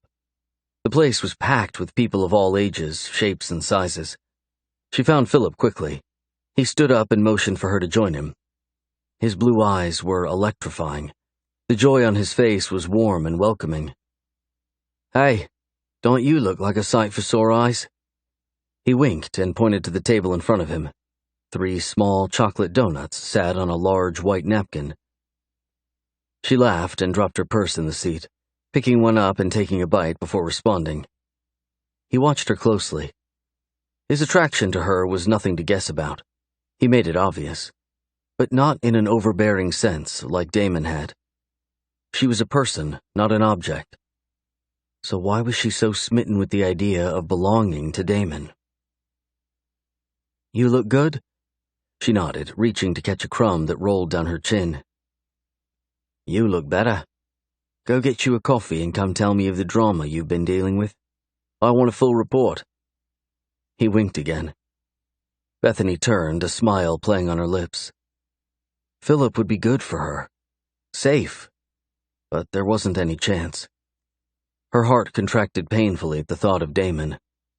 Her lust reared to life at the mere whisper of him being close, at the possibility of tasting his lips or feeling his hands on her. Their night of passion hadn't come close to all of the things she needed to do with him. Crazy. Fucking crazy, she whispered to herself as she approached the counter. The teenage boy taking orders chuckled. Am I crazy, or are you? Oh, me, for sure. I'll take a double espresso with milk and sugar. He took her order as she moved toward Philip, the handsome guy finishing one of the donuts and licking at his fingers. How long do I have you? His eyebrow lifted as he sat back, picking up his drink and taking a tentative sip. I have about an hour. I need to pack and get ready for a trip. Where you going? He pointed to the seat. Take a load off. They'll call your name. Bethany looked over her shoulder at the counter for a minute before dropping her purse on the floor and sitting down. Seattle. Mr. Bryant wants me there for an audit the location is going through. Damon? No, Kent. Oh, good. So how did they take the news about Sadie? I didn't tell them. I don't know why I didn't. I just hurried home and got lost in the problem. I spent the evening with my brother and just totally let the fact that I needed to call them slide. She broke the last donut in half, sitting back to take her time enjoying her portion. That's not good. Damon doesn't seem like the kind of guy who's okay with having news sprung on him. Yep, he was rightly pissed.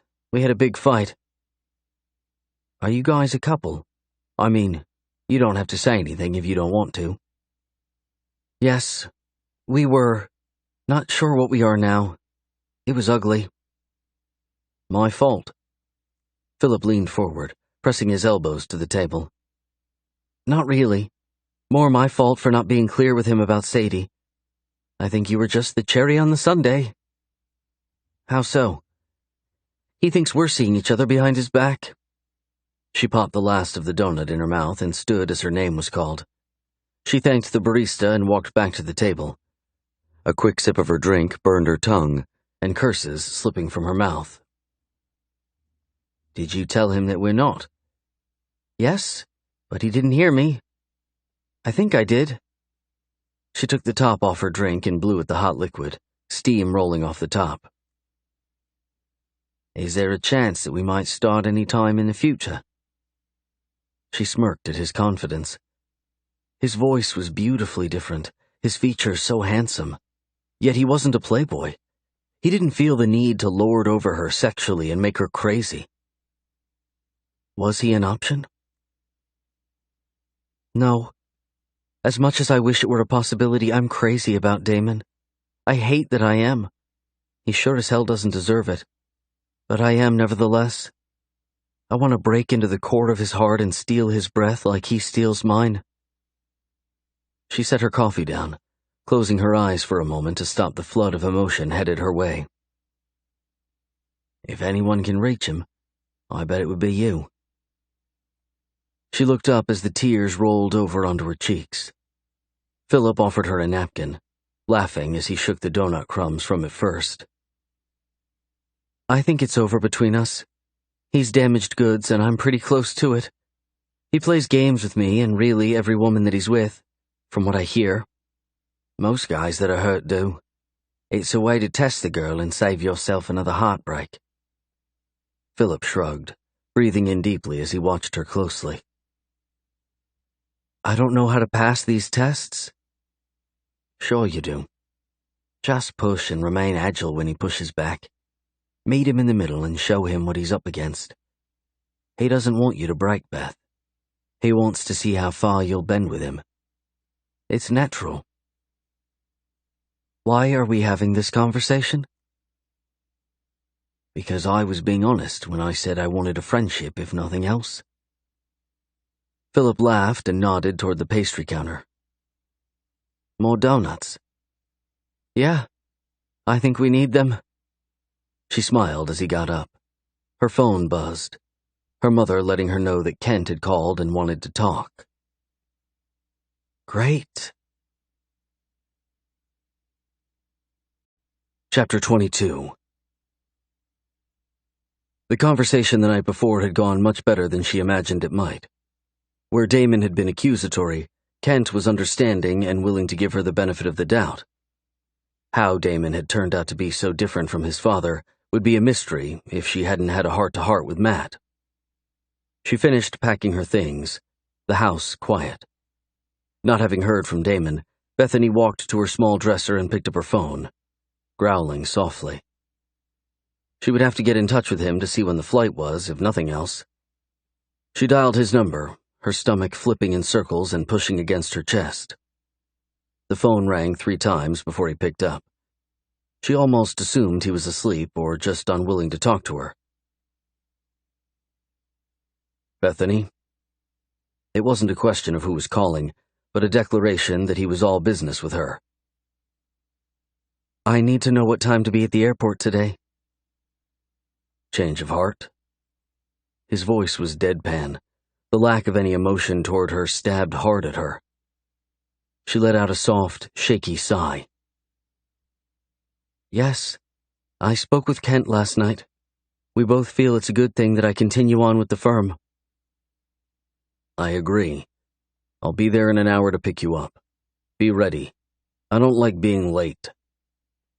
The phone went dead. Bethany pulled it from her face and growled. He was back to being an ass. Memories flooded her, one in particular. Damon had almost looked shocked the day before as he stood at the door, his face a mixture of emotions. You love me? Did he not think himself worthy of receiving love? Or had it just scared the hell out of him? Was he willing to love her back? Or was that proof that he was too self-absorbed to consider such a fallacy as love? She didn't know, and part of her didn't care. Emotions flying all over the place left her confused and feeling out of place in the middle of the large mansion, in the middle of this new life. She focused on packing for the next bit and dressed in a comfortable but business-appropriate cream-colored dress. Damon would most likely be dressed to impress. Looking like a has-been next to him wasn't going to fly. Bethany dropped her small suitcase in front of the door before walking to the kitchen in search of food. She ran her fingers through her long chestnut locks, wanting him to notice how she had worked on her appearance to touch on the things he liked best about her. The sound of the front door opening had her heart stilling in her chest. She reached up and brushed her fingers over her upper lip, a shaky breath lifting from her. Everything was fine. They were going on a business trip. He would treat her like an associate, and she would treat him like her insanely hot boss. She looked over her shoulder as her stomach tightened. No matter how much she wanted to hate him, she couldn't bring herself to do it. His blue slacks hugged his thin waist. The white polo shirt that slipped in just above his belt brought out the tanned creaminess of his skin, the darkness of his gaze. He reached up and ran his fingers through his hair, his eyes never leaving her face. You ready? Yes, just hungry. We'll grab a coffee at the airport. Let's go. He turned and walked from the room as Bethany reached out and touched her hand to the counter. She needed something to ground her, to pull her back into reality. Should she apologize? It seemed trite, and honestly, he was as much at fault as she was for what happened between them the day before. She grabbed a water bottle from the refrigerator and walked into the hall in time to see him pick up her suitcase. I can get it. He looked over his shoulder and chuckled, the sound not joyous at all. I have it. She shrugged as he walked out the front door, her eyes moving to the perfect curve of his ass. Remembrance flooded her. Watching him undress in the open door of his closet, his body the most beautiful she had ever seen. How badly she needed to connect with him physically, even if they were miles apart emotionally. Bethany walked to her side of the car, breathing in deeply as she passed him. He looked up and turned his head toward her as if questioning her actions. She chuckled and got in the car, rolling her eyes at herself when alone. Was she really going to use their physical attraction to heal whatever happened between them? Yes. even if it didn't assist in creating a long-term relationship and fostering love. The sensually delicious man getting into the seat beside her was every painfully good fantasy she had ever had. If he was slipping away, she wanted to create a few more memories before he was gone. Was she acting bipolar? Yes. Did she care? Fuck no. Damon got into the car and closed the door, started the car and pulled out without so much as a grunt toward her. She reached up and turned on the air conditioner before settling back. If he thought the silence between them was going to cause her to choke up an apology, he was wrong. She would surely give up eventually, but she wasn't near that breaking point just yet. The drive to the airport should have been uncomfortable, but it wasn't. Sitting in silence and simply listening to the sound of him breathing had almost offered relief. She was lost to him, and no matter what stupidity she threw at him about the two of them being done, they weren't. She couldn't allow it. Her fingers ran along her thigh, her eyes closed as she contemplated reaching over and touching him. His breathing pattern shifted slightly. Looking over at him subtly, she wished for a different situation altogether. Would it still contain explosive attraction if their relationship wasn't so taboo? "What are you thinking?" He glanced over at her, the deep timbre of his voice sliding between her thighs and stroking. She bit at her lip and shook her head. "I don't want to say." Embarrassed? By my thoughts, yes. By my actions yesterday, no. He chuckled, the smile lifting the side of his mouth. Lickable. He pulled up to the front of the airport and nodded toward her. "I'll get the bags. Just wait inside." She got out, grabbing her purse and walking toward the door. She glanced over her shoulder as Damon worked to get the bags out of the trunk. His eyes averted to her, dragging down the back of her as he breathed in deeply. Good. His thoughts weren't far from her. It wasn't but a few minutes later that they were checked in and headed through security, which was a pain, as always. However, sitting in first class gave them a chance to arrive just before the plane took off, Damon having called in that they would be there just in time. She moved in front of him as they walked toward the opening of the airplane, his fingers brushing along her lower back as he moved up beside her. "Are you embarrassed?" she whispered, looking over at him. "Never. I say what I mean. Do what I want." "That's so." "I'm interested to hear your story about how I got everything wrong with Philip, as I'm sure you're going to work to save his ass. But I was in the right." She reached over and pressed her palm to the top of his slacks, dragging her hand over the curve at the front of his pants, her thumb brushing over him and flicking softly. His breath caught as he reached for her hand. She moved it before he could move it for her. Damon shifted her in front of him as they walked on the plane, the look on his gorgeous face a warning. They weren't on good terms. He hadn't relented yet, and it would seem that until he did, she was going to cave to his demands. He slid his hand around her waist and pulled her flush against him, the thickness of his center pressed against her.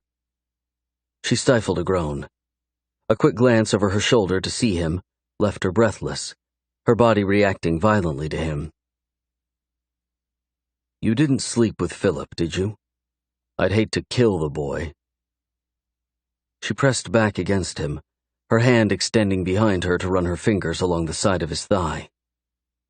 "No, there is nothing with Philip." "Why is that, Beth?" She turned and faced him, her hand coming to rest on his chest. "Because I want to belong to you. Simple, really." "Find your seats, please." The chirpy voice of the flight attendant tried to interrupt the moment, but Damon reached out and held her to him, as if they were beyond time and space, interruption and annoyance. "Then earn that spot." He nodded to their seats just behind them, motioning for her to sit down. The flight attendant sighed loudly, and Damon turned to her before taking his seat. Did you need to get something off your chest, ma'am? He asked the woman. Her cheeks burned as she seemed to lose her thoughts. No. It's nothing. Good, he responded and turned back to Bethany. Bethany buckled her seatbelt, the leather chairs large and much more comfortable than anything she had experienced on a plane before. Damon sat down in the seat next to her and buckled his seatbelt as well. He leaned his head back, closing his eyes and letting out a long sigh. Reaching over to take his hand, Bethany slid her fingers into his and pulled their entwined hands into her lap. He rubbed his thumb over hers but kept his eyes closed and his demeanor serious. I'm sorry about overreacting yesterday. She hated that she was apologizing, but sitting next to him, staring at him, left her no choice. Her heart begged for reconciliation, her body for the long, hard fuck she planned to get while in Seattle. Me too. I had evidence to justify my actions, but perhaps there is sometimes another side to the story. He glanced over at her. His dark eyes held her captive. A million questions seemed to rush across his face as he rushed over and brushed her fingers over his lips. I'm not a cheater, but we're not together. He reached up and took her hand, pressing his nose to the palm of it and kissing softly. His actions resurrected the feeling of his mouth on her, the passion on his face as he drank her pleasure over and over again. She whimpered softly, Damon's eyes averting to her face. I don't date, Bethany. My body you can have. My heart isn't for sale. If that leaves us bankrupt, then it is what it is. He pressed his teeth against the thick part of her palm, tugging softly before licking at the same spot. Damon turned, his hand sliding into her hair as he pulled her toward him. Bethany closed her eyes, her mouth open and waiting for the warmth of his tongue. His kiss was angry and filled with the mixed emotions of spouting about not wanting love and yet desperate for it, like the rest of humanity. She breathed him in, her hand sliding along his as he mumbled, against his mouth. He tightened his grip on her hair, his tongue rolling along hers. The sensuality of his motions left her dizzy, the ache in her chest only outdone by the one in her lower stomach. He broke the kiss, rubbing his nose along hers as he glared at her. Delicious, he whispered, closing his eyes and kissing her again. Every nerve ending came to life, hot desire sliding down from their kiss to touch every part of her.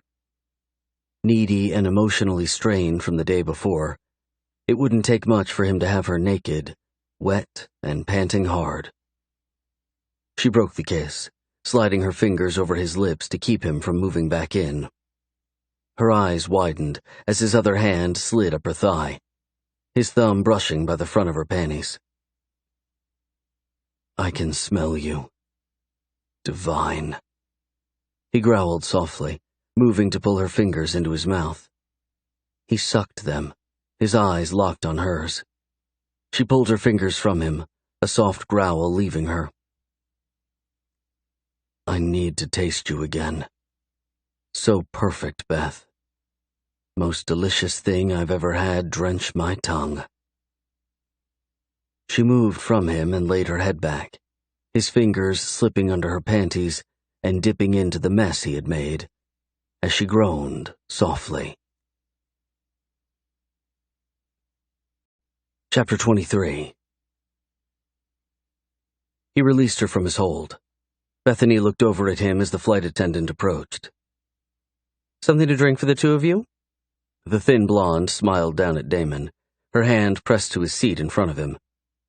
The smile on the older woman's face was anything but professional. Beth sat up, her eyebrow lifting. I'll have a Jack and Coke. He glanced to Bethany. Baby, what do you want? Get something strong. I want you pliable for later. It took a moment for Beth to find her words. The flight attendant moved her hand from on top of the seat, Damon's words showing quickly that he was a taken man. Bloody Mary, please. The woman nodded, her sensual smile falling as she walked away. Damon turned, his eyes rolling over Bethany. Nothing happened with Philip? Nothing. He wants a relationship. I told him no. He knows I have feelings for you. What are those feelings, Beth? Damon ran his palm over his crotch before adjusting himself. I'll let you know when I figure that out myself. She leaned back and crossed her legs. Another pair of panties would be hitting the trash, thanks to the sexy man beside her. He reached over and stretched his hand across her thigh, moving up to the middle of her leg and resting there. You have desires. I have demands. He leaned back and closed his eyes. Bethany turned to watch him, memorizing the perfect curve of his cheekbones and jawline, the thickness of his mouth. I have demands too? She whispered and slid her arm into his before reclining her chair a little. Oh, yeah? His voice was airy, as if he were drifting to sleep. Tell them to me. You're going to fuck me tonight like I deserve to be fucked. No more games with you. He glanced over at her, an eyebrow lifting. We fuck when I say we fuck. She chuckled and shrugged. Perfect. Tonight I'll simply force you to say it's time. How so? Wouldn't you love to know, pussycat? Damon shifted the conversation to more of a business overview after their drinks arrived. Beth was grateful for the change. The pulse ticking along the side of her throat was a dead giveaway to the torrent of desire pumping through her. She had imagined Damon taking her in every way possible 10 times each since their flirting session ended. The plane landed an hour later, Bethany sleepy from fitful dreams the night before. Life had shifted in so many ways, and yet normality was on its way to some degree. She would be on campus later that week, and maybe the change of atmosphere would give way to relief. Her insides were twisted over how to move forward with Damon, what to do to earn his trust. He stood and moved back, offering her the space in front of him. She moved out and walked toward their gate. Damon moved in beside her, reaching over and taking her hand into his. Her eyes diverted to their locked fingers and then to his face. A mask of indifference sat on him, his concentration seemingly on their next steps. I got us a room together. If you want your own, I can change that, but I planned on working hard in the office and harder in the bedroom. I want you to be a fucking wet mess. I want to see you come unglued because of how much you need what I can give you, Beth. He glanced over as they moved through the sea of people. The topic of conversation was shocking and yet not. He was so beyond ballsy, the man leaving her breathless at a rate that hurt. One room is good, she whispered, reaching up to push her hair behind her ear. They stopped by the baggage claim and Damon moved up, pulling off their 2 bags. She reached for hers as he interceded. I have this. Come on. She walked beside him, her knees weak, stomach tight at the promise of what he was capable of. One touch might send her over the edge. She groaned softly as they moved out to the row of limousines, her eyes moving along the thick muscles of his back that bunched beneath his shirt. She stopped behind him as he spoke to the driver, her hands sliding along his waist as she pressed her breasts to his back and kissed the skin just above his collar. He growled softly, pulling her arms off of him and moving to the car. We're going to the Omni Hotel downtown. How long is the drive? About 30 minutes, sir. The driver looked between Damon and Bethany, a smile tugging at his mouth. Good. Roll the window between us up. I need time with my girl. He nodded, getting in the car as Damon opened the back door to the large vehicle. Get in. Now. Bethany walked past him languidly, as if his demands weren't anything to be concerned with. She played a pretty good game, but if he had any clue about how much she needed him, he might run hard and fast. Bordering obsession was the concern. Demanding carnality was the plan. He popped her butt as she climbed in, her body jolting at his hard touch. Sitting down in her seat, she turned to watch him as the driver rolled up the privacy window. Damon's eyes held as much need as she felt sliding through her, burning her from the inside out. He slid to his knees in front of her, his hands palming her thighs as he pushed her dress up with his fingers. He stopped just before reaching her panties, his eyes moving from her thighs to her gaze. She felt frantic, her heart surely working to beat from her chest. "Do you have any idea how much you turn me on? My body aches for release inside of you, Beth. I don't remember feeling so much in my long life." He leaned down and brushed his cheek along the inside of her thigh, a long kiss pressed on the soft flesh. "Fuck. I need you." She ran her fingers through his hair, her heart bursting at the sight of him before her again, willing to give pleasure to her and deny his own again. He spoke a big game, but the man who stole her heart wasn't at all the jerk who would deny her love. She pulled up on his hair, his head jerking back from the front of her panties as he moved to press his mouth against the wet cotton. "No. My turn." She pushed at him, crawling onto the large floor and nodding toward the seat with a smile on her lips. "Sit down and let me love you." "Yeah, I'd like that a lot." He moved to the seat, sitting back and letting his hands drop beside him. Ropes of muscles contracted as she slid her hands along his thighs, his legs not too large, but strong and sexy as hell. She leaned over and pressed her lips to the softness at the base of his erection, his clothes still very much in the way. Opening her mouth, she pulled in firmly, his groan telling her what she needed to know. He worked to get his pants undone, pushing at her a little to move her back. "Come here, baby. Take what you can." "I want it all," she whispered, her mouth watering at the sight of him. His slacks lay flayed open, his large erection bobbing softly as he watched her closely. "I want you to have it all, as much as you want, Beth. It's all yours." He stroked it once, holding it up as if offering it to her. Bethany reached out and slid her hand down the length of him, her fingers barely touching around his girth. She panted softly, air seeming to flee from her lungs. Nothing in her time of being with men had been more appealing, more desirable. She glanced from his offering up to his eyes. Hooded and filled with lust, he stared down at her as he sucked his bottom lip into his mouth. She stroked him once again before moving to hover over the top of him. Her lips pressed a soft kiss to the thick, meaty top of him before opening her mouth and taking him into her wetness. He groaned, the fingers of one of his hands sliding into her hair and holding tight. She moaned against him, the soft bucking of his hips driving her mad. He wasn't willing to let control go, and for now, she was good with that.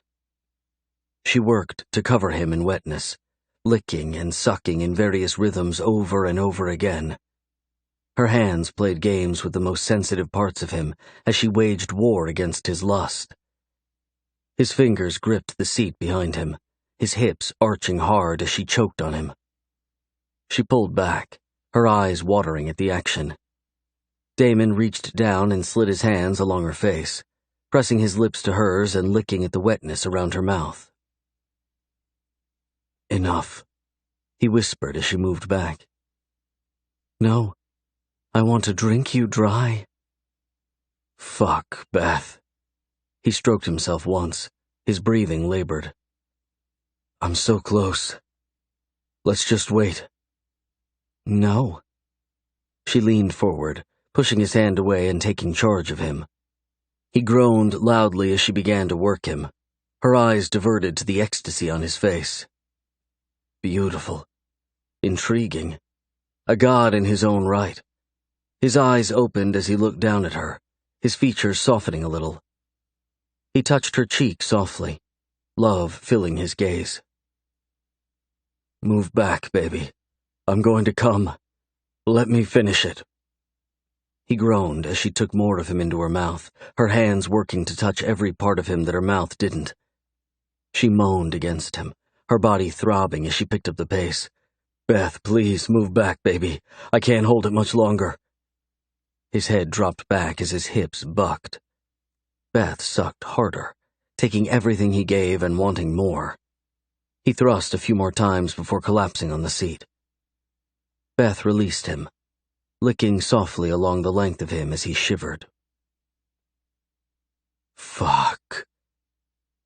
His eyes opened, his fingers coming to stroke the side of her face softly.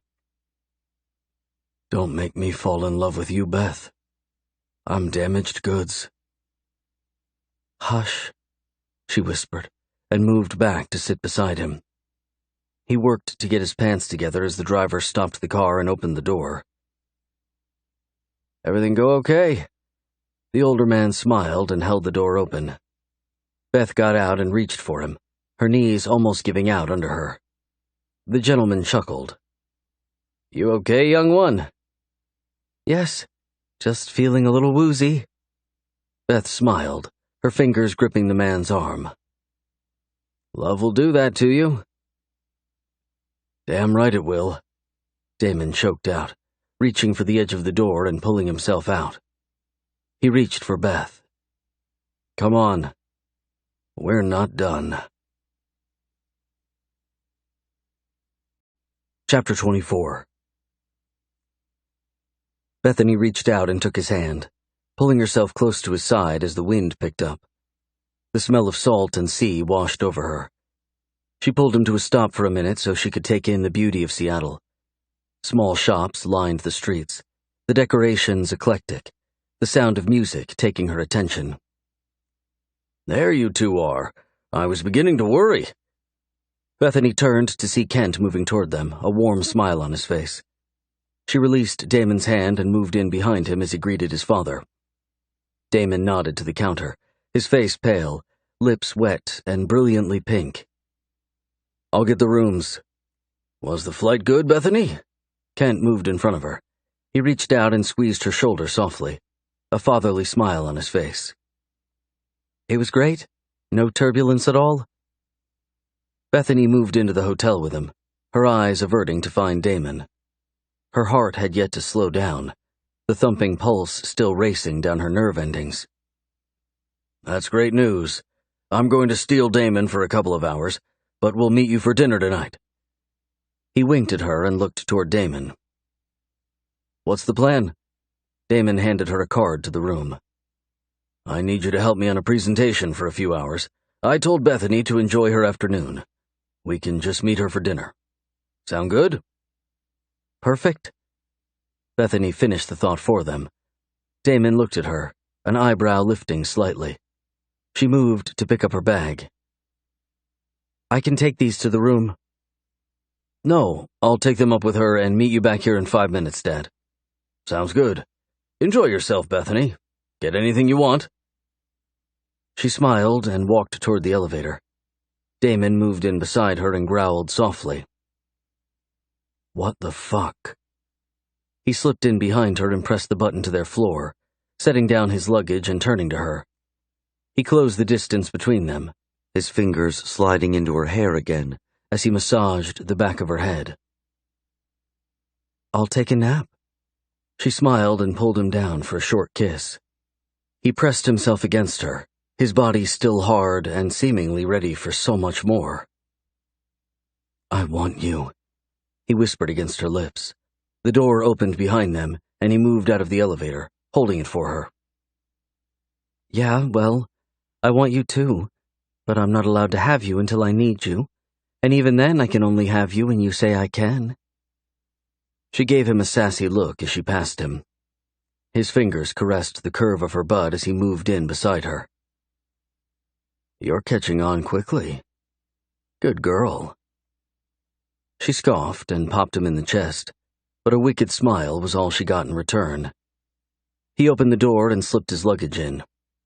Bethany walked past him into the expansive room, the cream-colored walls and crimson sheets luxurious. She turned as the door closed, half expecting him to be gone. He pressed his back to the door and smiled. "Undress for me. I have to go, but give me something to be tortured by." He nodded as if she were allowed to start. "No." She shrugged and walked toward the windows, pulling back the curtains and looking over her shoulder to smile at him. "I'll rip that pretty dress off your sexy body, woman." He smiled. "I love this dress." She turned to face him, a hand on her hip. "I love what's under that dress. Make me ache for you, Beth. Show me what I want to see." Bethany reached up and unzipped the back of the dress. Her motions were slow and methodical.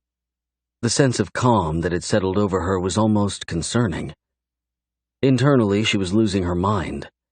Her heart was beating too fast, her stomach in tight knots all over again. He nodded toward her, his lip rising in a sexy smile. "You're going to need that nap, beautiful." She tugged at the dress, the material silky as it slid down her skin. Her white panties and bra barely covered her body, the undies no doubt wet along the front. Damon's head hit the door behind him, a soft groan lifting from him as his hand reached for the door handle. "Enough. That's enough."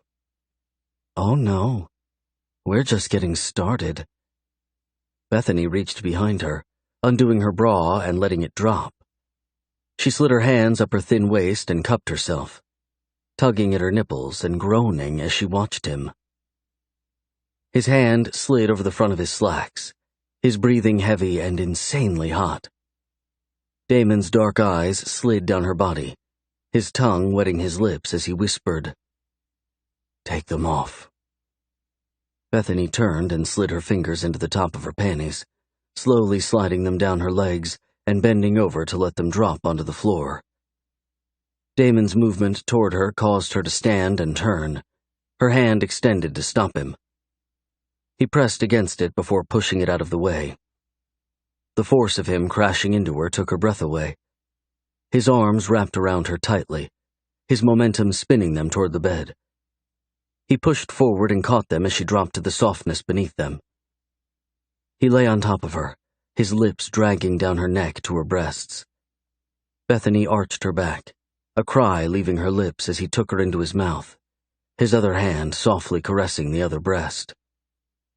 He carefully nibbled at her, his tongue lapping the space between her breasts. She pushed up, rubbing herself against him, her legs wrapping tightly around him. He leaned up and kissed her lips softly, his eyes dark and ominous. He stood, grabbing her thighs and pulling her to the end of the bed, her ass almost hanging off. Damon urged her legs around him, his palm flat on her lower stomach, his thumb reaching down to rub softly at her. "So beautiful," he whispered, his eyes roaming all over her. "Rest now, 'cause when I get back, we fuck." "It's time," she whispered, the room growing hazy from the onslaught of emotion rolling through her. "It's past time." He slid his thumb into her, pulling a little and leaving a sound of satisfaction. "I'm going to devour you over and over." Bethany pressed against his fingers, her sense of modesty long gone. He leaned over and kissed the top of her stomach, his lips feather light. Her breath caught in her chest as he looked up at her. "I'm sorry for yesterday. I'll explain when I can. Rest so I can make love to you until you can't walk." He kissed her again and carefully released her, walking to the door and pausing by it to look over his shoulder at her. "Fuck me." Bethany waited to respond until he disappeared from the room. "No. Fuck me. Please." The late afternoon turned into evening as Bethany rested. Her nap had lasted until a little after 8. Bethany checked her phone and found nothing from Damon or Kent. Getting up, she slipped on a pair of jeans and a t-shirt. She stopped by the bathroom to make sure she didn't look like the hot mess she felt like. He should have been back by then. She picked up the phone and called him after brushing her teeth and pulling her hair into a ponytail. Hey. His voice was strained. Something was wrong. Hey, you okay? Yeah. This is just a lot more than I expected. You need my help? No, but I'm not going to be back anytime soon. Dad just ran to pick up sandwiches and leave you a message. Where are you guys? I can get food and bring it to you. No, he's already been gone 10 minutes. We're at the downtown office. Just grab something good to eat and enjoy the room. Get the valet to take you somewhere if you get stir-crazy. I'll be there as soon as I can. You sure? Yeah, I'm sure. We'll put you to work tomorrow. She hung up, a sense of disappointment settling over her. The promise of their night of hot sex and deep groans seemed to be dissipating fast. Might be for the better. She sat down on the bed and reached for the hotel phone. Ordering room service wasn't her first choice, but it would be better than going hungry for the night. Too many hard memories attached to hunger. She ordered a chicken sandwich and fries before slipping out of her jeans and into a pair of pajama pants. She texted Matt to see how he was doing and got a phone call in return. Hey, I didn't mean for you to call. He laughed, the sound brightening her mood immediately. I like talking more than texting. My fingers are too fat for all that jazz. Besides, I can't read emotion. I can hear it. Well, I'm glad you called then. How are you? I'm good. Damon and I had a bad fight yesterday, but today is better. Have you guys talked through whatever you were fighting over? Yes and no. I apologized. He did too. Damon apologized? Whoa. Hold the phone. Bethany laughed, lying back on the bed and letting her mind drift back to the various ways he had apologized. Yeah, he did. That's big, Beth. Have you told him? Told him what? That you're in love with him? What? She sat up, hugging the phone closer to her ear as if someone might hear their private conversation. I'm not saying anything you don't know already. Does he know? She sighed. I think so. I don't know. That's a lot to spring on him. We've barely known each other a week. I'm not putting that out there yet. It would scare him to death. I think you'd be surprised. Yes, well, no. Just no. Matt laughed again. When are you coming home? Wednesday night. Come to your dad's that night so we can catch up. I'll be there. You should tell him. No. Okay, but I think it would be a good thing. You also pretend to be crazy so people leave you alone. True. And it works, right? They laughed and Bethany hung up, Matt's words washing over her. Should she express herself to Damon? What was the look on his face the night before when she had slipped up a bit? Horror? Fear? Loss of words at being accepted? She glanced at the clock and pulled herself into the bed, waiting for her food and wishing like hell he were there. I love you, Damon, she whispered into the empty room, the words sounding right, but sprouting fear. What if he couldn't return them? What if he could, but wouldn't? Chapter 25. Bethany woke to an empty room Monday morning. Damon's suitcase still sat by the door, nothing in the room having been touched or moved. She sat up and reached for her phone. The message from him was at 2 a.m, just a note that they wouldn't be back until breakfast. Worry tugged at her. What if it wasn't about business? What if he had someone here and went to stay with her? She growled at herself and climbed out of the bed before stripping and heading to the shower. He would be who he was, and until they locked down their relationship, she didn't have much say over any of that. She stepped into the steamy hot water. The mesmerizing pressure of the liquid caused her to groan in relief. Sleep had been welcome after the long night before of worrying all night. The bathroom door opened and closed. Bethany stuck her head out, her hair partially wet, eyes wide. Damon looked over at her, pulling his shirt off. Sorry about last night. Such a fucking mess. I don't know what happened with the office manager, but he dicked up everything for this audit today. He wasn't being himself at all, nor did he look healthy. Dark circles sat under his eyes, his skin peaked. She moved back and opened the shower, hiding behind the curtain. I wish you would have come and picked me up. I could have helped. Come in here with me. I should have, you're right. I just got into trying to fix it, and before I knew it, the sun was coming up. He dropped his slacks and boxers before sliding into the small space with her. She released the curtain and turned to face him. Damon reached for her, closing the small step that stood between them. His hands slid around her waist, the water making his fingers glide with ease. Bethany lifted on her toes and wrapped her arms around him, pulling him down for a long, soft kiss. He leaned into her, the heaviness of exhaustion almost palpable. She turned them slowly in the water until his back was to the spray. His groan broke the kiss. She moved from him, her eyes taking all of him in as water dripped down his chiseled chest and firm abs.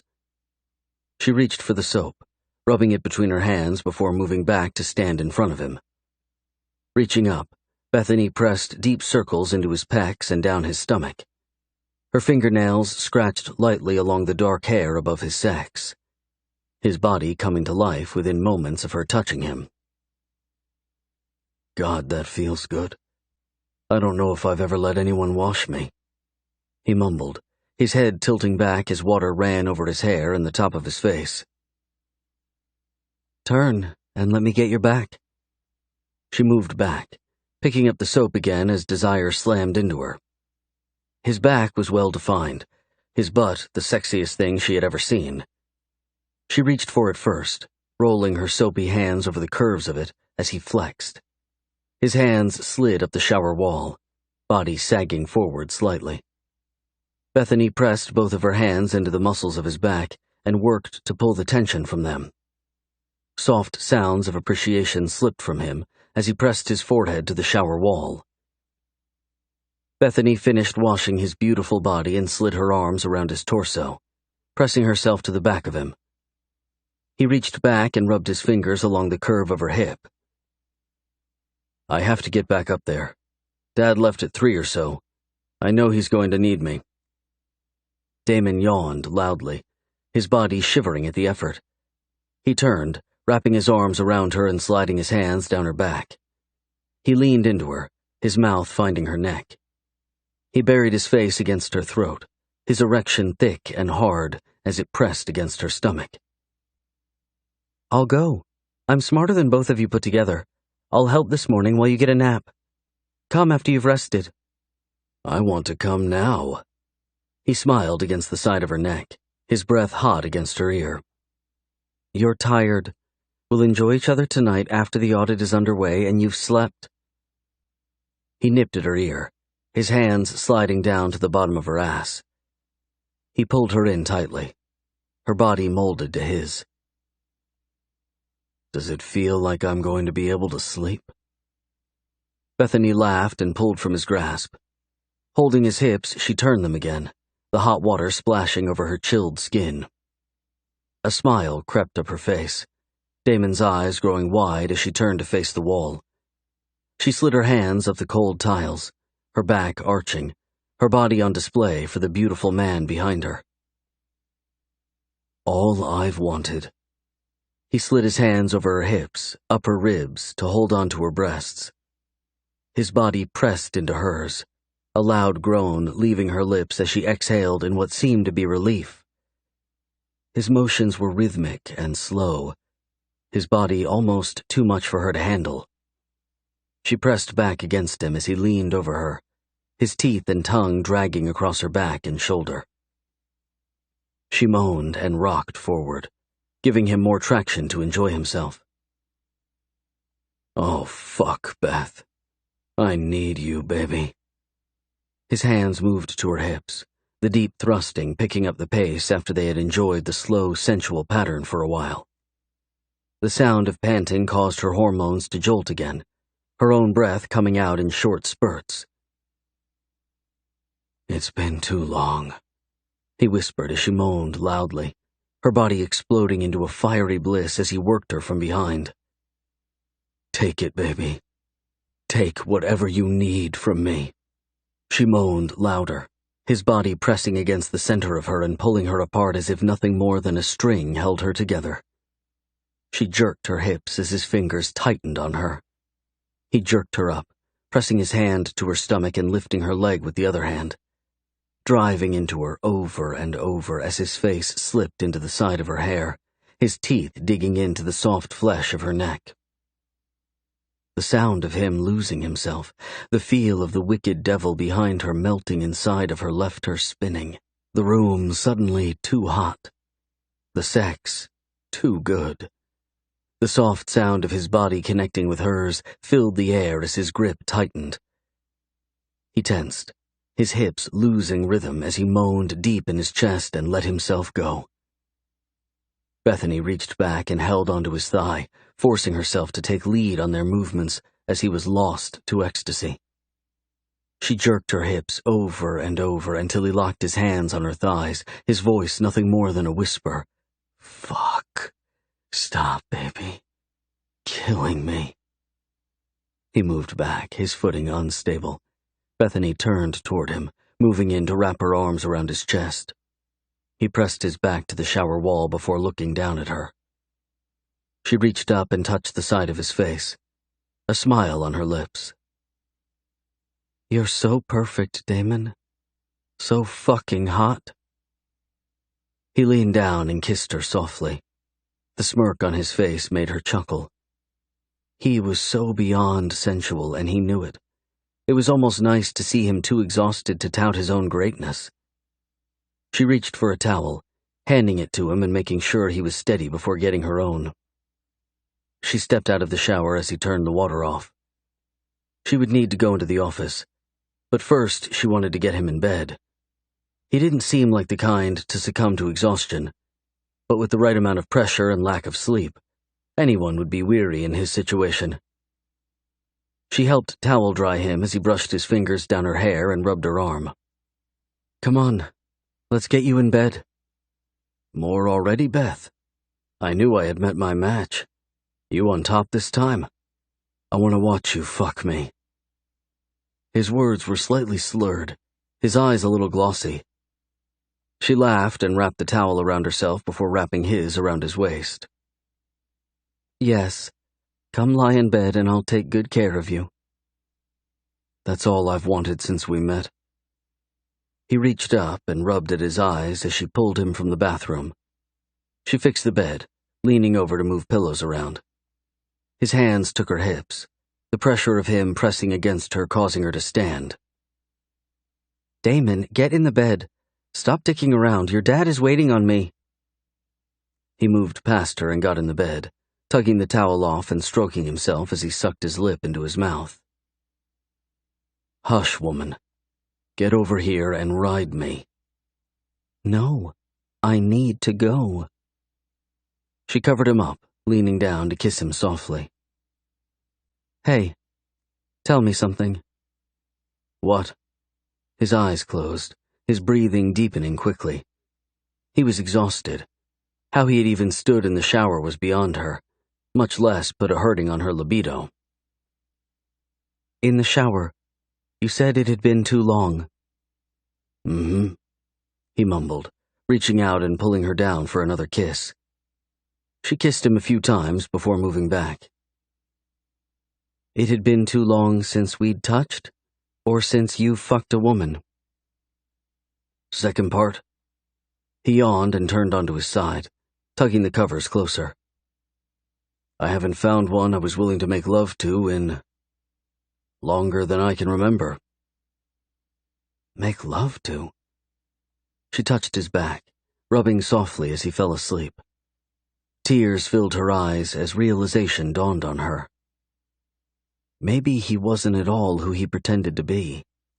Maybe her desires mixed beautifully with his demands. Lust was the fuel that would forge them closer. But it felt like love might be the coating that protected the possibility of forever. Chapter 26.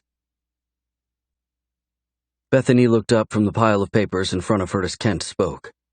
Her soon-to-be stepfather stood at the head of a long cherrywood executive-length table, his brow contoured. "I'm not sure how this happened. Why the hell aren't the numbers tying out?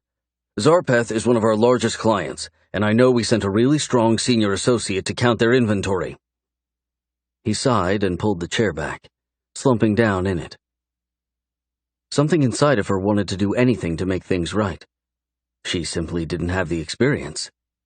Just being out of school and headed back for her master's soon, she lacked on-the-job experience. "What can I do?" Bethany leaned back in her chair and slipped her hands into her lap as her phone buzzed. "Call your brother and tell him to get here." Kent sighed again and ran his fingers through his salt and pepper hair. His words stung without him knowing it. His reference to Damon being her brother left a mark on her. The reality that she had just fucked him in the shower flooded her subconscious with shame. How would they ever work? Her mother was marrying his father, and they were going to what? Fall happily ever after in love? She picked up her phone and answered it, Damon's name popping up and causing her heart to almost stop in her chest. "Hey." "How is it going?"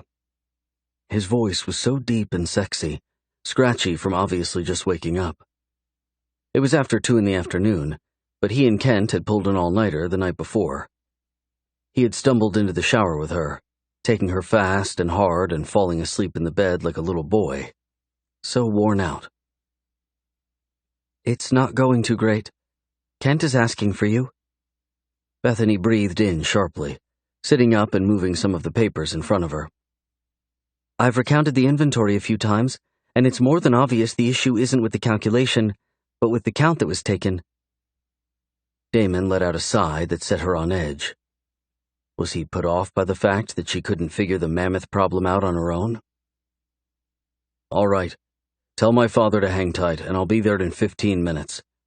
Ask him if he needs a coffee." His voice was tight and all business. The sound of it caused her stomach to hurt.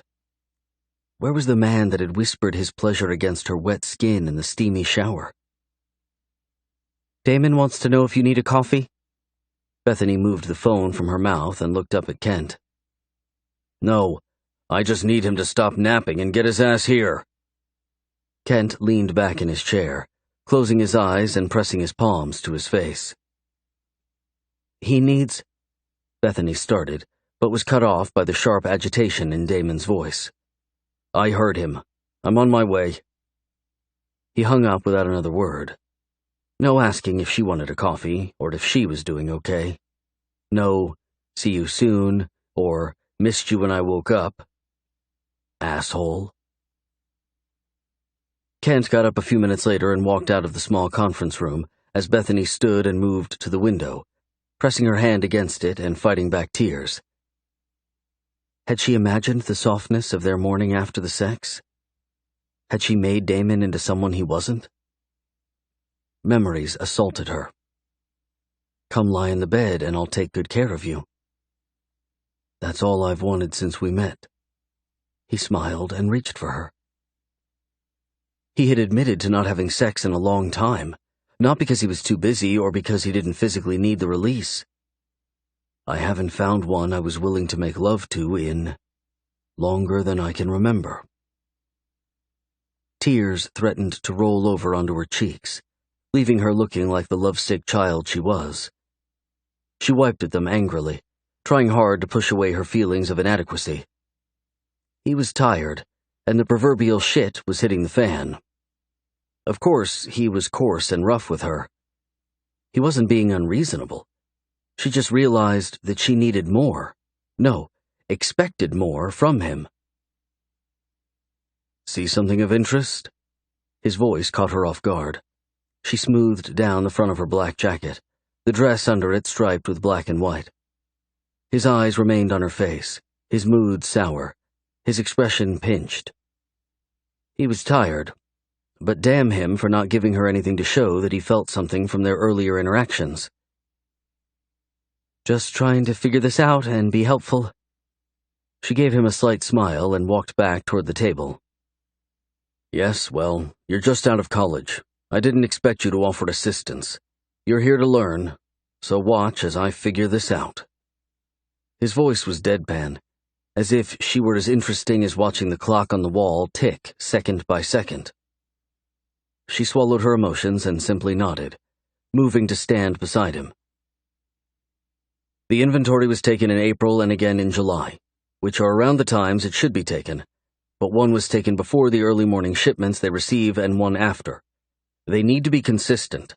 Simply call the warehouse in Tampa and have them email you the receipts for the July early morning shipment. Reconcile the numbers, and this problem should be solved. He looked up and touched his finger to the side of his temple. You have to actually use common sense if you plan to get anywhere in this big world. It isn't genius we're looking for. Are you saying I should have been able to figure that out? Bethany took a step back, his reaction to her ignorance astounding and hateful. He looked up and lifted his eyebrow, a smirk tugging at the side of his mouth. Are you getting offended at me trying to make you a better accountant? You're not trying to make me better. You're pinpointing my lack of common sense. That's not something you learn in accounting classes. She put her hands on her hips as heat rose up her chest and coated her throat. And your tone is starting to get on my nerves. If you want to coach me to understand the details of shipment times at the client's warehouse, that's fine. But talking to me like I'm a dumbass because you know how things run at the Tampa plant and I don't isn't coaching. He let out a long breath. I understand that you think we should be holding hands and smiling at each other after this morning, but I'm not interested in a relationship. If you're not willing to be a woman who's worth my time, then you probably need to let me know that now. Save us some time. Bethany took another step back as a large ball of regret pressed into her throat, the room seeming hot all of a sudden. She wasn't even sure how to react, so she didn't. She dropped the paper she had picked up and walked toward the door. Damon's hand on her wrist stopped her. She turned back and pinned him with expressionless resolve. I'm not like every other man, Bethany. You're not allowed to leave your mark on me. I'm here for sex, and if you are too, great. But if not, fuck you, she whispered, and smiled as if he didn't matter. She needed him not to, but he did. Far too much. Pulling from his grasp, she walked through the small door, the hall seeming to close in on her. She didn't stop until she got back to the hotel, the room ice-cold from leaving the AC on too long. She lay down on her bed, rolling up in the covers and regretting it immediately. It smelled like Damon, the deep, musky tones rushing into her nose and over her tongue as she groaned. They couldn't be a couple anyway. Could they? He was her fucking brother. No way they'd be able to figure things out. It was too complicated. So was sex enough? Could she just enjoy the feel of his hands on her? The taste of his tongue? The deep thrust of his body into hers? She groaned again, her nipples budding at the very thought. She was lost to the idea of being beneath him as much as possible. But was that simply because she loved him? If there was no love there, how could the emotion be so damned strong? Her phone buzzed. Damon. Bethany. She answered it very professionally, hating herself, hating him, hating every fucking thing. Kent and I are headed out of the office. Feel free to do whatever it is that you women do when you're pissed. I should be back later tonight, but if not, I'll be in the lobby at 10 tomorrow morning and we'll head home. Is there something you guys need me to do while you're out? She asked, her heart breaking over and over at his dismissal of her. She was smart and brilliant, and this cock of a man was trying to tear her down. Nope. Just enjoy yourself. I'll take notes today and you can read them tomorrow on the plane while I sleep. I'm sure I have another all-nighter. Let me know if you change your mind. She hung up this time as a hopeful "fuck you" through the phone. Tossing the thing halfway across the room, she let herself cry into the soft white pillow beneath her. She wasn't going to win the battle by being bitchy and fighting him with her own ammo. Having not been in more than one real relationship her adult life, she was way out of her league. The one thing she did have that he wanted, and he had admitted it, was her body. If he were willing to use his as a weapon against her, perhaps it was time for her to return the favor. Bethany turned over in the bed, her long hair splayed out all over the place, her makeup running into her eyes as they burned. He was a bastard, and yet she knew so much more sat just underneath the perfectly constructed facade that was Damon Bryant. Sex would be the tool, the only means she had of breaking him down. She wanted to know the man underneath, yearned for his time and attention. She would use herself and stick to the rule he had laid down for her a few minutes ago. She was most certainly going to brand herself all over him, but he wasn't going to get any further into her heart. She would wedge herself so far into his thoughts, into his desires, that he begged for her time, for her attention, for her sex. She wiped at her tears once more, her resolve setting into place. She hated to be a bitch and play dirty, but Damon left her no choice. Getting up, she walked to the small lounge chair in the room and texted Philip. Bethany, I enjoyed coffee the other day. We should do it again. Philip, me too. How about today? Lunch or dinner with me? Bethany, how about on Wednesday you come up and have lunch with me at work? Philip, not sure that would be okay with them. Bethany, they can't tell me who I can eat with, right? Philip, this is true, and the dick can't fire me. He already did. LOL. She smiled, unable to help herself. Hurting Philip wasn't on her laundry list of things to do, but getting him to help her break Damon in half, now that very much was, and it reigned supreme. Chapter 27. Tuesday morning came fast, Bethany having ordered room service the night before and stayed in her PJs all evening. A few sappy chick flicks later, and she was a ball of tears, wishing that something besides her new plan would work. She knew a different Damon existed. He was the one that Matt worshipped, the one that was shocked to find out that maybe she loved him, the one that held her the first night they were together, not kicking her out, but tucking her against him as they slept. Where was that guy? To what extreme would she have to go to dig through all of his protection to reach him? Was it worth it? What the fuck am I going to do when I get there? Because the truth of the matter was plain and simple. She was going to get there. It didn't matter what it took. Needing to know if anything could exist between them beyond the fiery physical attraction was paramount. Bethany finished packing up the room, throwing Damon's stuff in his suitcase as well. A soft knock on the door caught her attention. She tucked her pink silk blouse into a black skirt that hugged her hips but fanned out on her legs. It wasn't meant for the office, but perhaps a night on the town. She opened the door as Damon leaned against the frame, his hair a mess, his eyes bloodshot. I came to get my bag. Didn't want you to have to deal with it. He yawned and walked in as she moved back. His eyes shifted down her body, stopping on her legs. You look good. So one night of sleep left him acting like an ass, but two opened him up to be the guy she was in search of. His voice was soft and kind, his expression showing interest. She almost laughed, but caught herself.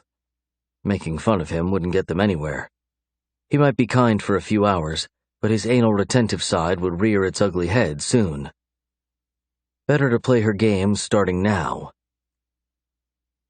I packed it up for you, but I figured I would leave it. The bellman could come get it, or you could." She shrugged and walked toward her suitcase, popping the handle and pulling it toward the door without paying him much attention. "I'll get yours too. Just leave it there." He walked toward her, but she sidestepped him, her eyes brushing past him as if he were nothing more than a silly boy who thought to gain her attention. "I'm good. Take care of your own. I can take care of myself." She opened the door without looking back. "See you downstairs." Bethany walked into the hall, letting the door close before she let out her shaky breath. What if he took her rejection to heart and completely turned from her? What if her plan blew up in her face like most things had over the last few years?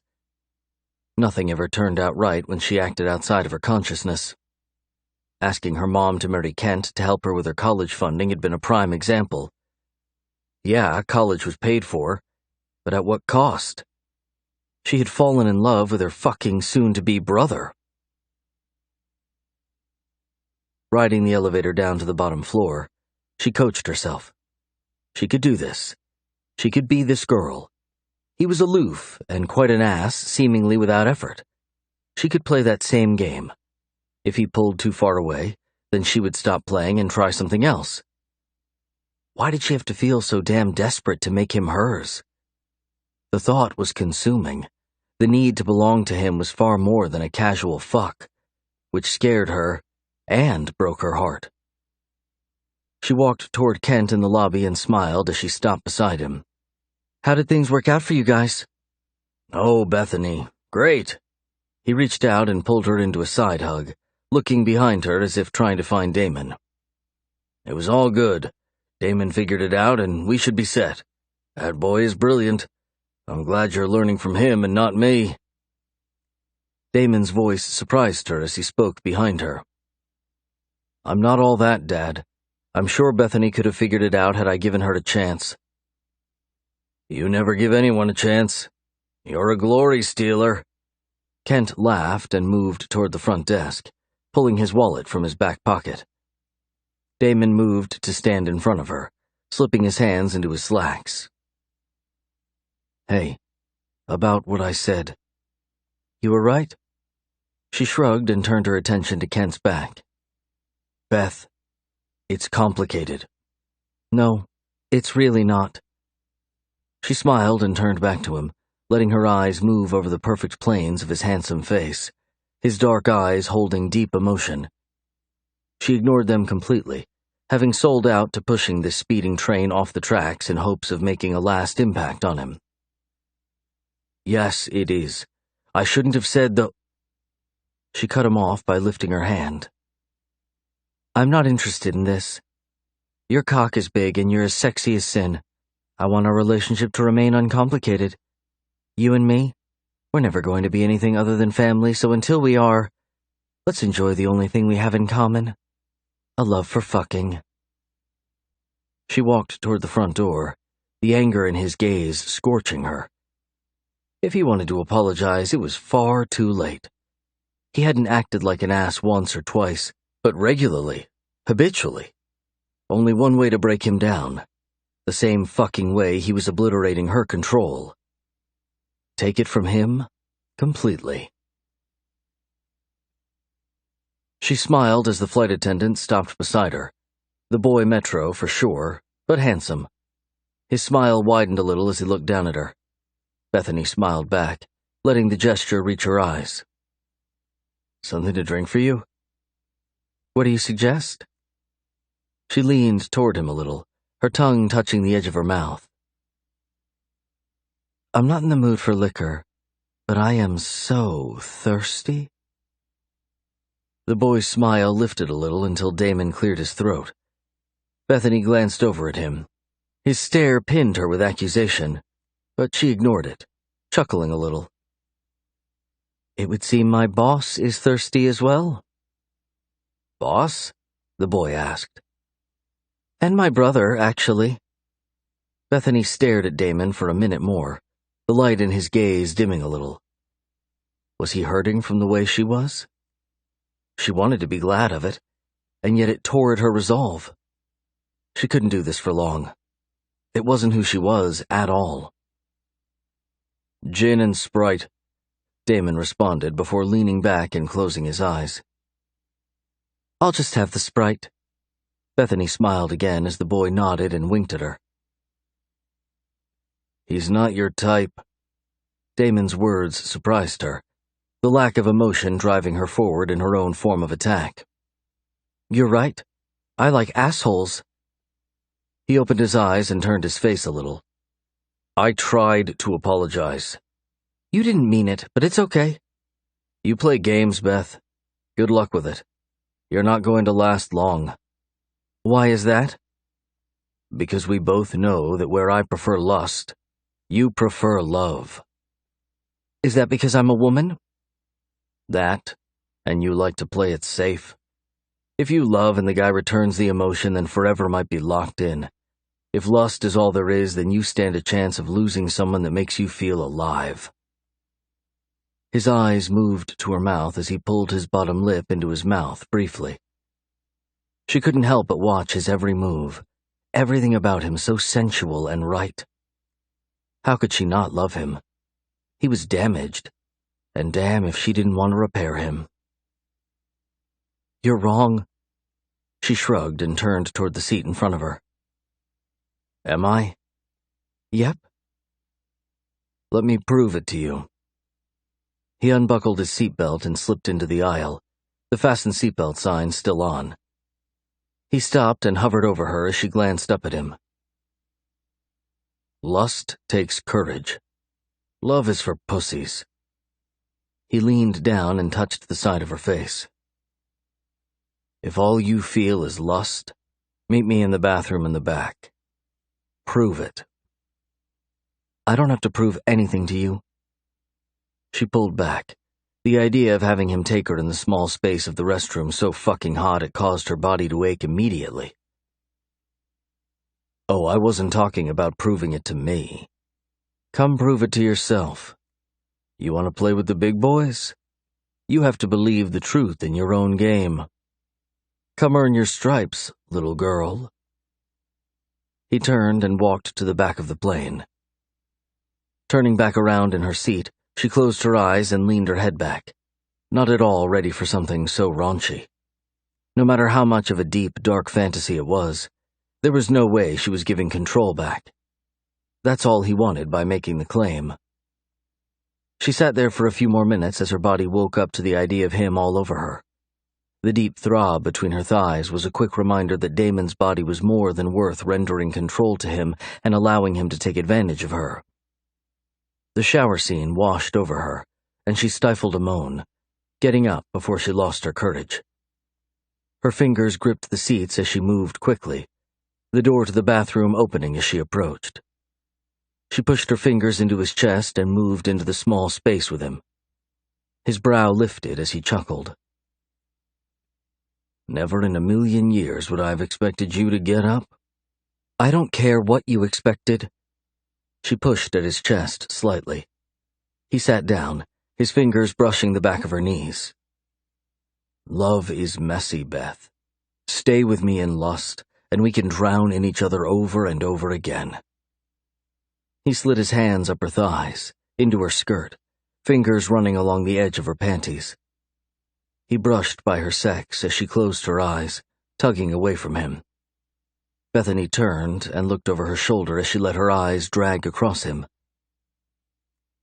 Take my panties off and stop talking your bullshit nonsense.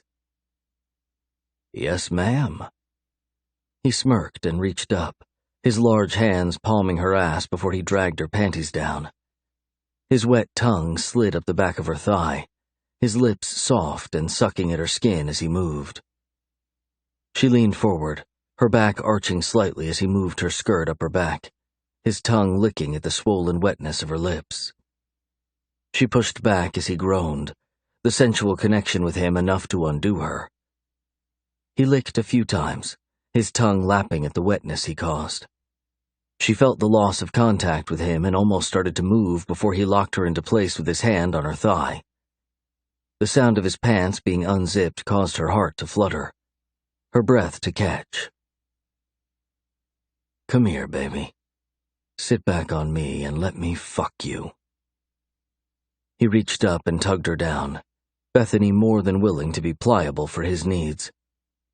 He guided her carefully to rest on top of him, her hands pressing into the soft material of his slacks, his thick thigh muscles underneath. She groaned and lowered herself onto him, the width of his cock opening her up farther than she remembered from the day before. He sucked in a breath between his teeth, his hands under her thighs as he lifted her off the ground. The motion made the rest of his erection disappear inside of her, Bethany moaning his name as bliss rushed through her veins. He spread her legs over his and slid one hand up to cup a breast over her clothes, the other rubbing softly at the bundle of nerves at the top of her sex. He used his hold on her to lift her slightly, the firm press of his hips against her rear making a soft slapping sound as he worked himself in and out of her. "Feel good, Beth? Taking all that dick inside of you?" He whispered against her hair before Bethany reached back and pulled her locks into a bun. She wanted more of his skin on hers. "So good. Don't stop, okay?" Her words were airy and filled with a dark lust that tore her willingness to stand strong against him apart entirely. "Never. Just hold on to my legs and take what I'm giving you. You want what I have, don't you, Beth?" He pressed his lips to her neck, Bethany's back arching to take more of him in. He pinched the softness of her clit between two of his fingers and tugged a little. "You want me all over you, deep inside of you, marking your sexy little body with my teeth and fingers. Tell me you want it as bad as I do." He lifted her with his thrust, every movement sending deep tremors of pleasure into her. She leaned back against him, rocking her hips forward to increase the friction of his fingers, his pinches hurting so good. "I want it as bad as you want the smell of me on your sheets, the sticky wetness of my cum on your fingers," she panted, almost unable to speak past her own want for all of those things. "You're damn right I do." He pressed his fingers in tighter, jerking them as she buckled, the orgasm ripping through her like none before. "Oh, fuck, Damon. No, no, no," she murmured over and over, rocking herself against the thickness of his cock, the soft pads of his fingers. Yeah, take it, Beth. Such a good girl. I'm going to destroy your desire for any other man. So it's my body you need, my cock you can't get enough of." She nodded as he continued to assault her with the truth of where she already was. He moved his hands to her hips, pulling hard and slamming her back down on him as he groaned softly over and over. "Fuck, you're perfect. Squeeze your ass and whisper my name. I'm so close, Beth. Take me over." He pressed his lips to her ear, jerking himself in and out of her as she quickly obeyed him. He growled loudly as his teeth sank into the soft skin of her neck, just behind her ear. Bethany yelped, but let the pain fuel the pleasure of knowing that he was going to explode any minute. He released his bite and groaned against her hair as he filled her, his hands digging in tightly to her bared hips as he moaned. "Oh, fuck, Beth. Oh, shit. So perfect. Delicious, tight little pussy. So wet for me." He groaned again and slammed her down once more. He shivered, moving to wrap his arms around her. The soft sound of knocking at the door scared the shit out of her. "Occupied. Be out in a minute." Damon spoke loudly against her neck. His tongue pressed to the throbbing skin at the back of her neck, soft licks and kisses not dimming the fire of his bite. "You bit me, you ass," she whispered, turning her face a little. He reached up and pulled her closer, brushing his lips past hers as his gaze burned into her. "As a reminder." "Of what?" "That I'm in control, and you, little pussycat, are mine." Chapter 28. Every move she made reminded her of the way he touched her in the airplane restroom. The warmth between her thighs was a constant pleasure that caused her mind to be distracted. She had planned to own him, but once again he had pulled her strings and assumed control. They walked off the plane in silence, Damon having fallen asleep pretty quickly when they got back to their seats. The look from the male attendant when he finally delivered their drinks after trying forever was pensive at best. Damon's hand rested in her lap, his fingers tightly wrapped around her upper thigh. She just smiled sheepishly at the attendant and decided not to worry too much about it. She'd never see the guy again, anyway. He could think all he wanted to her about her brother manhandling her thigh. The bite mark behind her ear was safely covered by her thick hair, but her fingers kept brushing by the swollen flesh, the pain almost unbearable. Why Damon would think he needed to bite her so hard was questionable. Maybe he just got lost in the moment. Bethany tried hard not to focus on the fact that he had blamed it on the need to mark her, to call her his. So many things lay between them, still unanswered. They were all about lust, and no matter how she felt about it, she was his. Too bad her body and mind were in a deep battle over what that truly meant. Kent joined them as they walked down the long corridor of the airport, dark circles under his eyes. "I'm going to get a cab to take us home. Damon, are you coming to the house or what?" "Bethany and I are going to grab something to eat and talk about the audit. You go home and rest. I'll get her over there later, or she can always crash at my place." She simply nodded, a little shocked at Damon's plan. Talking about the audit was honestly the last thing she wanted to do, and she knew he was beyond worn out too. The thought rushed across her mind to refuse him, but the look on his face shut her down. He was demanding for her to come with him.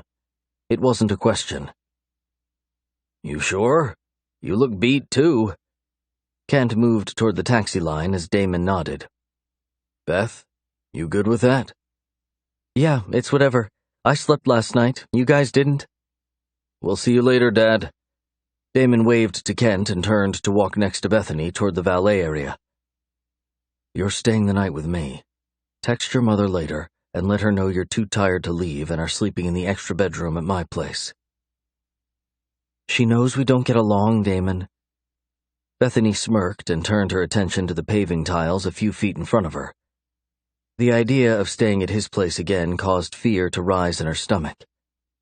Fucking was one thing, but holding each other, or talking intimately, or sharing a meal at his kitchen table, too much. She was already in love, and he wasn't. "I think we get along really well. You don't?" He smirked and reached for her hand, slipping his into hers as they moved into the busy drop-off zone of the airport. They rode in silence to his house, Bethany closing her eyes and trying like hell to come up with a plausible reason that she needed to leave. The sex in Seattle had been good, but almost too intimate. If they were just going to hold tight to lust, then sex would need to be carnal and unloving, much like being bitten in a bathroom stall. She laughed out loud, clamping her hand over her mouth. "What's so funny, beautiful girl?" He smiled over at her. "Who are you?" She laughed again, turning to watch him while he drove. "You know who I am. What do you mean?" "You're bossy and domineering, promising carnality and nothing more, and yet you held me the first night we had sex. You talk about making love to me in the shower and treat me like shit when you get to the office. You fuck me in a bathroom and want more, that more being far more intimate than lust would allow." "How so?" "Sex at your house is intimate, Damon.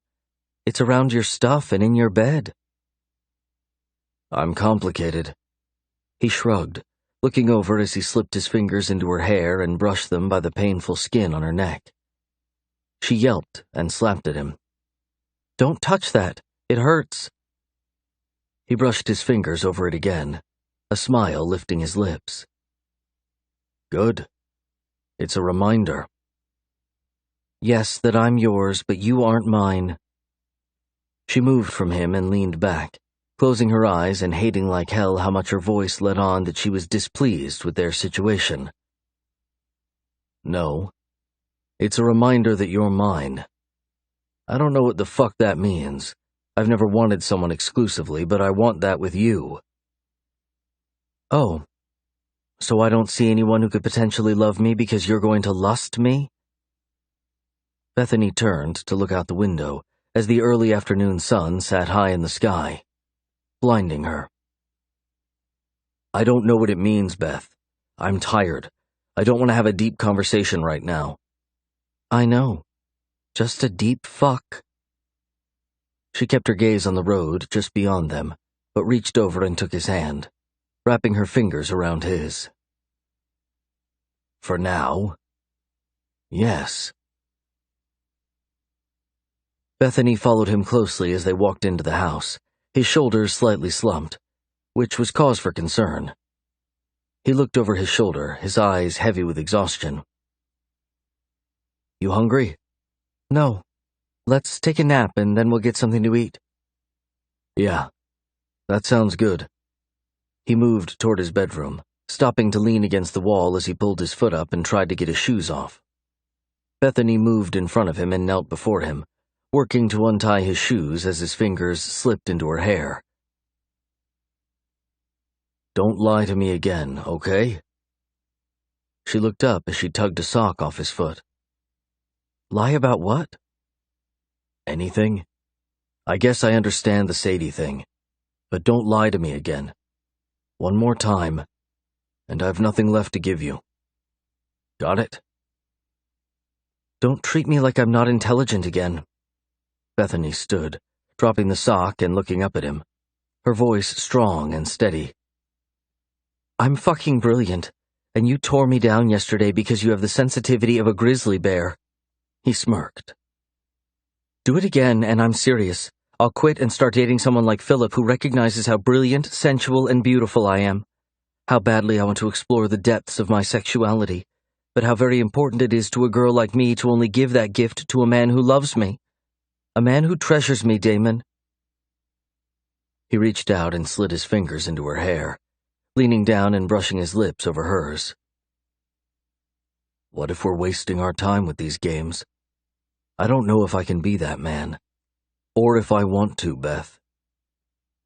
She smiled and pulled back from him, walking toward his bedroom as she pulled her silky top from her and dropped it behind her. I don't know if I want you to either. Crawling into his bed, she swallowed the lie, grateful that he was being open, and yet his truth hurt more than a lie might.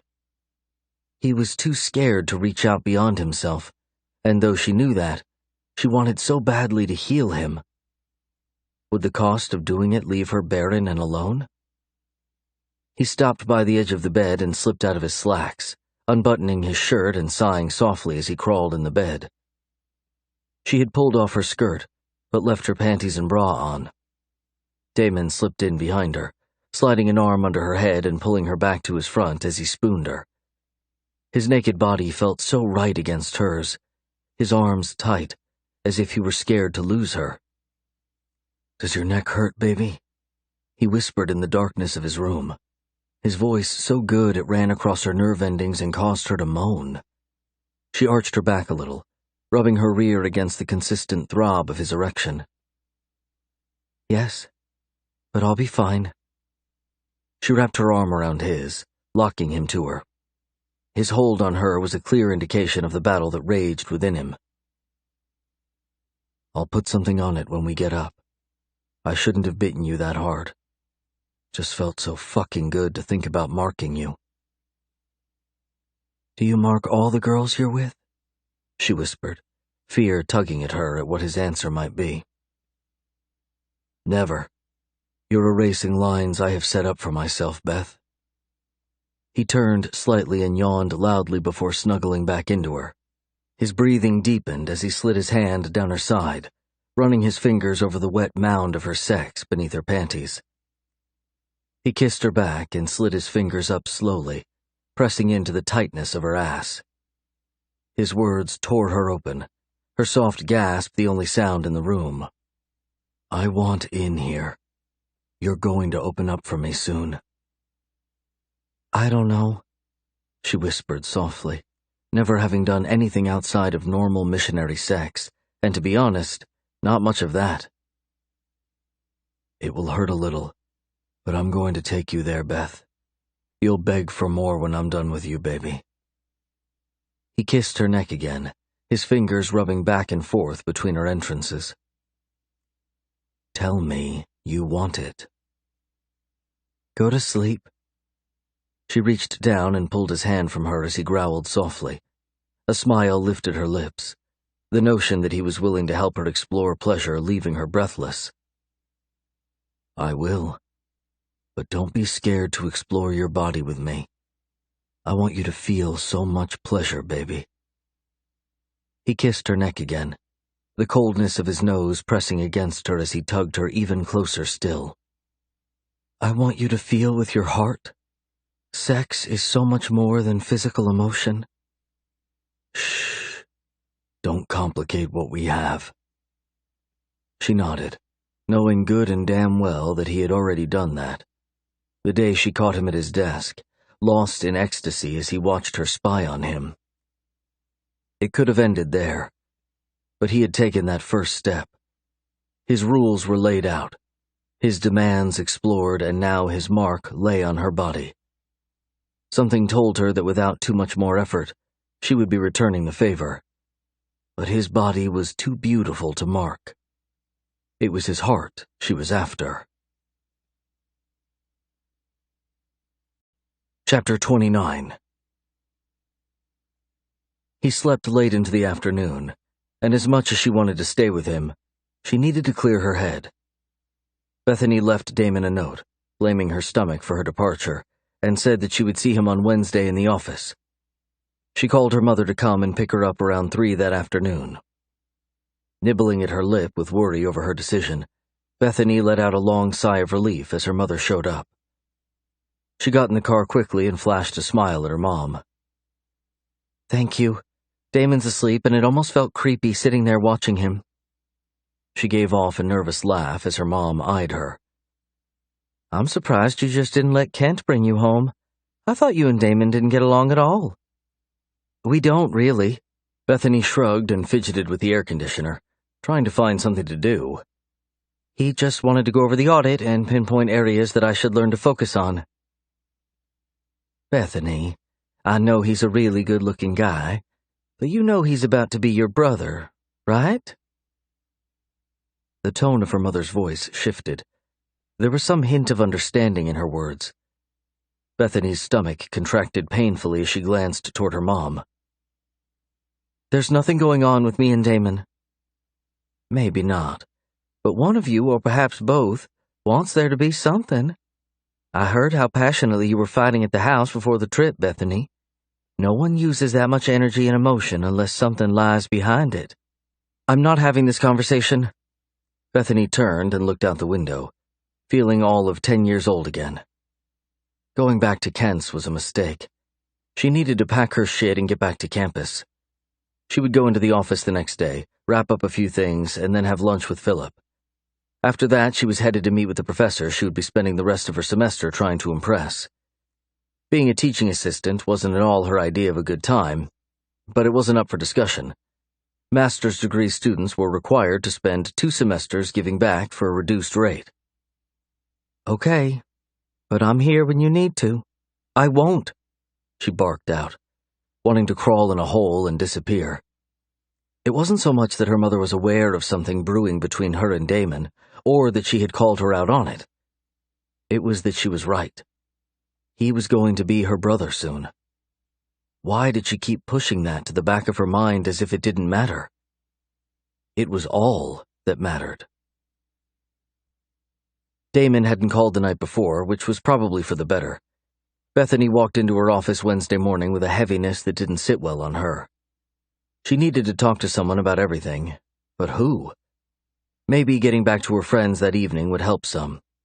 She could spend the night talking everything out with her best friend, Krista. It would be good to see Jake again, too. The awkwardness had all but dissipated between the two of them, for sure. So they let you in the building? Sadie's voice pulled Bethany from her thoughts. Make whatever you're here to say quick. I'm not in the mood for you this morning." Bethany let out a shallow sigh and sat down in her chair. Black slacks and a black silky blouse was her choice of attire that morning. Dark colors for a shitty mood. "I actually wanted to thank you." Sadie reached up and ran her fingertips down the perfect bridge of her nose. "I had to get a nose job thanks to you being psychotic. The surgeon did a really good job. I didn't realize how much I hated my old nose." Bethany lifted an eyebrow. Her sense of hearing must have been off. "Come again?" "It's true." Sadie laughed, a smile touching the fiery bitch's mouth. It was the most genuine thing Bethany had seen from the girl since they met. "I'm sorry for being a bitch. I hate making new friends, but, well, we're all going out tonight if you want to come." "All I had to do was punch you in the face to get you to lay off?" "I guess so. I feel much better about myself. The nose is good, right?" Sadie turned and wagged her eyebrows. Bethany laughed, her shoulders relaxing slightly. Maybe things would start to look up from here. She and Damon were on the fritz, sort of, but maybe other parts of Bethany's life could start coming together. The tension between her and Sadie had begun to affect everyone in the last week. So maybe the fight was a good thing. "The nose is good." "You coming tonight?" "I'll see what the day looks like. I need to go back to campus this afternoon to start working on my master's pre-work." Bethany reached over and started her computer, working to keep her voice neutral. She was still in shock that the conversation was even happening, but wanted to hold her cards tightly to her chest. Could be a setup. Sadie wasn't beyond it. "Are you two having a normal conversation?" Ben stopped at the door by Sadie as Bethany smirked toward them. "I think we are," Sadie replied and moved back out into the hall. "All right, well, we're meeting downstairs at 6. Feel free to invite Philip or whoever you're seeing now." "Thanks." Bethany motioned for Ben to come into her office. "How was Seattle?" he asked, taking a seat and repositioning his bright blue tie. "It was okay. I wasn't much help, but I don't suppose they expected me to be." "You guys get everything sorted out?" "They did." She crossed her legs and leaned back in her chair. "Are you going to this outing tonight?" "Yeah, it's just to a local bar." "Another club?" Bethany mumbled, rolling her eyes. "No, just a bar. We're going to have a few drinks. I'm going. You should come with us." "I'll see. I was hoping to catch up with some old friends back on campus." "Damon an ass while you guys were there?" "He was pretty stressed out. He had his moments." "I hear he and his girlfriend are having issues. I would just steer clear of him. He always acts like this when he's upset about stuff." Ben smoothed his hand down his chest, flattening the tie before standing. "Anyways, keep that on the down low, but I know you have to interact with him a lot, so don't take anything personal." His girlfriend? Was Ben referring to her and he didn't know? Bethany was aware that she was far from his girlfriend, but surely the senior associate in front of her wasn't talking about a different woman that Damon was seeing. Was he? "Will do. I didn't know he was seeing anyone." She stood, unable to remain comfortable while Ben looked down toward her. "Yeah, some girl that's had him wrapped around her finger for a while. He won't give up the goods. He never does." Ben laughed and walked out, calling over his shoulder, "Call if you need me." "I will," Bethany muttered before sitting back down. She would have to drown herself in work until lunchtime, or the idea of Ben talking about another woman in Damon's life was sure to undo her. Her phone buzzed just before 12. She picked it up and smiled, grateful for the distraction of having lunch with Philip. Her intent had been to use the poor guy to make Damon jealous, but that had changed. She couldn't do it. And, honestly, Damon had shifted recently back more into the guy she wanted to know than the one she saw in the office the day before. Guess sex on a plane changes things. She slipped to the back of the elevator, their intimate conversation the day before washing over her. His arms had been so tight around her. his strong body curved against hers.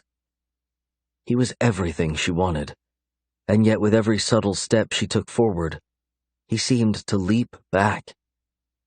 It wasn't meant to be. But could she stop pressing forward in hopes that it would become something great regardless?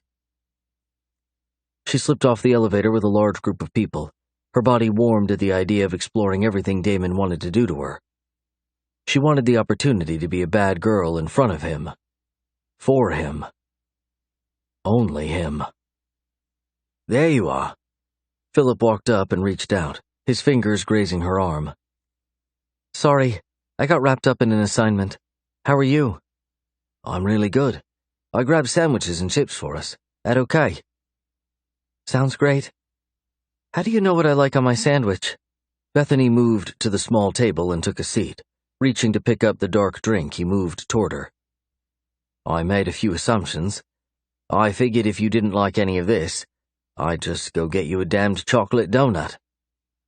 She laughed and picked up the bag of Doritos between them. 3 different bags still sitting on the table. I hate that you spent all this money. It's no big deal. I got an internship at another big firm. I start next Monday. Oh, that's great news. Bethany sat back, letting the lovely sound of his voice wash over her. He was handsome and kind. That he was her age, and not looking to make her feel like an idiot or bend her over a desk, sat in his favor. She wanted so badly to like him, to invite him into her world and let it be the two of them that worked toward creating a relationship. But she couldn't. Philip. What a surprise. Damon. Bethany glanced up as she slipped another chip into her mouth. Damon's gaze was light and almost friendly as he extended his hand toward Philip. Philip shook it, his lip quivering slightly as Bethany watched him. Yes, sir. Just having lunch with Bethany. I mean no disrespect. No, it's me who owes the apology. I read over the files after everything calmed down and realized the error of my ways. Your job is yours if you want it back. Damon almost sounded sincere, but something about his expression begged the question. I appreciate that, sir, but I've accepted a position elsewhere. Our loss, then. Damon's eyes moved across the table, stopping on Bethany for only a moment. Enjoy your lunch date, then. How can I not? Philip laughed as Damon's smirk slid into a smile. I agree. Intelligent woman, great roast beef, and the world at your fingertips. Damon started to move, stopping only to glance back at Bethany for a moment. Good job this weekend. Nice reminder of what you're capable of. I almost underestimated you. He smiled, but it didn't reach his eyes. Bethany turned back to Philip as Damon walked off, his comment a sucker punch directly to her stomach. She hadn't done anything but slut herself out to the sexy man walking away from her. His cryptic message hurt. He was poking at her hard. The lust versus love conversation wasn't going to die anytime soon between them. She tried hard to focus on the handsome boy before her, but the minute they wrapped up lunch, she headed to visit with her boss. They needed to discuss a few things, and none of them could wait any longer. Chapter 30. She didn't think to stop by her office before going to his, her focus simply on setting things straight between them. She needed to know if she was the girl Ben mentioned, or if Damon was playing a bigger game than even she had even imagined. Bethany walked off the elevator as Linda, his receptionist, looked up and smiled. Bethany's eyes averted toward Damon's office as the door opened and a pretty blonde she had seen before walked out. The girl waved and smiled to Linda as she fixed the smudge of her lipstick on her bottom lip. Her clothes were a little disheveled, or appeared to be. Stopping cold in her tracks, Bethany's eyes followed the woman, who seemed out of place in the middle of their office. Her heels were a little too high, her dress a little too red. This had to be the other woman. Linda said something, but Bethany didn't hear her as she turned and walked to Damon's office. She reached out and pushed the door open, slamming it behind her. Damon turned around, his hands on his tie, as if he were just putting it back on. "Need something, Beth?" He tilted his head as he moved toward her. "Who was that?" She hated the accusation in her voice, the sadness that permeated the edges of her words. Who was who? He stopped in front of her and pinned her with the dominance of his stare. Who was that woman? Yes. First you tell me who that boy was that you were having lunch with. He took a step toward her, his demeanor shifting from very professional to aggressive. Bethany took a step back, reaching out and pressing her fingers to his chest as he continued to stalk toward her, his face shaded a light pink. You know who that was. I'm not here to play your fucked up games. Oh, but aren't you? You brought that boy up here to my cafeteria for a reason, right? Who is he? I'm not answering that. She hit the wall behind her, a soft sound of surprise leaving her lips. He leaned menacingly over the top of her. Who the fuck is he to you? I know who the punk ass is. What does he mean to you? I'm starting to think you're right. You are playing a game, but I'm not. Bullshit. He's nothing more than a friend.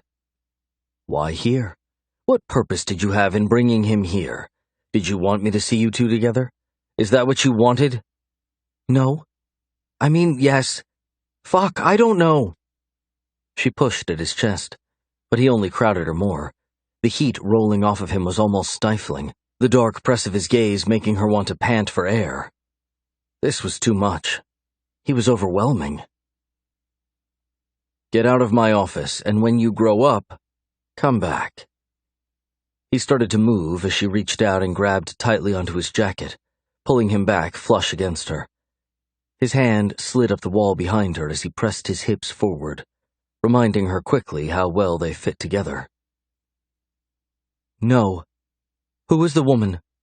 I'm not leaving here until you tell me. She's a client, Beth. I don't fuck our clients. Just your interns? Beth pushed at him as she moved from the wall. I gave you what you wanted.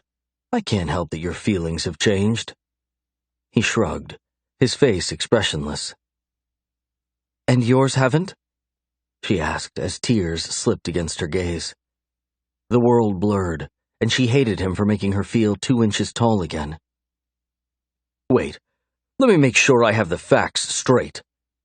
His voice rose another octave as she wiped at her tears. The woman who left the office was far more than a client. By the shifting of her clothes and the adjusting of her lipstick, that much was apparent. Stop. Bethany moved toward the door, not wanting him to leave her with the guilt that belonged to him. If you were seeing someone, you should have said something.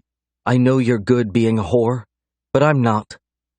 You fuck me on a plane yesterday. Leave me a note when I ask you to spend time with me.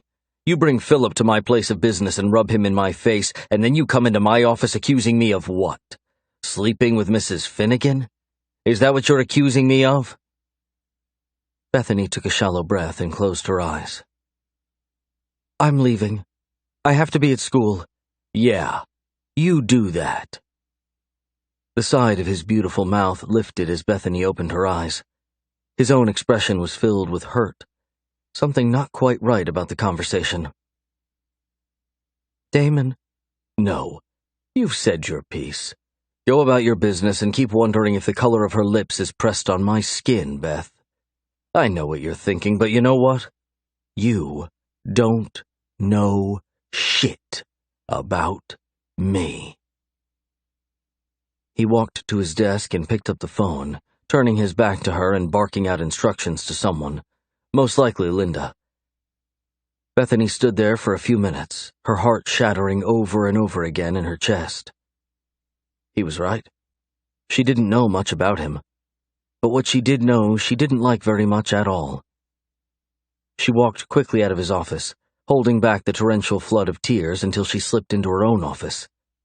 She closed the door, turning and gasping at the enormous vase of red roses.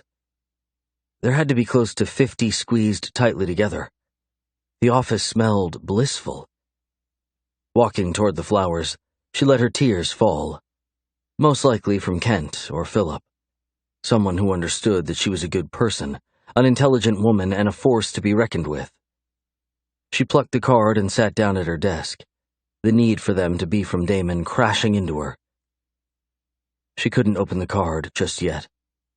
She let her head drop, her chin pressing against her chest as she lifted her free hand to her face to catch some of the wetness that fell from her eyes. How painful his continued rejection of her was. He was confident and assured, mature and locked into a successful life. She was a simple girl looking for the next exit on the road from adolescence. He didn't get it. He didn't understand her and the need she had to be loved, to be adored and treasured. It was over between them. Simple, and yet so damn hard to convince herself of. She opened the card and let her eyes scan over the words, the world stopping for a moment. Beth, you're right. I'm scared. I've not let anyone in my heart, in my life, ever. I have a lot to work through, but if you're willing to be patient with me, to be true to me, I'll try. I want you to be mine first, and then we will work on me being yours. Take a chance with me. D. Fuck, she whispered, another round of tears dropping from her eyes. If she hadn't been branded his before, she was now. She reached for her phone and called his office, the call shifting her to Linda. Is he there? Bethany asked. No, he left and said not to bother him for the rest of the day. Sorry, kiddo. Bethany hung up and texted him. Bethany, I'm sorry. I shouldn't have invited Philip. I shouldn't have accused you of sleeping with the client. I'm just lost in this, Damon. I'm lost in you, and I feel like I'm the only one waiting to be left with nothing, to be made a fool of. His text took a few minutes, but relief flooded her when she received it. Damon, I don't want your apologies. Save them for someone else. I'll make my offer once, and if you don't want it, then we're done. Tonight, my place. Leave your fears, your accusations, and your panties somewhere else.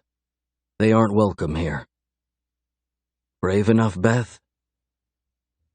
She texted back one word, her world crashing in around her with need for the man that left her breathless, the one that dragged her into depravity, and could possibly be the most important thing in her life at present. Bethany. Yes. Chapter 31. Being back on campus felt good, felt right. Bethany breathed in deeply, the heat in Texas stifling, but the smell of fresh-cut grass and honeysuckle made it worth dealing with. She wasn't looking forward to working for one of the business professors for the next semester, but it was a requirement of the master's program. She would just buckle down and get through it and keep her eyes on the future. The future. Seemed as though Damon was willing to be a part of that plan. She honestly couldn't fathom it without him in it, and yet they still had so many obstacles to jump over to get there. The fact that they were about to be family was the largest, but working together and both being so damn bullheaded were competing for a close second. Bethany moved back as a large group of girls piled out of the business building, one of them turning to give her a once-over. She chuckled and slipped into the coolness.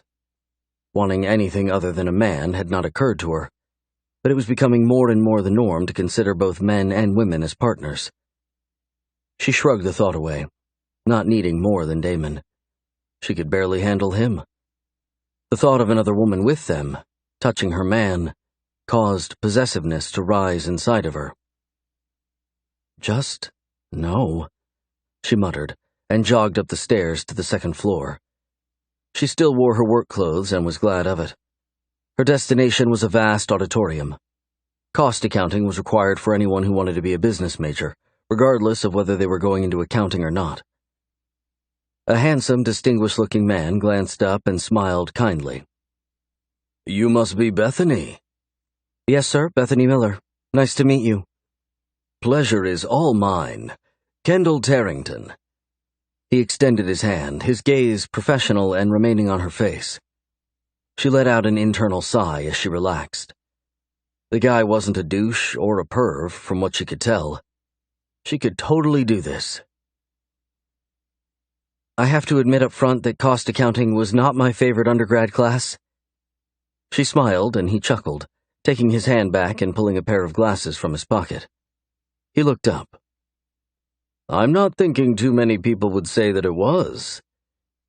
He shuffled through a few papers on the desk in front of him as Bethany stood quietly. He was probably in his mid-30s, in great shape and smelled like heaven. He probably struggled a lot with beating back the hordes of college girls that took his classes and worked to grab his attention. She tilted her head a little, noticing no ring and feeling even worse for the good-looking man. Most people like financial accounting better? She tried to make conversation as she walked toward the front row of the auditorium. Taking a seat, she dropped her purse beside her and laid the small notebook she'd brought with her on the makeshift desk before her. Oh yeah. The rules in financial are clear-cut, and you can simply push forward. With cost, the rules change a little depending on the various scenarios you might find yourself in. He glanced up as he pulled a notebook from the pile. Here we go. She turned as he took a seat to her left, leaving a few between them. His light blue button-up shirt and dark blue slacks were perfectly matched to his tie. She couldn't help but smile. His messy brown hair and dark green eyes only added to the complete package of his persona and appearance. He was the typical accounting type, and yet his looks could allow for a modeling career if he were up for it. So I'm thinking I'd like for you to be here on Tuesdays and Thursdays. He opened the notebook and adjusted the metro-styled glasses on his regally shaped nose. That good? Or does it interfere with your master's classes? That's fine. How old are you? Bethany asked, suddenly realizing that she wanted to know, more than having to bear the burden of the awkwardness it might create. He chuckled and sat back in the chair, pulling the glasses off and pinning her with a hard stare. Let me give you the spiel I give everyone. I'm 31, I'm not a model nor do I care to be. I'm a guy that loves math and football, and I'm an extreme stickler for the rules. I don't date students or TAs, so keep things staunchly professional between us, or I'll dismiss you. Wow, you've practiced that, Bethany chuckled. More times than I care to admit to. He swung his glasses around as he lifted his eyebrow. We good? You good with all of that? Yep. I'm taken by the best-looking man in all of Dallas. You're safe. Just wondering how much you must struggle with all of these silly girls that take your classes. He rolled his eyes and looked back down at the notebook. Enough to have to memorize a damned speech about why it's inappropriate for them to behave the way they do. Bethany couldn't help but laugh. She could see the two of them becoming quick friends. It was going to be a good semester where school was concerned. Getting back to the books and seeing her friends would help to ease the incessant need that hovered just above her where Damon was concerned. She couldn't spend her days on her back with him between her legs. Or could she? There's the girl of the hour. Krista walked toward the car as Bethany got out, a smile lifting her mouth at the sight of her best friend. Has it only been a couple of weeks? Feels like 4 fucking ever. Bethany wrapped her arms around the other girl and sank into the hug. Can't text or call nobody? Too busy being important? Krista moved back and tugged at a strand of Bethany's long hair. You too, butt nugget. She winked and walked toward the apartment. She would be staying with Krista most days of the week, some at Kent's place, and hopefully some in the arms of her handsome stepbrother. Bethany reached over and ran her hand down the back of Krista's hair. You totally got some lowlights put in your hair. Krista opened the apartment and moved back. I did. I just felt like it was too blonde. With it being so short and gold, everyone kept calling me Tinkerbell. Bethany laughed and let her eyes scan the living room before sinking down into the old beat-up green couch she had come to love. Tinkerbell is beautiful. And thin. I'm not. Krista grabbed a handful of her stomach and shook it. Bethany rolled her eyes. Where's Jake? He'll be here soon. He had to meet with the new professor he's going to be TAing for. You guys still together? Bethany asked, wishing like hell she would have kept in better contact with her friend. Why had she let her new life completely suffocate her old one? Didn't seem right. No. We didn't really get together. He was confused, I guess. Krista shrugged, her smile sliding to a frown. Bethany patted the seat next to her on the couch. What do you mean? I thought you guys just decided after graduation that you liked each other. I've always liked Jake, but I knew the two of you had something going on, so I backed off. She shrugged before sitting down and kicking her feet up. He thought he wanted to give things a try too, but he just up and changed his mind last week. Why? I don't know, he didn't explain it. Are you upset? Bethany reached over and ran her fingers along her friend's arm. Yes and no. Explain. I wanted something to happen between us, but it was so weird. He's been one of my best friends for 4 years. She leaned back and closed her eyes. I'm good with us just being friends. It's better that way. Every time I think about us making out, I keep wondering if he's wishing I'm you. What? He wasn't interested in me, Chris.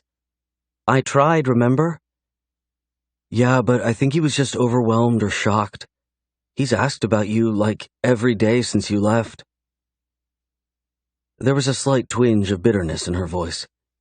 The hint of it stung, but there wasn't anything Bethany could say to make things better. Jake had completely rejected her the night of the graduation party. Hell, she had stripped naked and walked toward her bedroom, beckoning him to come with her. Damon would have taken her in the hall before she could make it to the privacy of the room. The thought caused her body to tighten, her hormones to flutter. I'm in love, Bethany blurted out, knowing that she couldn't say anything in response to Jake, but she could most certainly share her own situation that would make anything Jake might be thinking moot. Krista opened her eyes and sat up, shock registering on her face. Really? Who? One of the guys at the firm I'm doing my internship with? Her cheeks burned with embarrassment. The idea of blurting out the fact that Damon was her stepbrother just wasn't going to happen. No way could she share that. Anyone with half a sense of morals would slam her to the ground. A knock at the door surprised both of them. Bethany got up as Krista laughed at their silliness. Jake stood on the other side as she opened it, his smile warm and reminding her of so many good times. Hey, you. He stepped into the apartment and pulled Bethany into a hug, nuzzling his face into the crook of her neck. How many times had she wanted this very thing over the last few years? She didn't now, and even if some part of her did, there was no way in hell that she could hurt Krista or imagine life without Damon. Good to see you, buddy. Bethany squeezed Jake in a bear hug manner and moved back. His eyes moved across her as he smiled. She reached out and brushed his long blonde hair from his eyes. You need a haircut? Well, you don't. You look great. He stared for another moment. Bethany shut the door behind him and walked back to the couch. Thanks. I was just telling Krista that I met the man I'm going to marry. She laughed, trying like hell to bring the room into a more comfortable state while still putting it out there that she was officially taken. Oh yeah? Tell us about him. Jake walked to the couch, his smile fading as he moved to sit on the other side of Bethany. The tension between him and Krista was palpable. Wait, are we going to dinner? Krista asked. I can't. I need to do a few more things for work tonight. Bethany gave an apologetic look before turning back to Jake. He's tall like you, but dark hair and dark eyes. He's bossy and domineering. Quite a dick sometimes. But he's going to be really good for me. Wow, he's like the total opposite of me. Jake laughed as Krista stood up. I'm getting something to drink. You guys want anything? I'm good, Bethany responded, turning her attention back to Jake. Me too, thanks though. He watched Krista go and then turned back to Bethany. You have to help me. What? Why? His sudden change of expression left Bethany concerned. A frantic look sat on his handsome face. She's fucking obsessed with me. She's been my shadow for the last 2 weeks. I need you home. You have to pretend like we're together or something. I need your help. He reached out and took Bethany's hand. That's ridiculous. That doesn't sound like Krista at all. He lowered his voice and leaned in. She's going to bring me a drink because she has to be doing something for me all the time. But you're not thirsty. I fucking know that. I'm serious about you helping me. Bethany turned as Krista walked in with 2 drinks. Here, handsome. Thought you could use something. Jake gave Bethany a knowing look. Something was a little off. But what could she do to help? Had things shifted that much after just 2 weeks? She thought about her own life and how she felt about Damon now. Yeah, things could shift dramatically in the space of a couple of days. Chapter 32. Worry clouded her thoughts as she drove to Damon's house. The situation with Krista and Jake was so odd. It was hard to imagine it happening, and yet it seemed to be. Maybe Krista had been obsessed with Jake for much longer than either of them imagined. Her phone buzzed in the seat next to her, and she pulled it out as she parked the car in front of Damon's place. Damon, where are you? I'm getting impatient. Bethany, here. Why does that not surprise me? He opened the car door as she yelped and hit her knee on the steering column. Because you know me so well after only a week and a half? He lifted his eyebrow and moved back. His white button-down shirt was open, the swell of his beautiful chest and abdomen muscles on full display. She got out, not able to wait another second to touch him. Sliding her hands around his waist inside his shirt, she lifted to her toes and pressed her lips to his with a soft moan. He wrapped his arms around her and tilted his head, deepening the kiss as he took dominion over her mouth. His strong hands pressed into her back, the sensation sending tendrils of pleasure shooting all over her. He broke the kiss and pressed his forehead to hers. No more accusing me of shit. Things are quite rarely what they seem to be in my world. He nipped at her mouth, his eyes dark and filled with warning.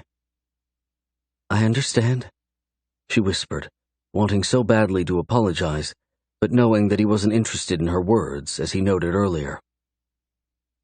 Come inside and tell me about the campus visit. He moved back, taking her hand and closing the car door with his other one. We need to get you a new car, by the way. This one is on its last leg. Bethany swallowed the excitement of knowing that he wasn't furious with her. How close had she come to blowing the best thing that had ever happened to her? He was rough around the edges, for sure, but that was one of the main reasons she wanted to melt into a puddle each and every time he came near.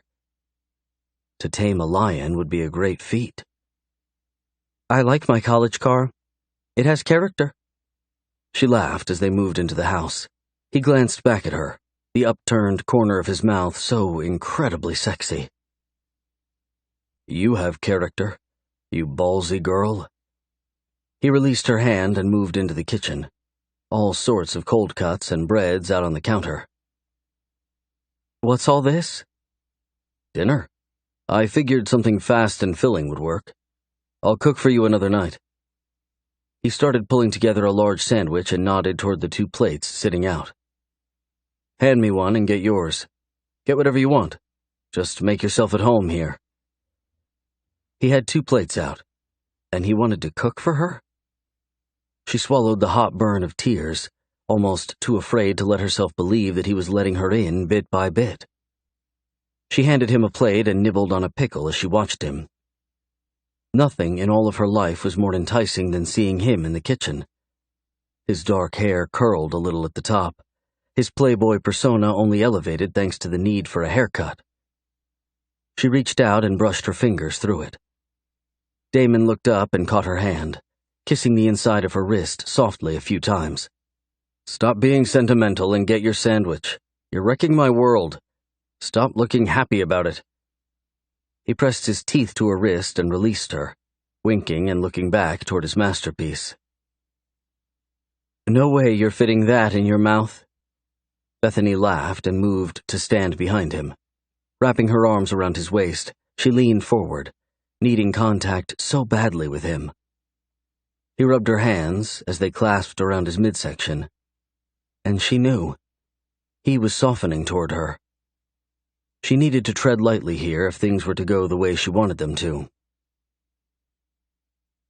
"You'd be surprised what I can fit in my mouth. Want me to show you tonight?" He chuckled, the sound warming her fully. "You going to choke on that huge sandwich for me just to prove a point?" "No, I'm going to eat the hell out of this sandwich. I plan to choke on desire and fit as much of you in my mouth as you can handle. Plain and simple, sweet girl." She stiffened, his words driving a stake into her core and exploding heat along her nerve endings. "How do you do that?" He lifted his arms and turned in her grasp, wrapping her in a hug. "Do what? I want to hear you say it. Tell me what my words, my plans, my desires do to you." Bethany lowered her head a little. The weight of his stare was almost too much. "Look at me and tell me." He spoke with authority as he bent down a little, putting himself back into her line of sight. She straightened her shoulders and nodded, telling herself over and over that she could do this. "You make my body ache. It comes alive with your words." "My promises?" "Yeah. I want all of them." "How does it ache? How does it come alive, Beth? Tell me. Describe it for me. Make me tremble with need to fulfill that wicked ache you have because of me." She swallowed hard. It was overwhelming to have him hovering over her, his words so sensual. The timbre of his voice was methodical, deep and tugging at her good girl appeal. She wanted to strip naked and offer him anything, anytime, anywhere. "Tell me, baby. Talk to me." He leaned forward and brushed his lips by hers. She leaned into the kiss, but he pressed his forehead to hers again, stopping the connection. Bethany growled softly as he chuckled. "You don't get another kiss until you respond to my questions." "Fine." She tried to pull back, but his strong arms locked her into place. "What are you afraid of?" "Sounding like an idiot. I'm the one trying to impress you, remember? You have all your shit together. You're successful and extremely good-looking. I'm just a college girl trying to figure everything out." She pulled against him again. Damon tightened his hold on her, picking her up and moving them toward the kitchen table as he let her go. He reached down and wrapped his strong hands around her waist, lifting her and forcing her to sit on the table. He pressed forward, pulling her hips until she was pressed against him. His hands slid into her hair as he looked down at her. "Every time I see you, my cock hardens to the point of pain. I want to rip your fucking clothes off and teach you a lesson for what you do to me. But something inside me stops that violence. That something is the warmth that rushes through me, Beth. It coats my insides and yet still burns along the trail of my pleasure points. My heart races, my palms sweat, and the lust burns brighter. But differently. It's a need, a desire, a demand that forces me forward toward you." He pressed his hips forward, the thickness of his erection brushing against the junction of her thighs as she let out a soft yelp. "You're not a girl." He leaned down and dragged his nose along her jawline as he inhaled deeply. "You're a woman. You're my woman. Stop acting like that girl. I don't like her. Be who you are and tell me what I do to you. I need to hear it from your lips. Demand it from me." "It's like a fire," she started as she reached up and pushed his shirt from his shoulders, reveling in the beauty of the beast before her. A sharp, stabbing jolt of electricity. It starts in my stomach and races along my skin, leaving me hot and wet, needy and willing to do anything just to feel your hands on me. Good, baby. Keep going. He bent over her, pressing his body to hers. The soft brush of his lips along her throat almost undid her, the strong tick of her pulse in her neck only getting worse as he whispered along her skin. It's not just your words, but seeing or even thinking about you. I want you to explore me, to teach me and open me up. I need to be beneath you, bent over for you, on my knees for you. You do, baby. I need you too. He whispered against her ear as his fingers slid between them, pressing softly into her wetness above her slacks as he growled against her throat. I want to drown in your scent and bathe in your depravity. I don't know why you chose me, but every word, every look, every touch breaks me in half. I can't imagine my life without you, she whispered. Her body tensed and shook slightly as he pressed his tongue to her collarbone and dragged it slowly up her neck, his lips and teeth pressing to her chin as he groaned. He moved back and pushed softly at her chest to force her back.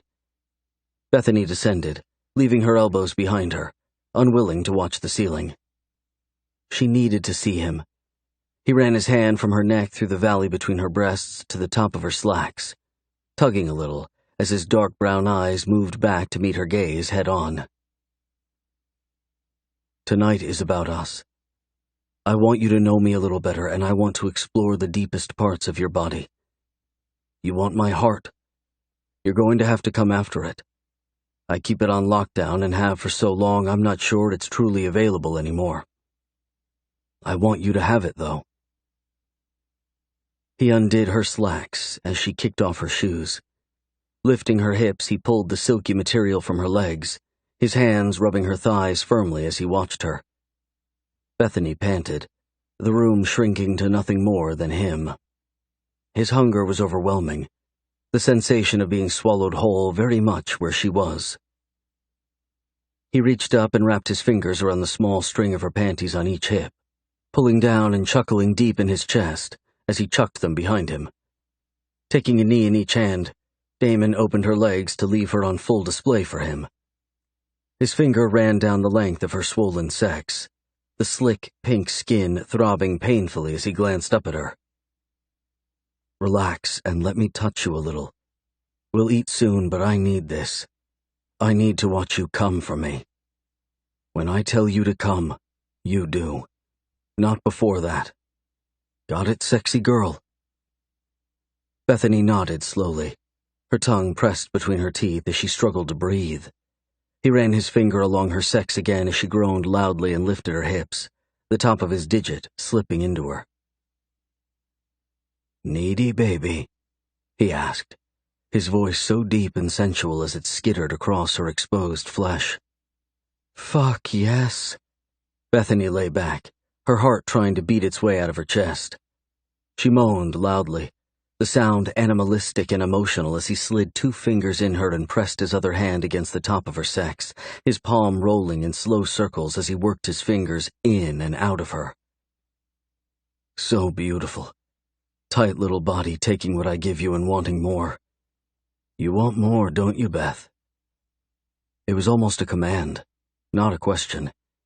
He glanced up at her as she lifted her hips in rhythm with his assault. Yes, she groaned, not caring what kind of needy whore she must look like to him as she forced him to work her hard and fast. His soft panting shot her over the edge, and she gripped the tablecloth as her ass came up off the solid structure. I feel it. You're swelling on the inside. But I'm not ready for that yet. He pulled his finger out and patted her pussy softly. His eyes narrowed as she looked up at him and let a long, angry sound rise from her. More, she whispered. Wait. I want you to hear me when I say I'm going to be in charge of this relationship. He patted her wetness again as she writhed beneath his touch. Tell me you hear me. I'm in charge of your body. I'm the only one that makes you come. Ever again. Tell me, Beth. Yes, you're the only one that can make me come. I'm only yours, Damon. Please, stop fucking around with your games and give me more. These aren't games. They're a training ground. He slid his fingers deep inside of her and pressed deep against the part of her that caused the world to explode. Come for me, baby. Come hard, Beth. A long sound left her as her body contorted, hips pumping against him as he bent over and pressed his lips over her clit, sucking it deep into his mouth. The world shattered, and she let herself dive into the deep end of the pool. No air needed. She wasn't ever willing to come up again anyway. Chapter 33. What did you mean by a training ground? Bethany asked before lifting her sandwich to her lips. She sat in one of his t-shirts, her body bare beneath it. Soft music played from the TV as they snuggled into the couch together. Exactly what it sounded like. You're not used to a man wanting to take pleasure from you, both his own and yours.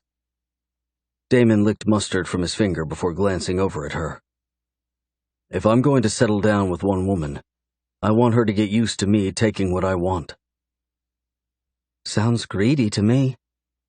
She shrugged, not minding it at all. The idea of him settling down with one woman and her being that woman left her heart racing. What she wouldn't give for that to be the future. It is. Life's too short not to be, though. He moved her legs off of him and stood, his slacks the only thing he wore. Plus, it's not like I'm taking something from you that you don't want to give. I'm talking about opening you up to the possibility that as your man I know what you need, and if I ever don't, well, you just speak up, and it will be yours. Not able to respond, Bethany watched him pick up her plate and walk back toward the kitchen. He was devastatingly gorgeous, his ass flexing in his pants perfectly as he moved. The thick swell of muscles running along his spine and rolling over his shoulders left her dizzy. How in the world had she ever ended up so lucky? When was the rug going to be pulled out from under her? Surely it was coming. You want anything else, baby? He yelled from the kitchen as she turned and curled up on her side of the couch. Just you. He walked back in, lifting a beer to his lips and taking a deep drink. Tell me about your afternoon. The part after you almost dicked up our relationship again. She kicked at him playfully as he smiled, sitting down and pulling her legs back into his lap. She pressed his thumb into the bottom of her foot, rubbing softly back and forth as she felt herself begin to melt. I just met the accounting prof I would be working with for the fall. He reminded me of a proper version of you. She laughed. The side of Damon's mouth lifted in a smirk. The proper version? Poor guy. No, it's just that he was good-looking and really well-dressed, but he was very standoffish. He told me his age and the fact that I would be ejected from the program if I so much as looked at him in a sensual manner. Damon stopped rubbing and turned his attention to her, his eyebrow lifting. Did you hit on him? What? Fuck no. I'm ruined for life thanks to you. He was just really apprehensive about me being there, I guess. Did he hit on you? No, Damon. He was just straightforward, making the rules clear. Bethany shrugged and ran her finger over her lips, enjoying the view of the sensual man of her dreams rubbing her feet. What's his name? You know I went to school at UT as well, for my undergrad at least. Dr. Kendall Tarrington. He teaches cost accounting. A smile lifted Damon's mouth, and Bethany sat up, pulling her legs from him. You know him? Fuck yes, I know Kendall. We were in our frat together. Biggest prick in the universe. He laughed loudly, the sound of it wrapping around her and making chill bumps break out along her skin. He seems like a great guy. Oh, he is. He's one of my best friends, actually, just very uptight. Why isn't he married? Seems so weird. Same reason I'm not, I guess. Why is that? She pulled her legs toward her, stretching his shirt over her knees to cover her nakedness beneath. He hasn't found the right woman, but he's not looking. His girlfriend from college dicked him over royally. He doesn't trust a woman as far as he can throw her. Damon moved closer, shifting to slide in behind her. Bethany straightened her legs out, scooting forward as he took over most of the couch, his arm sliding under her head. The other arm wrapped around her and his hand moved up to play with her breast. What about you? She had to ask. Do you trust me? I want to. I think I do, but I have a lot of demons in my past. He leaned forward, pressing his lips to the side of her neck as he breathed in deeply. She shivered, and he moved his hand to the bottom of the t-shirt, tugging it up and slipping his hand back up to cup her bare breast. Why are you such an ass to me sometimes? One night we're making love, and the next day you're tearing me apart with your words. Do you need meds? She turned her face, a smile on her lips as she teased him, the derivative truth still very much there. I don't know. I'm going to work on that. I think I have a hard time not separating work from pleasure. I don't see you as my girl at work. I see us as colleagues. At least, I try to. Why? Am I not good enough to be yours in front of our peers? Anger slipped into her voice, and she hated to ruin the mood, but she needed resolution. Hush, woman. That's silly. I would show you off to everyone, and I will when the time is right. You're breathtaking and have me panting like a high school boy with a hard-on. Then why not let me be yours everywhere? Because I'm not sure how to do that, Beth. I've worked to protect myself so long that undoing that isn't an easy feat. That and the fact I can't seem to get my fucking hormones under lock and key when you're around. You can hide your wetness from peering eyes, but I can't exactly hide my erection. True. I just don't like it. I don't want there to be a separation anymore. And the next time you bark at me, I'm going to drop-kick you. He groaned and shifted his hips forward, grinding himself against her rear. I need to tell you something else. I spoke with Matt a little about your mother and that whole situation a while back. He brought it up and I just listened. Damon stiffened behind her, his body going still. She continued to explain, hoping that it wasn't wrong to tell him. I wasn't going to say anything, but I know being transparent and open is important to you, so I promise you one thing. No secrets between us. At least not from my side of the relationship. He pressed another kiss to her neck and slid his hand to her stomach, pulling her back toward him as he slipped one of his legs through hers and wrapped himself around her tightly. He didn't have to say anything. His actions spoke volumes. He wanted love as much as everyone else did. And like half the population walking around lonely, he was scared. How could he not be? I still hate her, Beth. I can imagine so. Bethany reached back and ran her fingers along his thigh before pulling from his hold and turning to face him. She lay down on her side, snuggling into him as she nuzzled her face into the sexy smell of his chest. I wish I could just tell Dad. But what good would it do? She looked up as he reached down and brushed her long hair back, his eyes on her but looking far away from the present. She rose up a little and brushed her lips against his. He blinked and leaned down, deepening the kiss, his tongue rolling over hers as his hands tightened on her back. Moving back from his oncoming assault, Bethany licked her lips and reached up to touch his with her fingers, committing the softness of them to memory. Not telling him makes you feel like a liar, which is what she was. I don't understand it fully, but I really think you need to get this off your chest. He kissed her fingers before sliding his hand back under the t-shirt, his fingers rubbing softly over the curves of her rear. He pressed his hips forward, grinding his hardness against her softness once again. Maybe. I don't know. I don't want to think about it right now. I want to make love to you until you drag me deeper into the depravity that your sexy little body begs me for. He shifted them again, moving her to sit on top of him. "Take the shirt off for me." He extended his hands above him, tucking them behind his head as his eyes narrowed slightly. Bethany pulled the t-shirt over her head and dropped it on the floor next to her, her body bare and on display for him.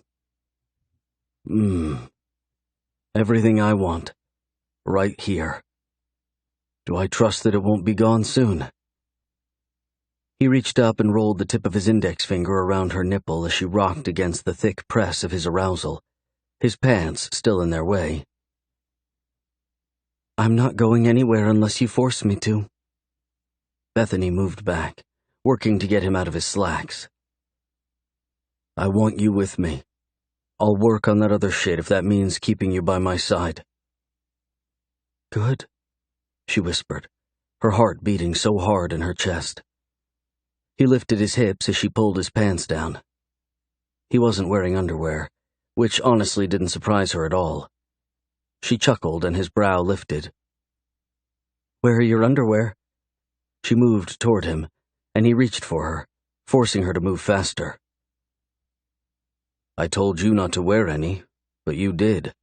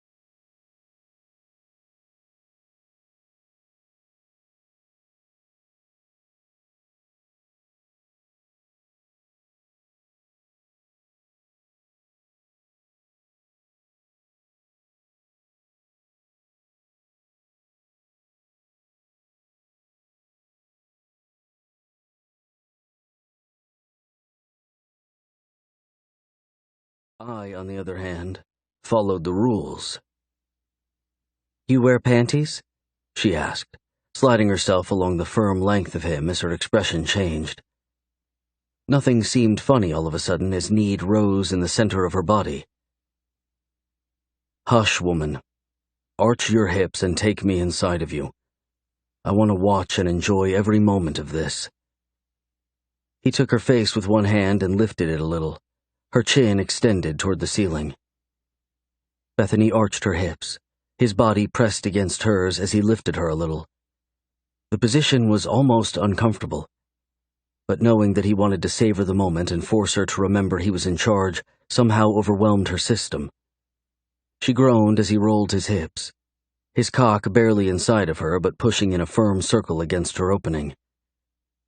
She moaned again and reached up, pushing his arms from her face. She didn't realize the movement would cause her to lose balance and slam down on him, his body stretching hers in all the right ways. "Oh, fuck, Beth." He slapped her thighs hard before pushing on the couch to move back and sit up. He pressed his lips to her breast, opening his mouth slowly and tonguing her nipple rhythmically as he took hold of her ass, rolling his wrists and causing her to work him. "Almost too much," she whispered, burying her hands in his hair and wrapping her arms around his head as she lifted up and arched her back. He tightened his grip on her as she rode him hard. "No, you've got this, baby. You know how to work me. Stop thinking about it and let yourself sink down into me. I'm all yours. That's what you want, isn't it?" He looked up from below her, his eyes filled with a softness she didn't know existed in him. She jerked faster as she watched him, her eyes rolling back into her head slowly as she came. He lifted up off the couch with his thrusts, his body so hard and strong. Everything a man should be and then some. "I want you so bad. I need you." She rocked against him as he growled softly. "Only you. Please don't make me go to anyone else. I just want you." "I'm all you're getting. Forever." He tucked his forearms under her knees and moved quick, standing up as her body was still spazzing. "Hold on to my neck tightly. I want in deeper." "Yeah." She tightened her grip as he slid his open palms against the bottom of her ass and dug his nails in. She screamed at the pleasure, pain, and tried to focus on what he wanted, what he needed. Somehow it always married beautifully with her own fantasies. The sound of him coming slammed into her, and she joined him. Chapter 34. Bethany lay in Damon's bed as he slept. Their sex was delicious and so fulfilling. He hadn't taken her much longer after they stood up, the pressure overwhelming them both. After a quick shower, they had slipped into bed. She couldn't sleep, her heart far too full to let her mind rest. Various scenarios of where they might be headed ran through her, none of them ending with a happily ever after.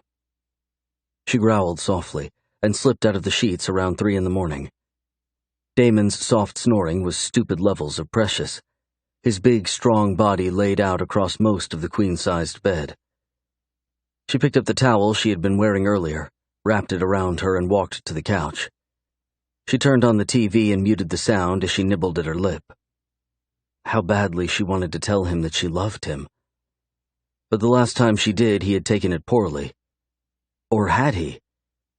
Shock sat on his handsome features, his voice losing strength as he whispered his response to her confession. "You love me?" She knew that Kent and Matthew loved Damon, but had his mother not been forthcoming with her love for him? There was no way he hadn't been told by a multitude of women. Why was the moment so surreal? Why did it haunt her so badly? The idea of him moving beyond his past sounded doable, but she knew quite well that hers still clung on her like a well-worn coat. Living in poverty and fear never seemed to lose its grip on her. It left her wanting love and acceptance. Was her willingness to compromise with some of Damon's anger issues part of that? He hadn't at all been angry that night. He had been loving, and seemed to be shifting in his own rules and standards. Anyone who had been hurt as badly as he had was forced to create a tight wall, a fortress of sorts, that everyone would be forced to contend with. He would be hers. It was only a matter of time.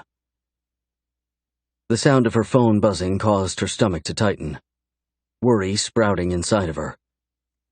Who in the world would be calling at 3 a.m? 12 unanswered text messages registered on her phone, all from Jake. "Jake, Bethany, I need you to call me. I was serious today, and Krista isn't acting like herself. Did she take meds when you guys were together? Maybe something for bipolar disorder? Just call, please.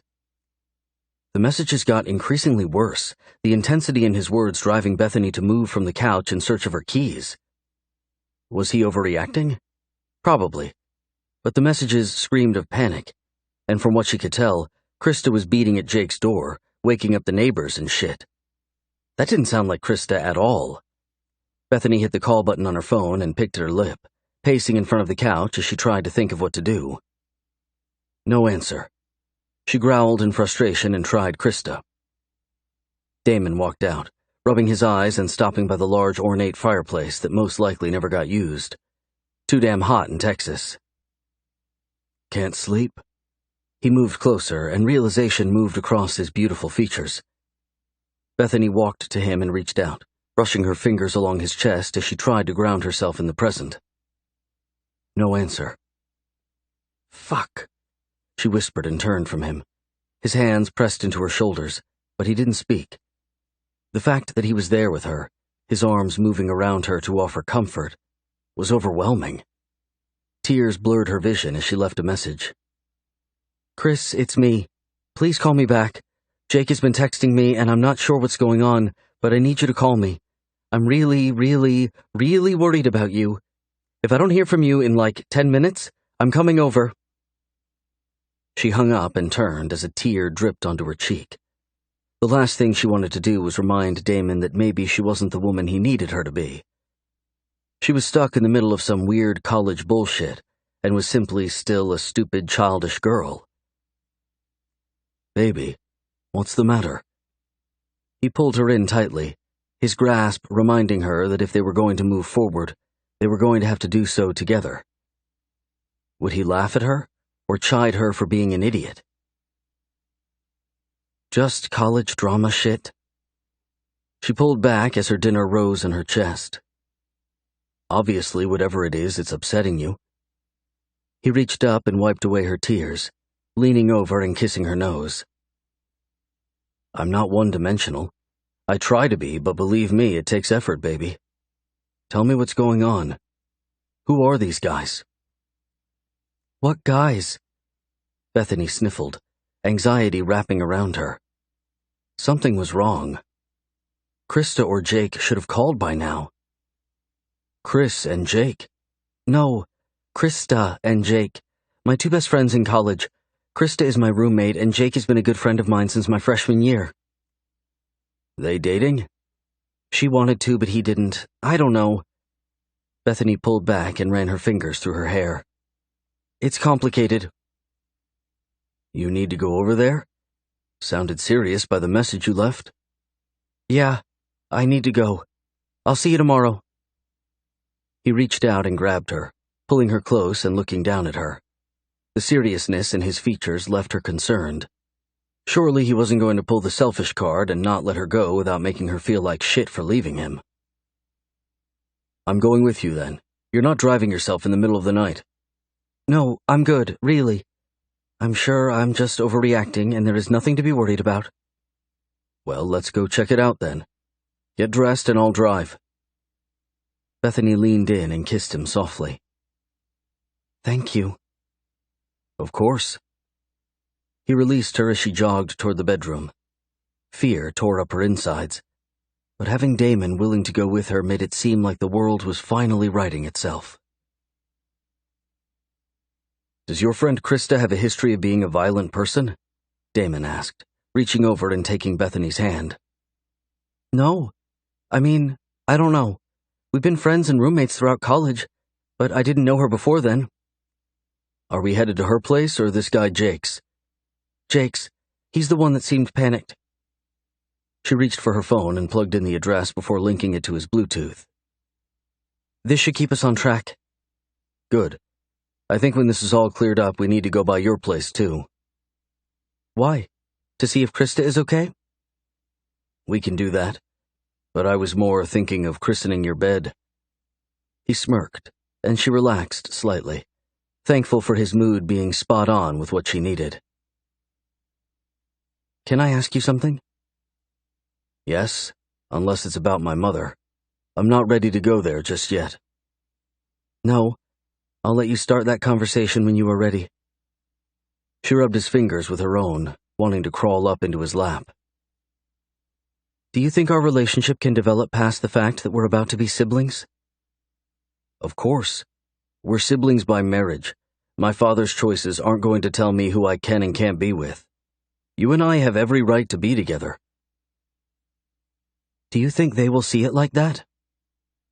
She hated to have the conversation, but honestly, it was the last barrier to the idea of them actually making something of the future. Plus, she seriously needed to get her mind off of the situation with Krista and Jake. She might go crazy if she let herself ponder it too much. Outside of Damon and her mother, Krista and Jake were closer to her heart than anyone else. I don't give a damn how they see it. If things crumble with my father because of this, then we'll pick up and start somewhere else. So, you're seriously considering giving us a try? You and me? He glanced over at her, his gaze kind and thoughtful. Yes, us. I'm not giving it consideration, no. I'm telling you that I'm a challenge, and that it's not going to be easy to push past the fortress I've set up. But I'm your #1 fan, baby. If you want to persevere with me, then I'm willing to do more than try. He shrugged and turned his attention back to the road. Bethany watched him as sleep tugged hard on her resolve to stay awake. I'm sleepy. I like you, Sleepy. It transforms you from beautiful to ridiculously cute. Makes me almost feel bad for wanting to lick every inch of you. He glanced over and smiled. Don't feel bad. Just do it. What? Lick you to death? Please? She whispered her response before her eyelids fluttered, the world going dark in the comfort of Damon's fancy car. Chapter 35. Bethany, wake up. Damon's voice pulled her from her nap, her eyes opening as she gulped for air. Hey, it's okay, we're here. She sat forward, brushing her fingers through her hair and trying to make sense of the scene. Several cop cars sat around the parking lot. People milled about everywhere. Oh my God, do you think something has happened to Jake? Do you? She pointed to a spot nearest the action, not really wanting an answer from Damon. Park over there. I don't know what's going on, but don't rush into it, please. I don't want anyone manhandling you. I'm possessive, if you haven't noticed, and I've had very little sleep. This wouldn't be good for anyone if a cop thought to overstep his boundaries. She didn't pay him any attention, but reached for her phone that sat silent between the two of them. How can I have a zillion text messages from Jake and now nothing? He and Krista both know that I'm worried.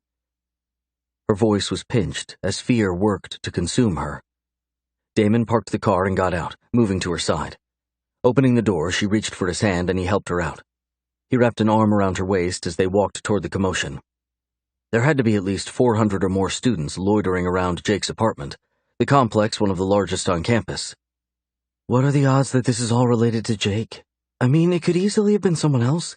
People overdose on drugs and shit all the time. She mumbled to herself. Excuse me, guys, you can't go any farther than this. A cop stepped toward them, holding up his hand and speaking loudly, as if they weren't right in front of him. What's going on? My girlfriend has a good friend of hers that lives in this building. Damon's reference to her being his girlfriend wasn't lost on her, but she tucked it away for the celebration later, when it was more appropriate. She looked around to see if she could spot anyone she knew.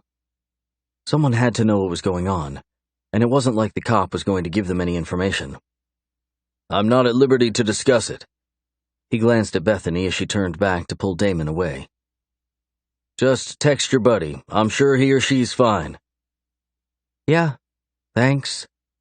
She rolled her eyes, unable to help the wave of sarcasm that rushed from her lips. Damon slipped his hand into hers as they walked along the edge of the police tape. He stopped quickly, releasing her hand and moving forward as she looked up from her phone. Kendall, what the hell are you up to, man? Damon's voice was filled with warmth. The two men hugged and patted each other on the back. The scene before Bethany a little shocking. Man, this fucking life won't give me a break. Kendall turned his back to her and pointed to the building. I'm the campus advisor for these boys, and damn if they aren't always getting into trouble. Yeah, we need to know what's going on. But first, Damon pulled at Kendall's arm to force him to turn. This is my girlfriend Bethany. I hear you've already met. Kendall turned, his face showing plainly the shock he was in. He extended his hand as a smile lifted his lips. This is the best-looking guy in Dallas? Quite the plot twist, if I say so myself. Bethany let out a forced laugh as Damon put a tight arm around her shoulders. I guess you could say so, Dr. Tarrington. Please, Kendall outside of class? He glanced at Damon. This girl is half your age, you dirty old bastard. What are you thinking? She keeps me on my toes, and she's only a few years younger than me. Damon laughed before glancing down at Bethany, his smile fading. We'll catch up another time. She's worried about a good friend of hers. What's going on? I honestly don't know yet. I was told to wait here, and the minute they finished swabbing the place, I would be brought forward to answer questions. Who was hurt? Was it an overdose or what? I don't know, but I'll be the one to call the boys' parents. I know the police were called about an hour ago, so whatever happened most likely just happened. Is someone dead? No, they would have mentioned that. I know one of our students has been taken to the hospital via the ambulance, but who or why? No clue. Kendall shrugged and ran his fingers through his brown hair as he looked back toward the complex. I'm almost surprised you're teaching still. Damon reached out and squeezed the other man's shoulder, Bethany a little shocked by the warmth between them. When Damon had referred to Kendall as a good friend, she thought he was using the term loosely. Yeah, well, I love it. Can't let a couple of scandals rip your dreams from you. Kendall shrugged and kept his gaze on Damon. They ever prove your innocence? Yeah, the girls finally relented, but you know how that goes. They watch me like a fucking hawk now. I had to give Bethany here the same speech I give everyone. I would never date a student, and yet... He shrugged and let out a long sigh. She wanted to ask questions, but it wasn't her business, and honestly, it would just leave things too familiar between them. She liked knowing that she would be working for someone on campus that respected Damon, but being friends with him herself didn't seem like a good idea. They needed to keep things very professional to make sure no one in administration questioned him where she was concerned. She would never want that. Fuck them. I'd be shocked if there was ever a girl that could melt your resolve where the rules are concerned. Damon scowled. I've not found one yet, that's for sure. A cop walked toward them and Kendall moved forward. Which of you is Dr. Tarrington? That would be me. Kendall raised his hand as the cop motioned him forward. If you could come with us, we've got a few questions for you and need to fill you in on what to tell the boys' parents.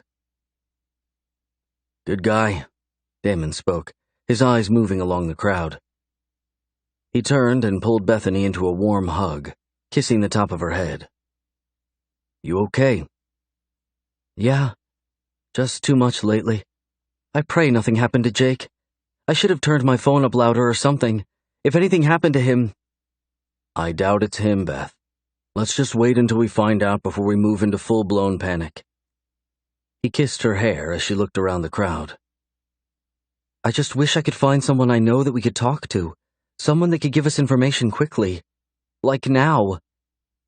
She pulled from Damon's hold, her stomach in knots.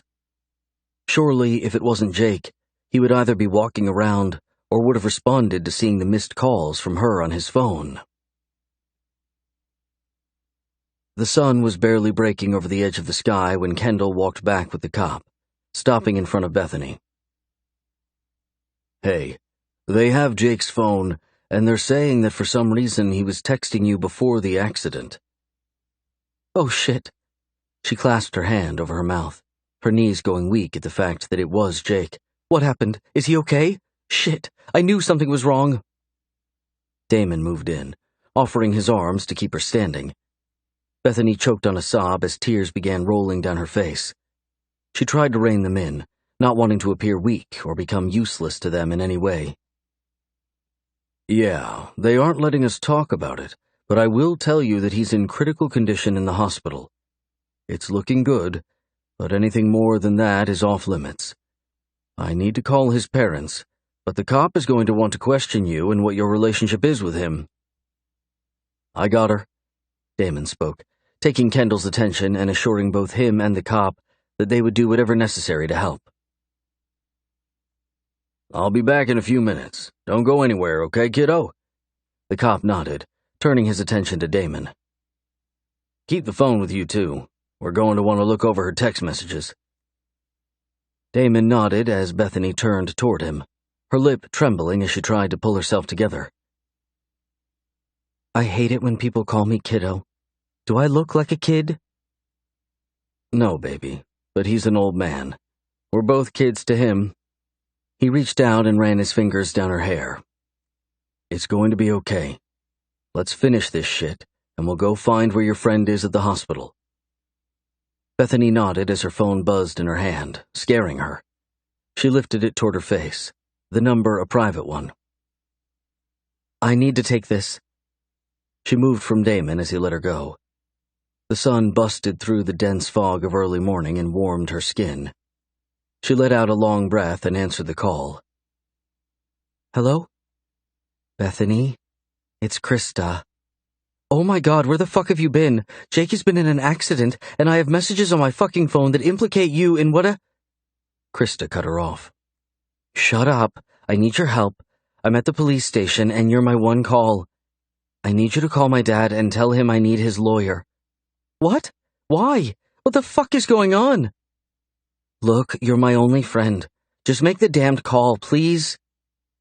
Why didn't you call him? He won't talk to me. My number is blocked from his phone. What the fuck am I supposed to say?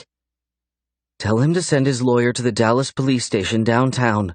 Tell him I'm being charged with either attempted murder or first-degree manslaughter. It depends on whether Jake pulls through or not. Oh my God. Did you? Damon's arms wrapped around her from behind as the earth shifted beneath her. Was this shit for real? Krista tried to kill Jake? Why? No way this was happening. I'm on a tapped line. Just call my father. The phone went dead, and Bethany turned, her senses dulled, her body numbed to all external factors. She glanced up at Damon, his mouth moving, but she couldn't make out a word he said. Was love so powerful that when denied it could rear its ugly head and leave violence as its only outlet? What kind of person was capable of that type of malevolence? The kind of person that loves for the very first time and loses that light. The darkness, their last reprieve. Their only option. Chapter 36. 1 week later. You look like you've had a long week. Linda, Damon's secretary, spoke from the open door of Bethany's office. You could say that. Just wondering how the hell life got so complicated all of a sudden. Bethany shrugged, leaning back in her large leather chair and crossing her legs. It had been a week since the night in front of Jake's apartment complex. Krista's lawyers hadn't been able to get her bail posted due to the knife Jake was stabbed with being found without much effort. Her fingerprints were all over it, and she wasn't even trying to deny her guilt. But she wasn't confessing either. Bethany had gone to both the police station and the hospital several times over the last week. Damon had been beside her for most of it. Matt had taken a turn, taking her to the hospital, but Jake had yet to wake up from the medically induced coma. The doctors said he would make a full recovery, but it would take some time to get back to being himself. Well, I have some good news. Or at least I think it's pretty cool. Linda leaned against the frame of the door, her long blonde hair in a high bun. She had 20 years on Bethany, but she was beautiful, in a professional way. I could use something to brighten the day. Damon got your new office together. I just kicked the contractor out because it's all done. She smiled and crossed her arms over her chest. I think it's going to look weird having an intern on the executive floor. Bethany shook her head and stood. But I'm excited. You're only an intern until you get out of school, I'm sure. You could push that and be an associate without much effort. Kent is soon to be your father. Yeah. Bethany sucked her bottom lip into her mouth and slipped down into her thoughts as she stared at the multitude of papers on her desk. No one was going to accept her and Damon being together. They had kept it completely on the down low because she wanted him to. Why it didn't seem to upset him was beyond her. Was it enough that he was good with it? Okay, well, when you're ready, come on up with your personal effects. I've scheduled the guys to come by later this afternoon when you're on campus and move everything else. If you want things done in a certain way, make sure you leave instructions on your chair for them. I can do that. Thanks for your help.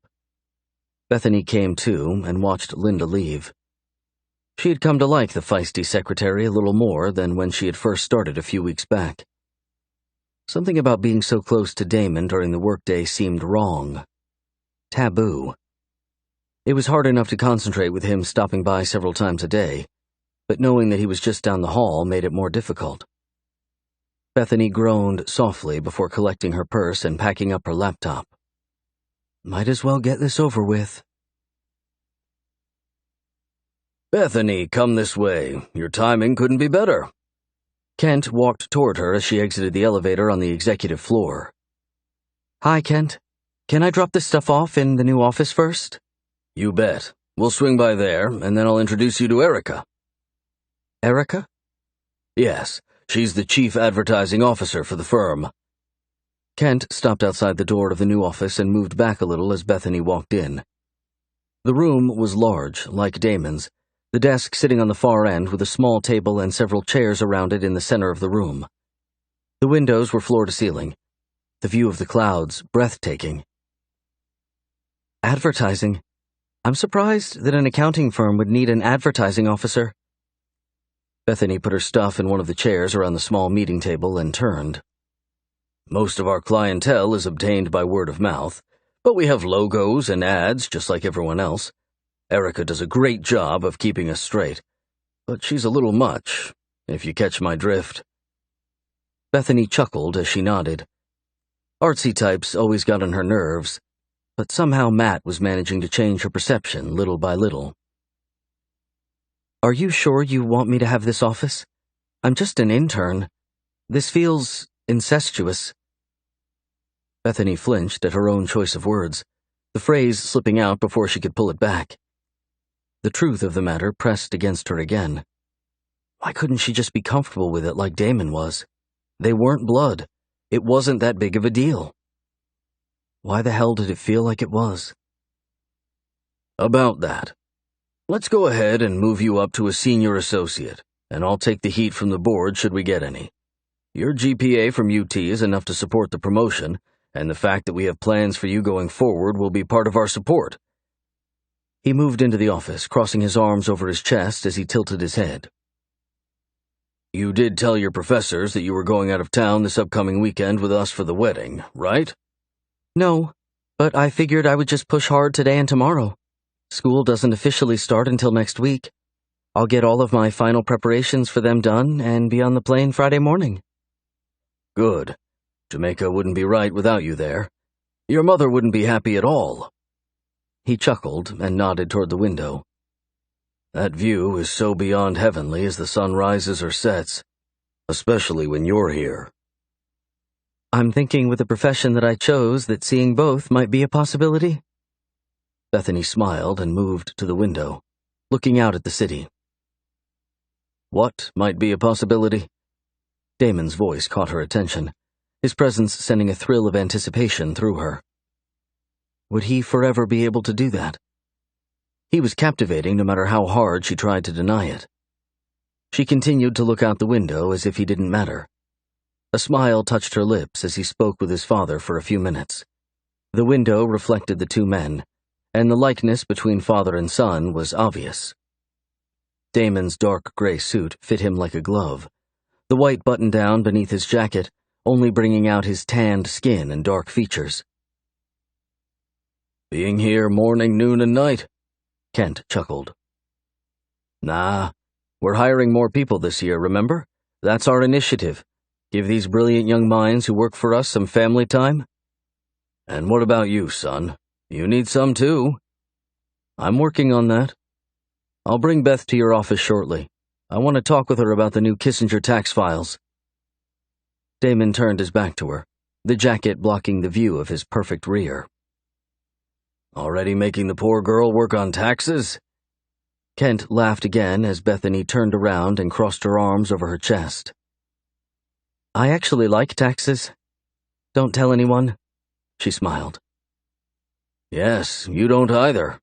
Scary." Kent shivered and walked out into the hall. "Make it soon. I have Erica in my office, and the sooner she meets Bethany, the sooner I can stop looking at ads." "Better you than me," Damon muttered and reached out, closing the door to the office. He turned and lifted an eyebrow. "I honestly thought you might consider telling me to fuck off with this request." "What request?" she asked before taking a step back, her back pressed to the glass wall behind her. The fitted black skirt and pink shirt left her feeling feminine but professional. "The request that you move up here to my floor." He walked toward her, his movement languid, but the look in his eyes said that he was anything but relaxed. "I do think it's a little ridiculous. People are going to talk." Bethany pressed her hands to the glass to keep from reaching out for him. They would forever play games with one another. It was too much of a turn-on not to. He stopped in front of her, his eyes moving over her face as if he were studying her. "I hope they do. I plan on making sure we break your office in good. If you moan loudly enough, then the talk won't be cheap, but well-seated." "You're corrupt." She reached out and pulled him close, losing the battle but winning the war as he pressed her against the window. His hands slid up the glass on either side of her face as he leaned down, brushing his lips by hers. His hips shifted as his jaw pressed in tight. "You like it." He dragged his nose along the curve of her jawline until he pressed a soft kiss against her ear. "You're staying with me on this trip." It was so hard to breathe all of a sudden. "We're all staying in the same hotel. Is that what you mean?" "No, and you know it." He groaned softly against the side of her neck, his hand getting lost in her hair before he turned and pressed his lips to hers. Hard. His tongue was so wet and thick. The press of it against hers left her panting. The sexy bastard against her, turning her into nothing more than a needy whore within minutes of him walking in. What a great day it would be to finally return the favor. She slid her hands into his jacket, over his hips, and gripped his ass. He pulled back from the kiss, his eyes glossy as he pressed his forehead to hers. "My father's waiting on us, but all I can think about is what color your panties are." He nipped at her mouth as she gasped, stiffening at his sensual attack. Bethany blinked slowly, tilting her head as he moved back a little. She licked at her lips. His eyes followed her every move. "You assume I'm wearing panties?" She smirked and ducked under his arm, unwrapping herself from him and walking toward the door. "You coming?" "As soon as my cock stops throbbing." He leaned against the glass, his attention seemingly on the scene before him. "Wicked bitch." "You would have me no other way." Bethany opened the door and glanced over her shoulder. "I have to meet this Erica chick and then pack my old office. Did you really want to show me a tax file, or were you bullshitting?" He turned and pressed his palm to the front of his slacks. "I'll bring the file to your office in an hour or so. Good luck with Erica. She's a tiger. You guys should get along beautifully." "Is that sarcasm?" Bethany laughed. "It very much is. Get out of here before I check your claims." "Is that a threat, Mr. Bryant?" "It's a promise, baby. A promise I know you'll be thinking about until I make good on it."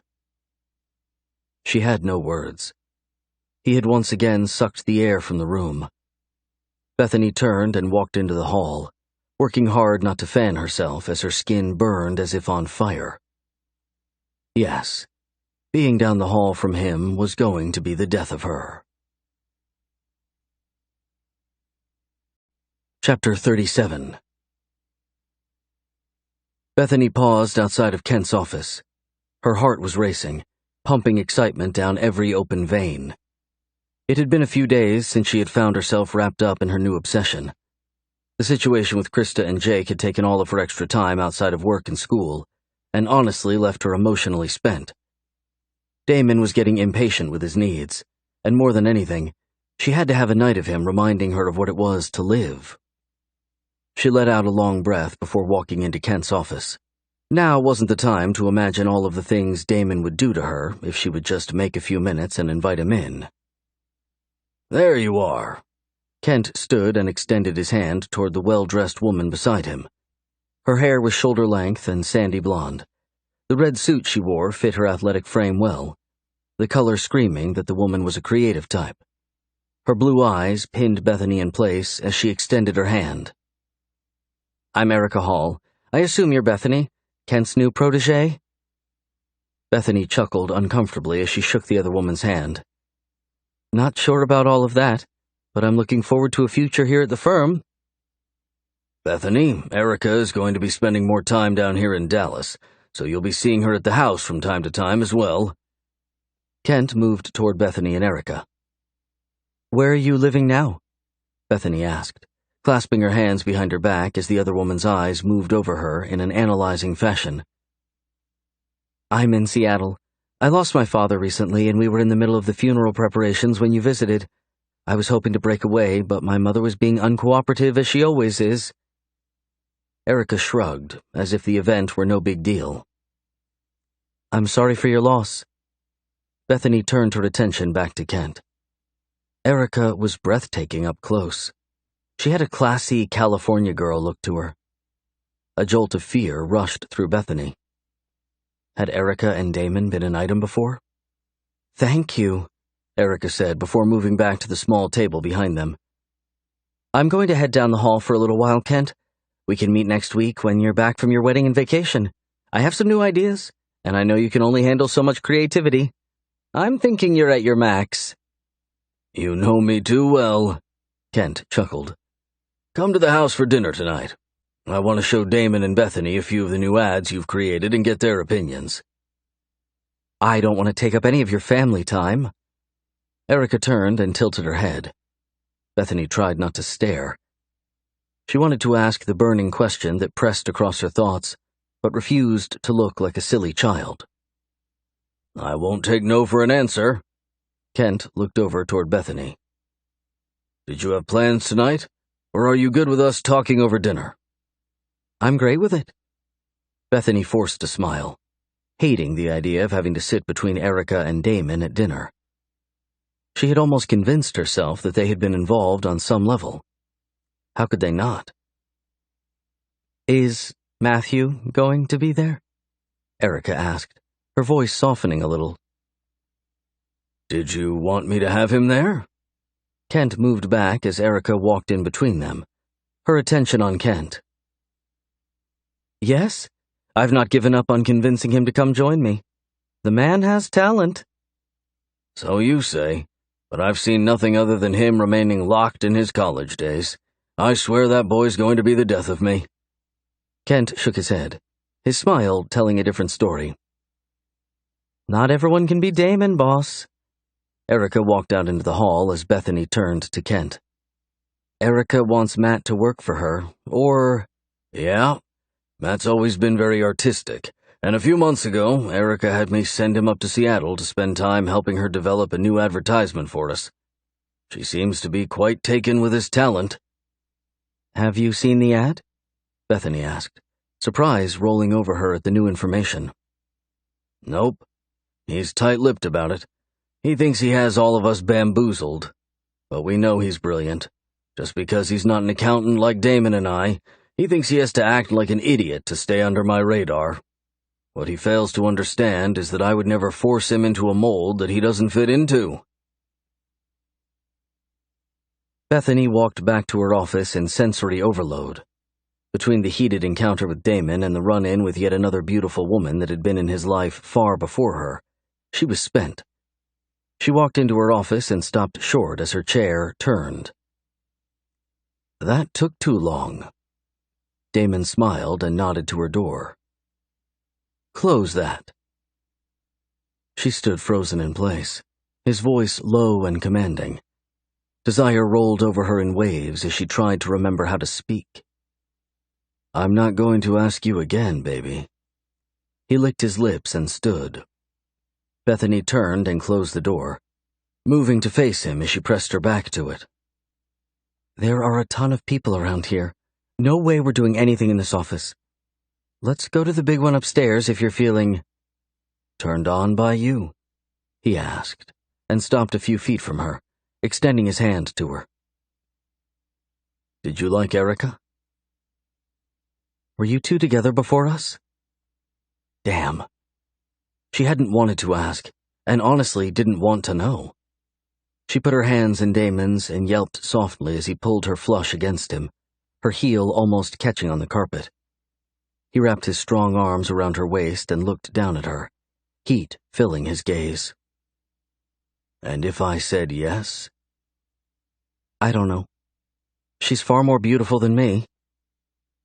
I wish you could see what I see. He kissed her nose before releasing her. He turned and pushed the papers off her desk, the heaps of files flying to the floor on both sides of the cherrywood structure. No, we weren't together. She's into Matt, and I've never found her remotely attractive. She likes art, for God's sake. Bethany took a step back before forcing a laugh. Art isn't all bad. Hush. He moved back toward her, pulling her close and leaning down to consume her mouth. He groaned softly, his arms so tight around her that it was hard to breathe.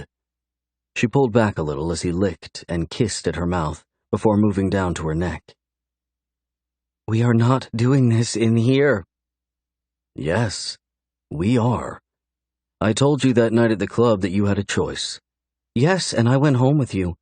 Being naked and shaking on my desk at work is not on my to-do list. That's okay. It's on mine. He pulled back and smiled. You're beyond beautiful to me. Don't forget that. She pressed up on her toes, capturing his lips again, needing his words to be made manifest. So many changes as of late had left her barren and questioning everything. He pulled back and slipped out of his jacket before walking to the door and locking it.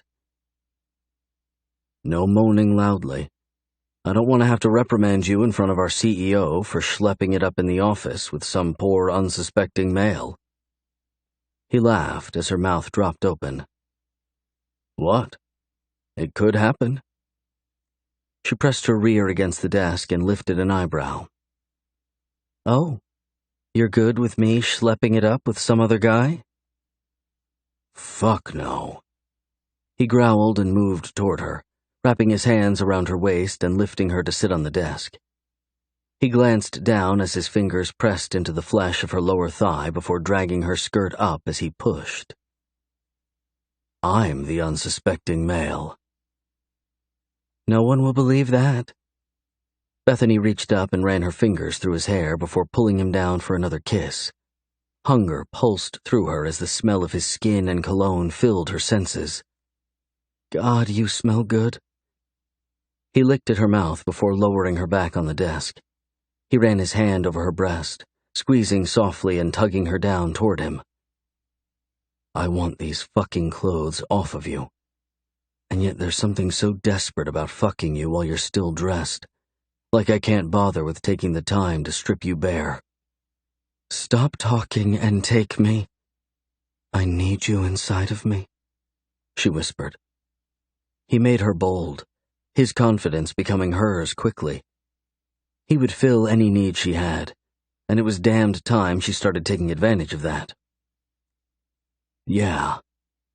Lift your ass. She did, and he pushed her skirt the rest of the way up as he let out a sound of appreciation as the skirt ripped down the side. You should be punished for lying. Bethany laughed and reached up, pulling on his tie hard as he bent over her. I couldn't agree more. Damon's gaze locked onto hers as he freed himself from his slacks, the sound of the material hitting the ground sending a rush through her. He buried his face into the soft skin between her breasts, his tongue lapping at her as his fingers pushed the panties aside. So wet, Beth. You need this. I've been thinking about you all morning. I'll always need you. She groaned and wrapped her legs around him, pulling herself down the desk farther as he nipped at her chin and stood. Good girl. He pulled hard on her hips, filling her with his large cock. She arched and groaned, bucking once against him. If you make another loud noise, I'm going to be forced to put something over that pretty mouth of yours. I don't want to do that, but something tells me you might like it if I did. He rolled his hips as she closed her eyes, the sound of his voice and the weight of his threats pulling her to the edge of ecstasy so fast. He held on tightly to her, his body working in deep rhythms as he panted softly. Beth glanced up at him, the look on his handsome face throwing her over the edge. She arched hard again, a deep moan ripping from her. Damon pressed himself to the top of her, his palm covering her mouth as he picked up his pace. Your naughty little moans are going to get us caught, pussycat. He rocked into her faster, the friction delicious, the sound of their fucking overwhelming her. She moaned against his fingers before licking and sucking at them. His eyes rolled back as he groaned. She bit his fingers hard, and he groaned loudly as he moved his hand from her mouth. Hush before you get us caught. She leaned up and kissed him hard, her feet pressing to the edge of the desk as she lifted her hips and tugged hard on his sex with her body. Oh, fuck. I'm gonna come if you keep that shit up.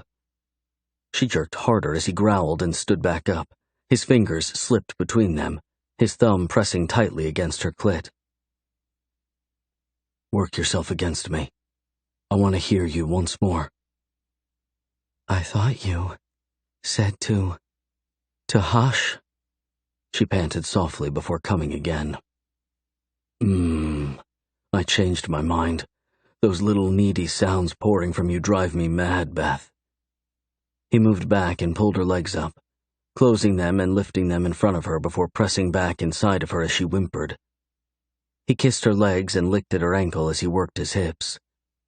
A moment later, his eyes closed, the last inch of him being forced inside of her as the world dissolved into an inferno of lust. More, she moaned, and gripped the desk to press against his assault. Take it then. It's yours. Own it, baby. He jerked his hips. The sweet slap of him against her, mixed with his words, left her in mindless shivers. He was hers, and owning him sounded too good to be true. Chapter 38. The sun pressed against her exposed shoulders as she walked to class. The world somehow righted because of Damon's hands having been all over her. How the man made her feel so good in so many ways was still mind-blowing. She'd left holding her skirt as he walked closely beside her. The rip wasn't horrible, but enough to where she was more than mortified by the idea of walking out with it. They were both laughing by the time they reached her car. He had leaned over as she rolled the window down, the look in his eyes leaving her breathless. He was going to tell her. He had almost said it. It was on the tip of his tongue, surely. She shouldn't have saved him from the heaviness of the moment, but the truth was she loved him. He would express himself when he was ready. She was more than sure of his feelings for her. Bethany reached up to ensure her sleeveless white top was positioned properly. The last thing she would want is for Kendall to think she was trying to dress seductively. Her black slacks worked well with the shirt, giving her a business casual appeal while still allowing her to be comfortable. She walked into the business building and removed her sunglasses, blinking a few times to let her eyes adjust. A warmth pressed between her legs, the soreness of Damon taking his pleasure at such a deep angle resonating with her. So fucking hot. She walked into the large auditorium as Kendall looked up from the podium at the front. He pulled his glasses off and looked around, as if confused. "Is it Thursday? I've been thinking it was Wednesday all day. Weren't you just here yesterday?" Bethany laughed and dropped her purse and notepad in one of the chairs in the front row before sitting down in another one. "I need to work today and tomorrow if you're okay with that. I'll be out of town until mid-next week because of my parents getting married." "Your parents are getting married?" He lifted his eyebrow, the smirk on the side of his mouth endearing. "My mom is marrying Damon's dad." "Wow, that's a plot twist." Kendall laughed and moved around the podium before hopping off the stage. His corduroy pants fit him well, and he was one of the only men she had ever seen pull them off well. "Right. That's part of the struggle, I guess." "Wanna talk about it?" "Not really. I'm not sure what to say other than the fact that it depresses the hell out of me." She shrugged and looked up at him as he stopped a comfortable distance from her, leaning back against the stage. "I understand that, but it's not like you're blood-related, Bethany." He shrugged, as if it wasn't that big of a deal. "It's no different than you falling for one of your students, but you're hell-bent on not letting that happen." She tilted her head, letting her lip lift as he shook his head in denial. "Not even close. I'm bound by my agreement with the university, and I'm in my 30s. I'm not interested in a college-aged tart." He blushed as he held up his hands. "Not that you're a college-aged—" She cut him off with a loud laugh that felt good. "I get it, but most of the students here are far old enough for a relationship, Dr. Tarrington." "It's different. And this is your counseling session, not mine." "It is, you're right. Mine is way worse. It will look like incest." She stood up and stretched. "Enough of this. Besides, you don't even come close to having the degree to counsel anyone." "True. Sort of. You got tax problems?" He smiled, and she couldn't help but chuckle. If Damon hadn't swept her into a world where only he existed, she would be in line with the other 1,000 girls to try and snag Kendall. He seemed too good to be true. But Damon did too. "No, but I'll know where to come if I do." She pointed toward the large whiteboard, his scribbles everywhere. "You want me to work up some lecture notes for your classes starting next week?" "Yep. Just like yesterday. Let's look at the syllabus as well." "Will do." She walked around the stage and jogged up the stairs as he hoisted himself back up with ease. "Impressive. Ever been in a rock band?" she teased. "Yep. I'm a guitar player through and through." He wagged his eyebrows playfully. "Wow, as if you weren't attractive enough?" "Yeah, don't go around bragging about that." "No shit, right?" He shrugged and pulled out a few papers from the lectern, handing them to Bethany. "Hey, any news on your friend?" "Jake?" "Yes. I haven't heard anything since talking to his parents last week." "He's still not woken up, but I'm going to visit today. I'll let you know if anything changes." "Man, I thought my college days were hard with all the crazy girls that just acted bizarre." "What's the worst thing that happened?" No. When you're not my TA, we'll talk." "How about me, you, and Damon over beers? Story time?" "Corona?" "You bet." "Sign me up." He laughed and pointed to something on the page, extending it toward her. "I'll be starting here, but it jumps around a bit. Just do what you can." "No problem." She took it and walked back down to one of the small desks. "Did they convict the girl who stabbed Jake?" "Not yet, but there's too much evidence to believe it might have been anyone else." Bethany let out a long sigh, her heart heavy. "Krista was my roommate for the last 4 years. Her mother said that she had bipolar disorder, but it's never been this bad. I know it's silly, but I can't help but think that falling in love with Jake and being rejected is what pushed her over. Could be a possibility. Most people with the illness take medication. I'm sure she does too, but love has a way of rooting itself in deeply and jacking you up. Bethany shook her head, still in a bit of shock over having the situation happen. Just scary. I think it's a predisposition too, though, Beth. Can I call you Beth? Bethany, please. She tapped her pencil on the desk in front of her. Only Damon called her Beth, and she wanted to keep it that way. Made it somehow more special. So, because she had been hurt before, you think it opened her up to being violent about it? I think that someone who's wanted love for a long time and finally gets it feels a sense of ownership over it, sometimes to the point of it being unhealthy. It becomes more like an obsession. And when that love is denied or taken away, they snap? Bethany sucked her bottom lip into her mouth, her thoughts sliding from Krista to Damon. How long had he been opposed to loving someone? Sometimes, but I think it depends on the person. Kendall moved to the edge of the stage again, squatting.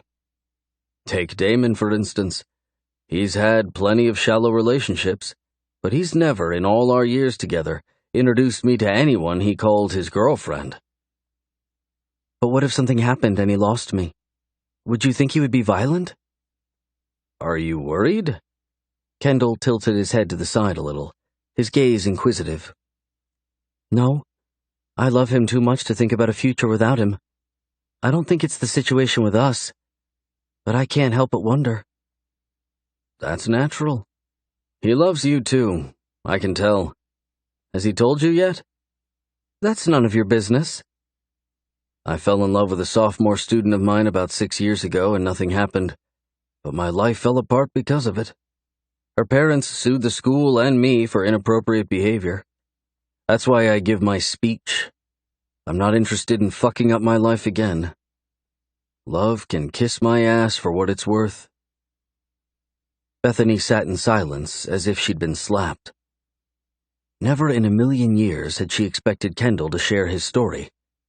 She, of course, wanted to know more, but there was no way she was pushing him. They were destined to have a friendship whether she felt like it was a good idea or not. From what she could tell, he was loyal to Damon, and she knew she was, so maybe it wasn't such a bad idea.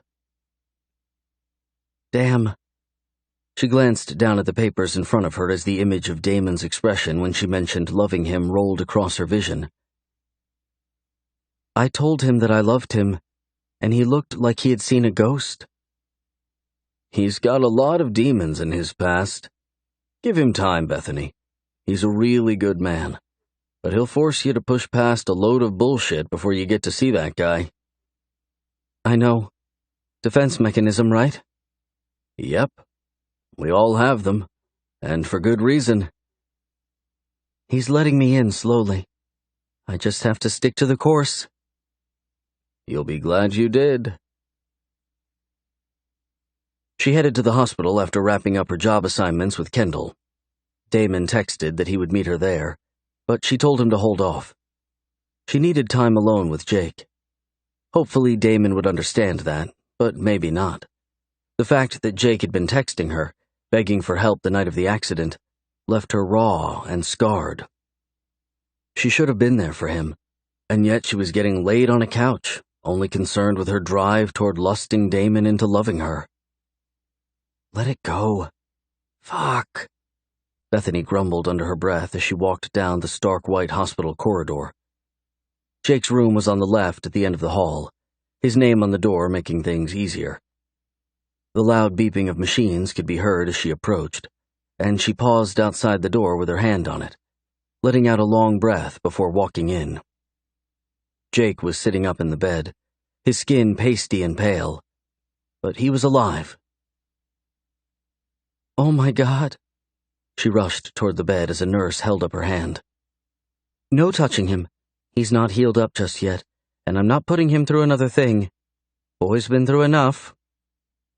Bethany stilled near the edge of the bed and reached out, taking his hand as tears filled her eyes.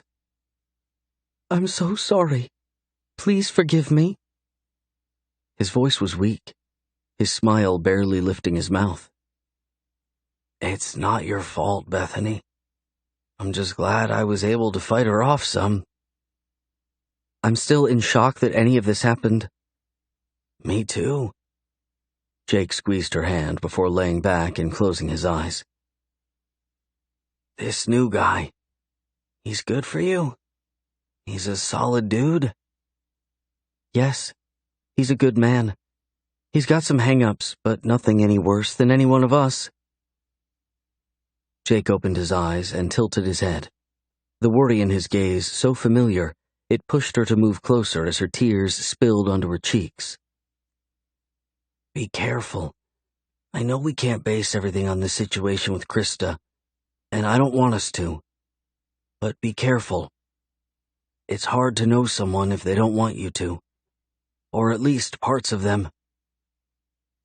She reached out and brushed his blonde hair from his eyes. "Don't worry about me. Just rest. Damon has been here with me to visit you every day for the last week. I will be careful, but I'm learning more and more about him every day."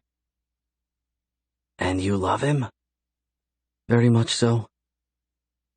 "Does he love you?" Jake winced as the nurse poked at him under the covers from the opposite side of the bed. "I think so. He's scared to say it, though." "But he shows it? Words mean nothing without the backing of action and affirmation." "He does." "Good. Tell him if he hurts you that I'll kick his ass." Bethany laughed, not having the heart to tell Jake that there was no way he would take Damon in a fight. Her best friend was too beat up, too broken and scarred to do anything but lift him up. "I will tell him, and I wouldn't put it past you." She leaned over and kissed his forehead as he slipped into sleep, his breathing deep and peaceful. Chapter 39. Bethany got home around 4 and decided on a quick nap before everyone was scheduled to arrive for dinner. She wasn't much in the mood for company after seeing Jake bruised and laid up in the hospital, but they had advertisements to review and final plans for the wedding trip to make. Lying in the comfort of her bed, she finally gave herself over to the need for rest and slipped into the welcoming arms of darkness. "Beth? Baby?" Damon's voice pulled at her. She tried to sit up, but he tightened his arms around her, the handsome thing lying behind her in the bed and spooning her. He pressed a kiss to the side of her neck and brushed his hand down her outer thigh. "You awake?" "Yeah. I didn't mean to fall asleep, or maybe I did. What time is it?" She curled up farther and snuggled back against him. "It's almost 7. 7? Shit!" She pulled from him and slid off the side of the bed. "I need to get ready. I was hoping to take a shower." "There is no reason to hurry, baby. Just get ready and come out when you can. We're just putting out snacks to hold us over until dinner is ready." Bethany pulled her shirt over her head quickly and slipped out of her slacks, walking toward her closet as she spoke over her shoulder. "Is everyone already here?" Damon moved into the closet behind her, wrapping his arms around her waist and leaning down to kiss her shoulder. "Yeah, but they can wait." She swatted at him playfully. "You had me earlier today. Don't make us late and have this Erica chick thinking I have no respect for other people's time." "She's not going to think that. She's a bitch at the office, but when you get her alone, she's just like the rest of us." "Get her alone?" Bethany turned and slid her arms around his waist as her lip turned up in a smirk. "Have you had her alone a lot?" "That you're jealous is almost cute." He leaned down and brushed his lips past hers as he ran his hands down her back to cup her butt. "I want more of you. Let's fuck first and then join them later." She laughed and pushed him back softly. "Love how you avoided the getting Erica alone question." He popped her butt and walked out of the closet, messing with himself from what she could tell. It was nice to know that she could turn him on without even trying. There is nothing to talk about. She's nothing but a business partner to me. She has a thing for Matt, which I think I mentioned. A thing? Bethany called out as she tugged a cream-colored blouse from a hanger and pulled it over her head. She slipped into a nicer pair of jeans and left her feet bare. Her mother must have been shopping on Kent's dime by the look of a few new things hanging in her closet. Yeah, she's a creative type person, remember? Matthew is too. I think she would move in quickly if he even remotely showed interest in her. He's not interested? Nope. He's scared to death of her. Why? Bethany walked out as Damon bit his lip and shook his head. Not sure. Ask him. He moved toward her and wrapped his arms back around her. Fuck, woman. You turn me on no matter what you're wearing. That's because you know it's beneath my clothes, and that it all belongs to you. Damn straight. He slid his hand in her hair, his fingers pressing gently to the base of her head as he tilted her face toward him. I'm looking forward to this trip. It's been a long time since I've wanted to go somewhere. It's lonely going without someone to share it with. I find it hard to believe someone as gorgeous as you would have to do anything alone. It's not about looks, Beth. It's about trusting someone enough to let them into your world. Are you letting me in? I'm not sure I have any other option but to. She lifted up and pressed her lips to his, tilting her head to the side and opening her mouth as his tongue slid against hers. She groaned and tightened her arms around him as she sucked at his offering, something deep inside of her waking up. She wanted to drop to her knees in front of him, to feel his hands tighten in her hair, to taste his pleasure on her tongue. She broke the kiss, breathing a little harder thanks to the depravity of her thoughts. His eyes sparkled with desire. It took her breath away. What are you thinking, you bad girl? I was thinking how badly I want to lick your balls, suck your cock, press my face against the most intimate parts of you, and let the scent that belongs only to you etch across my senses. She leaned up and kissed him softly as he stared deadpan at her. Just a desire that keeps haunting me. We should explore this. He reached for her as she turned and ran to the door. A soft yelp left her as he charged after her. Beth, now! Now! Bethany slowed just before walking into the kitchen, heat burning her cheeks from her forward response. A smile lifted her lips, leaving her feeling fulfilled, happy. Her mother turned as she stood with Erica, Matt, and Kent. There you are. We were starting to worry. Her mother smiled. Matt walked toward her and pulled her into a big bear hug as Damon rounded the corner and moved to open a bottle of wine. There's Sleeping Beauty. Damon and Dad working you too hard at the office? They are slave drivers. Bethany laughed and walked toward the large platter of crudité. She picked up a carrot and dipped it in the creamy ranch sauce as Erica responded. Man, I remember when I started working for these 2 years ago. I took more naps than I care to remember. She smiled, and Bethany returned the gesture. I would honestly go home feeling like my brain was bruised. That's because you're creative and they aren't. Like trying to teach calculus to Michelangelo. Matt joined in and moved to take the bottle of wine from Damon. Give me that. Check on the steaks. Are you guys cooking tonight? Bethany asked, looking at Damon. We are. Be very scared. Dad gave everyone the night off. He does that from time to time. It's healthy for them and us. Damon nodded toward Kent, who'd remained quiet until then. Yeah, that's great. Let's talk about the trip. The planner and me is crawling up the walls. I know we have the hotels and airlines booked, but are you guys wanting to have the ceremony at night on the beach or during the day in the hotel or what? Let's get the platter and wine and go out on the porch and talk. I'll turn on the fans and bring the booze. You guys get the food. Damon nodded toward them, winking at Bethany. She grabbed the veggie tray and followed behind him, her eyes moving across his back and rear. The dark blue shirt he wore looked good on him, and his slacks hugged the beautiful swell of his ass. He was beyond gorgeous. Why he would waste his time with someone like her was still a mystery. His response in the bedroom about wanting to trust someone left her lost in thought. He was letting her in. Of that, she was sure. He didn't have a choice from what he had said. Did that mean that he loved her too? Had to. Then why not tell her? I actually called the hotel last week, and the ceremony is on Saturday afternoon at 5 or so. It's when the sun is setting, so they will set everything up and have us in the hotel about an hour before sunset. As it begins, they'll usher us out there.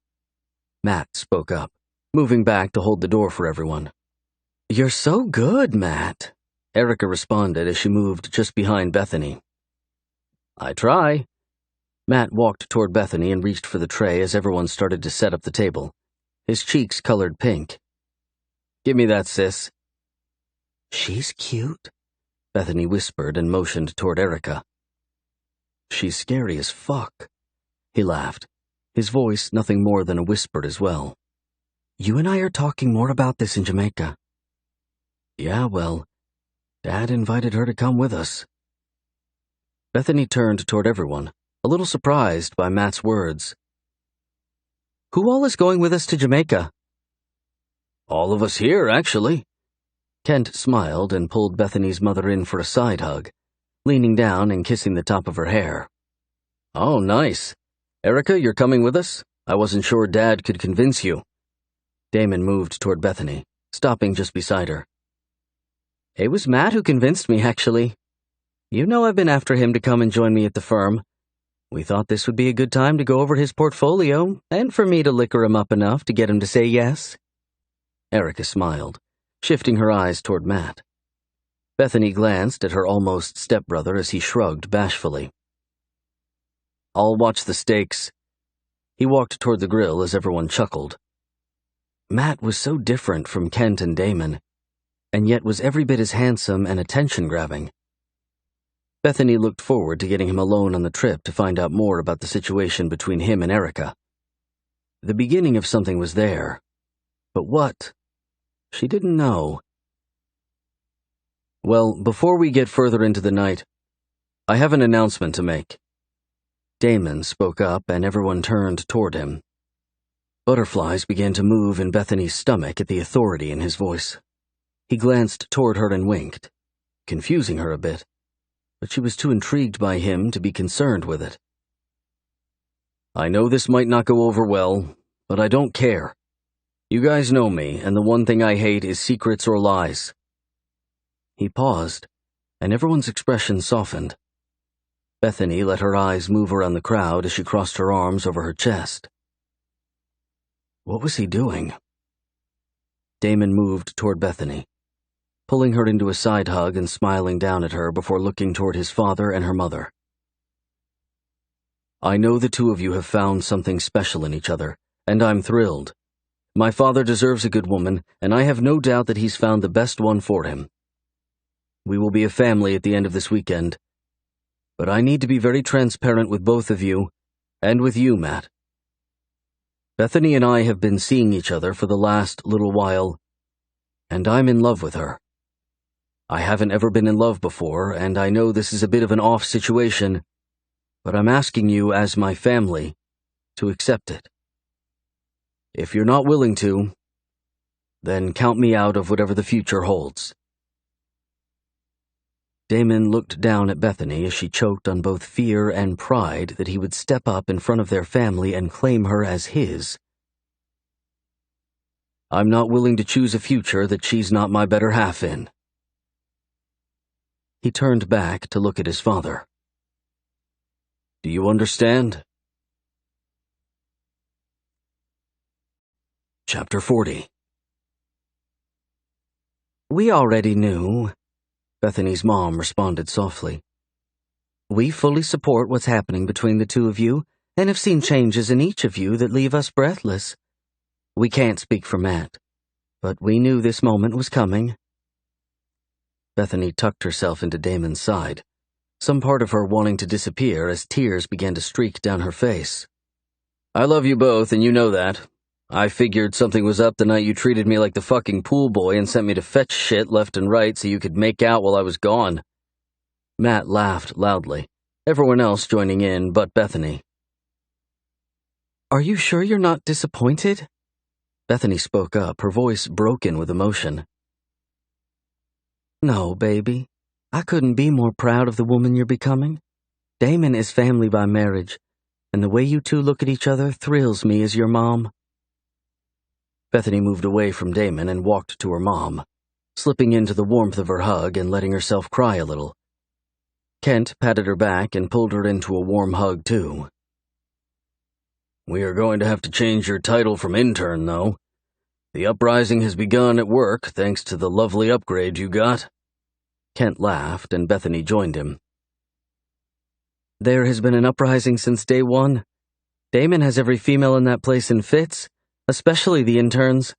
Bethany moved back to Damon's side, slipping back into his arms as Erica spoke up. Yeah, but it doesn't matter who wants his attention. It's you who has it. You're the only woman that has it. Now and forever. He kissed the tip of her nose and looked back toward the crowd. Okay, let's plan this trip out and get to looking at ads. I love all this sharing shit, but making money and drinking Mai Tais is a close second.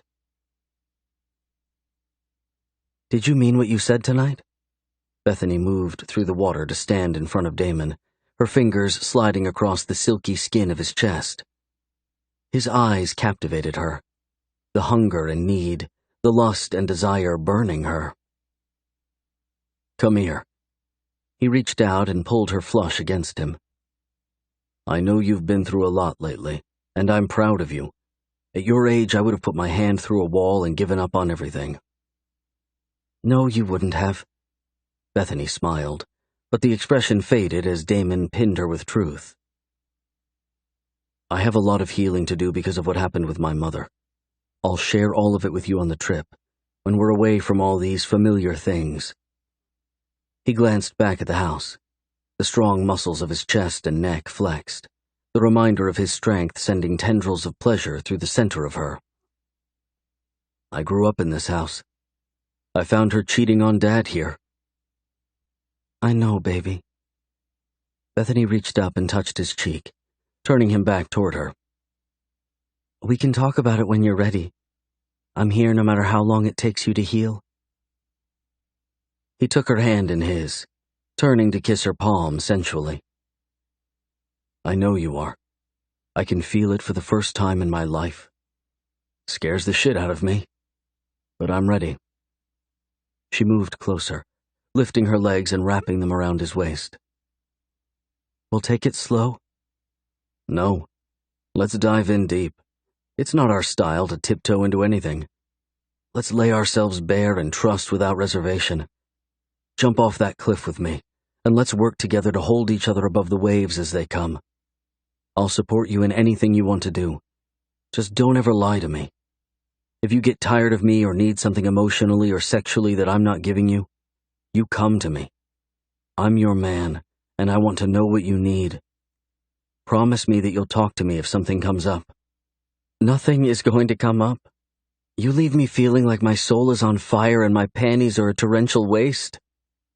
She laughed and pulled up, brushing her lips across his. That's today, baby. I'm asking for forever. 10 years from now, you might not feel that way. I want you to promise me here, tonight, that you'll speak up. I don't want to invest my whole heart and be left broken years from now. He touched the side of her face softly, the man staring at her revealing a new layer to her. I promise you that I will always be straightforward and honest. If something comes up or I'm feeling lonely, angry, upset, whatever, I'll talk to you. I want us to work. I know that without a doubt. I need you in my life, Damon. She rolled her hips, the thick press of his erection sparking to life just how much she needed him. I want you inside of me. I need to be inside of you, baby. He pressed his lips to the side of her neck, his teeth digging in slightly as she groaned. Everyone had left or gone to bed, and it was just the two of them. The moonlight cast a blue shadow across the pool, making everything feel so much more dramatic. Damon tugged at her bottoms, forcing Bethany to move back a little until he pulled them off. He worked his shorts over his hips, letting them float to the surface behind him as he pulled her against him again. His fingers tripped tightly onto her ass, and he tugged her down, his body filling hers with a few hard thrusts. "Oh, God," she groaned, her lips finding his as he pressed himself deeper inside of her warmth. He kissed and licked at her mouth as he rolled his hips, his rhythm slow and deep. She dug her fingers into the strong muscles of his back and lifted up to foster the delicious friction he worked into her. He broke the kiss and pulled her hair back a little with one hand as he forced her to look up at him. "I need you to. I want you more than I imagined possible. Tell me you'll be mine, Beth. Tell me forever sounds good to you, baby." He drove back into her, tightening his hand in her hair. The pain forced her near the edge of exploding as she panted softly. "Forever? Anything less isn't enough?" "Forever isn't enough for me." He licked her throat, sucking softly on the curve of her chin as he slid his hand from cupping her ass to press against the tightness of her opening. "I want to taste you and touch you everywhere. I want to take you to new heights mentally, emotionally, physically.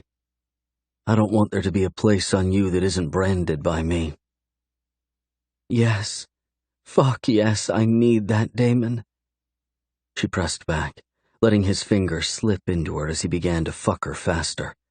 She screamed as the orgasm rolled through her, arching her back and taking in every sweet sensation he caused to pulse through her. "Beth,